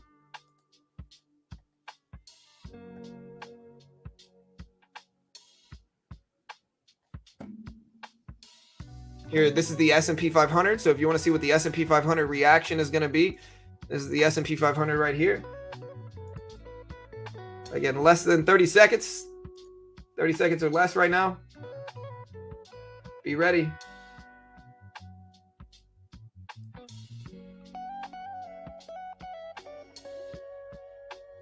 All right, big pop up in markets here. Big drop in markets. Y'all be careful. Getting some big movement here right now in market activity. Big fluctuations right now. And here's the data right here, guys. 48.4, slightly lower than expected ISM manufacturing numbers. 48.4, higher than expected. This should give a positive response. Higher job openings for Jolts, lower manufacturing PMI, but the market is turning here, so maybe they didn't like the Jolts report. But yeah, Jolts job came in at 10.458 million. ISM manufacturing PMI came in at 48.4. So basically break even for manufacturing PMI. Jolts job openings came in higher than expected here. And we'll put this data up on screen. But I guess maybe people wanted lower job openings. We're going to put the data up on screen here. The manufacturing PMI came in at 48.4. 48.4 manufacturing PMI. As we suggested, though, we covered this data very quick. We covered it within seconds. And we'll put the data up on screen so you can see it now. But yeah, this is the data right here. Starting to really retrace this big gain. Neutral data for the most part. And manufacturing PMI slightly better, slightly contraction. Manufacturing sector. The Jolts job report came in higher than expected, though, and the market is not liking it. It's turning.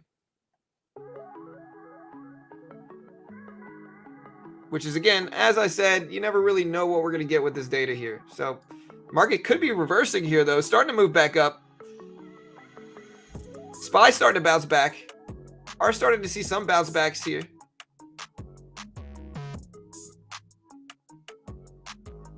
Yeah, but I thought that it could also, Kumar, I thought it could also mean like less people working. More openings means less people filling those positions. And so I think that could be interpreted as positive as well. And when we covered this before, I think that's the reaction we got right now. We're completely flat, though, from this release here, just to put it into perspective. Right now, we're completely neutral here. Again, manufacturing came in slightly lower than expected, which is what we want. Jolts job came in slightly above expectations with 10.46 million job openings relative to 10 million expected here. So again, a neutral response so far. The SPY is actually starting to move up, and SPY just went green on the day from this here. SPY just went green on the day here from this reaction. So the SPY did pump up and go green on this reaction on the day here. We're going to put the SPY chart up since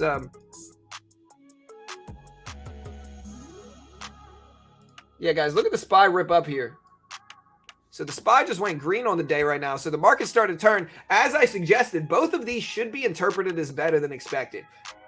More job openings means less people working. Lower manufacturing PMI means a contraction, a more contracting manufacturing sector than anticipated. So yeah, both like mostly getting positive responses here. I thought this is what we would want. And again, as I suggested, the data was positive. Relative to, what's going to curb inflation. More job openings means less people working. Lower manufacturing PMI means a more contractionary manufacturing sector. All interpreted as positive here.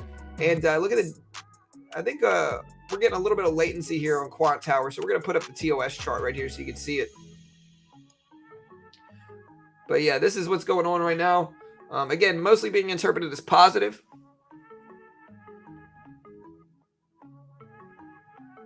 Bad for what? All right, pretty neutral here, though.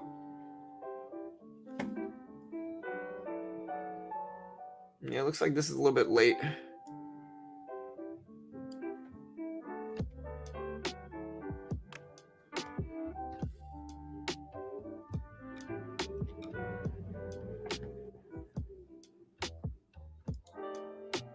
Yeah, we're going to try to see if we can refresh this. This is a little late here. I'm going to close this chart, open up a new one.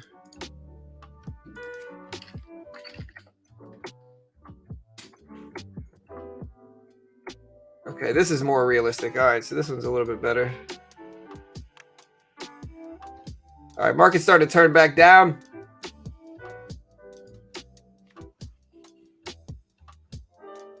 Yeah, I mean, I think it could be both interpreted as good or bad here. I think we're seeing a neutral response mostly from this.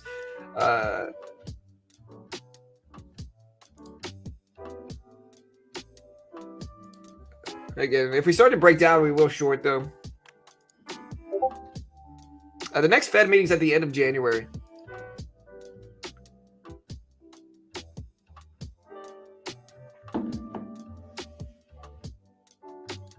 And again, if you haven't already, check out Top Step. Top Step is the most legit funded program in the world. And so if you want to trade these big economic releases, you see me trading. Here's my profit graph on Top Step today. I'm using a platform called Quant Tower.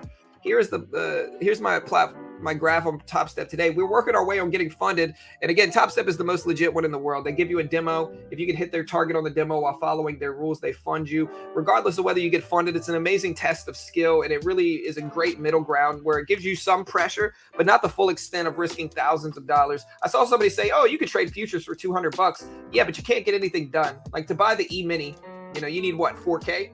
You know what I mean? So it's just kind of like, you can put up 10K yourself in futures and try that out, but you're going to be risking a lot. Or you could try out a funded account program. If you lose, it's not the end of the world. It's hard to get funded for sure, but it builds your skill as a trader, helps you get better. And it's less than 150 bucks a month for the base package. If you want to really scale up in size, you can try out the larger ones, and you can see the link pinned at the top of the page, as well as the link in the description as well. They are a sponsor of mine. Yeah, I mostly trade the E-mini though, you know. How is less people working a good thing? I'm not saying I agree with it, brother, but, you know, that's the market we're currently in right now, man. You know, again, I'm not saying I agree, but, like, that's what we're in right now, dude. You know what I mean?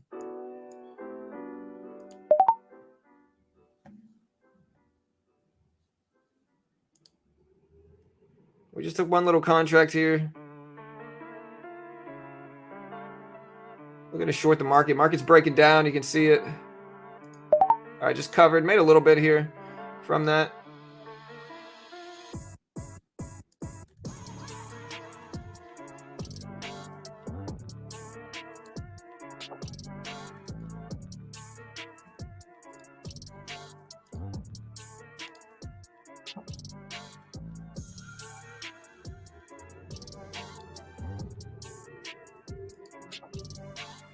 Yeah, so basically right now the inflationary market, the way it works is right now anything that could cause more spending is bad, right? So anything that evokes more spending is negative right now in markets, right? So anything that means more people are handing out money is bad.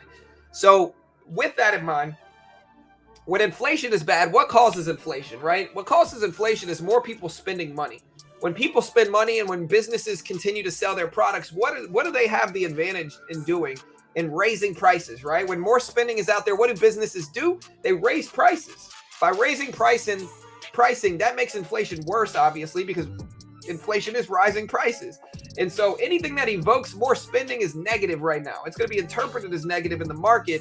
And so with that said, lately, during the last meeting, Friday, we got the unemployment rate. Again, I'm going to preface this with saying, I'm not saying I agree with this. I'm not saying I agree with it. But if we get lower than expected unemployment Friday, the market's going to crash. The market's going to tank. I'm not going to say crash. If we get lower than expected unemployment, the market's dropping Friday. For sure. Not arguable. I could be wrong. I don't think I am. If we get lower than expected unemployment, the market is going to drop. Why? And again, I'm not saying I agree with it. I want people to make money. I want people to work. But like anything that causes more spending, including more people working than expected, is going to cause a negative response in markets right now. That's the nuance of the market over the last 6 months with high inflationary periods like we're in right now. And so because of that, you know, anything that causes more spending is bad. You know, we want the manufacturing sector, you know, a reading less than expected in the manufacturing sector means a contractionary manufacturing sector, right? Or a contracting manufacturing sector. That's what we want. We want the manufacturing to contract. We do not want it to expand. If it expands, that's bad. Market's going to drop. If it contracts, market's going to go up. If unemployment is higher than expected, market's going to go up. If jobless claims numbers, which drop once a week, if they're higher than expected, market's going to go up. That is kind of what's going on right now.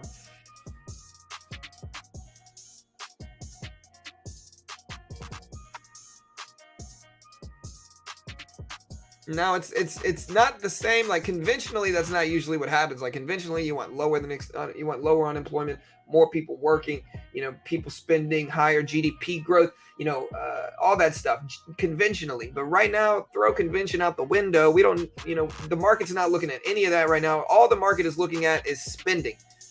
More spending is bad. That's it. Anything that causes more spending is bad. Right now, I'm not saying I agree with it. Again, I don't want people to suffer. I don't want people out of jobs. But like that's the stock market right now.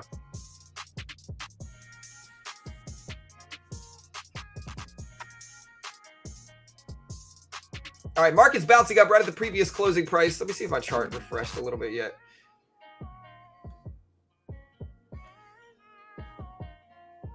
Here, we're going to close Quant Tower and reset it.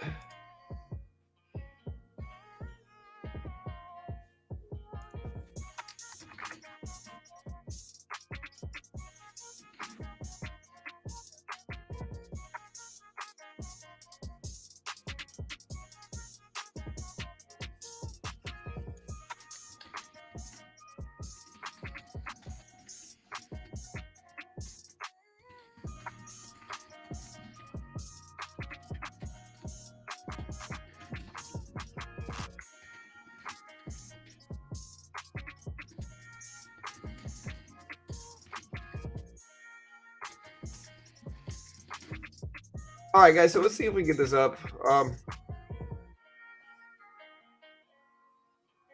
Yeah, see, I think a few different platforms are down right now.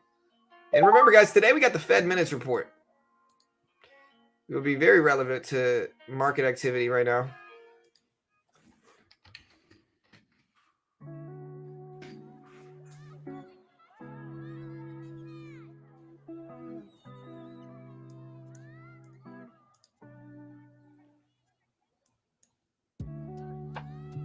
Yeah, market's starting to fall here, guys.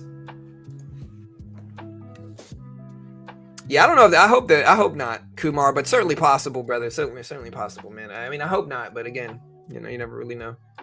Yeah, are any other platforms frozen for you guys right now? I'm seeing some frozen platforms for me.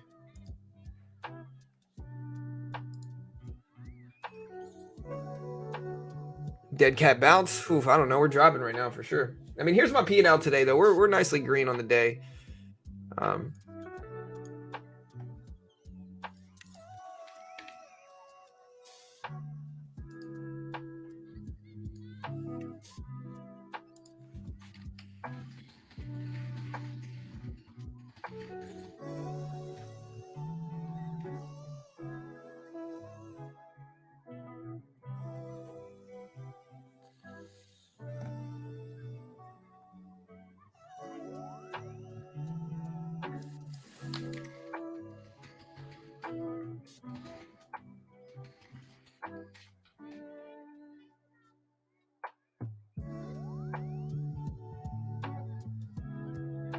All right, so we're bouncing up a little bit here. Yeah, market's dropping from, I guess, more job openings, I guess is what I'm assuming this is up from. More job openings. Can't see P&L? No, here's my P&L right here.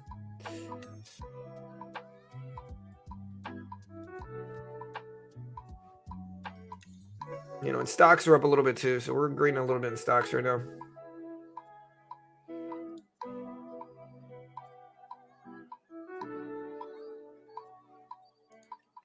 I mean, it varies. If I can make a $100 to $200 a day, it's a good day,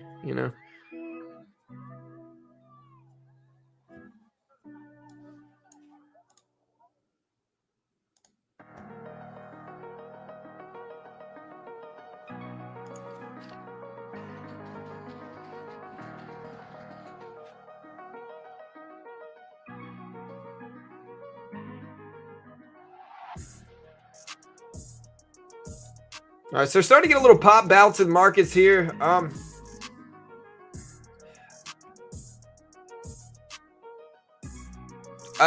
I certainly do, Jeremy. So the thing to understand is, like, I stream every day. So we live stream every day. My Thinkorswim account's got about 150,000 in buying power. It's about a $40,000 account, right? So it's got about 150K in BP. This is what I've been trading on after the opening bell is Quant Tower. It's Top Step Combine progress, right? So I'm trying to get funded, even though I have a big enough TOS account, but like I want to try to get funded. It's just building me into better trader. It's kind of challenging myself, so to speak. But we do a little bit of everything. So we swing trade, we invest, we day trade, we do a little bit of everything, right? The most money I've really been making is in my swing trades. I've been making pretty good money in swings. Up until the last month. December was a little bit trickier with a few Google trades and stuff like that, but we've been doing okay. Up until December, we've really been trading pretty large in our swing trading. After December, I think we lost like $500 or so, but still.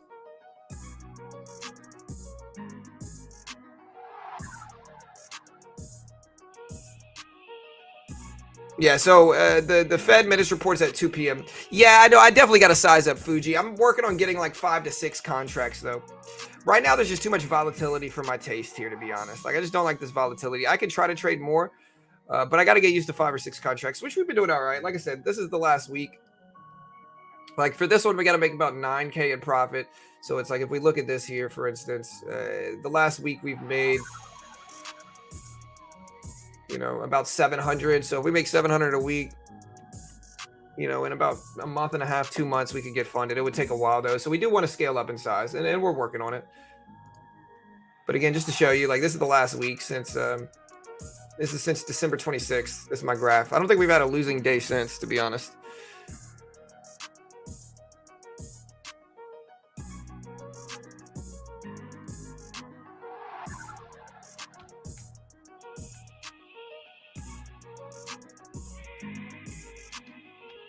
Yeah.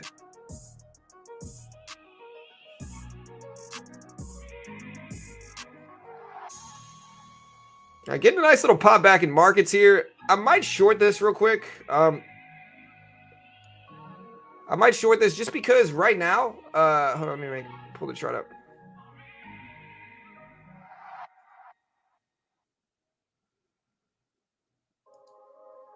What the heck? I don't know what happened. I don't know if they froze trading on Top Step or what. Let me see. They might have. Yeah, I can't trade right now on Top Step. They might have frozen it because of errors and glitches, is what I'm assuming right now. The numbers it depends on how we interpret it, right? So I was assuming that Jolt job opening higher than expected means less people working, but I guess people are interpreting it as an expanding job market, which I guess makes sense. Again, as I suggested before any of this, the nuance behind this one, Jolt's job opening specifically, I know lower than expected manufacturing PMI is good, but Jolt's job is kind of, I'm not sure what kind of response we were going to get to it, but it looks like it was a negative response.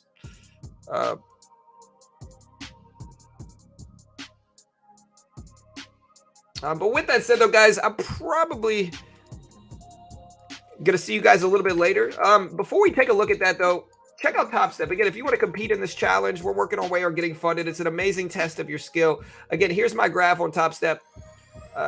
Been doing pretty solid here. And again, it's a great test of skill, so we can know whether we're ready to scale up in size or not. If you get funded, you get a 90% split.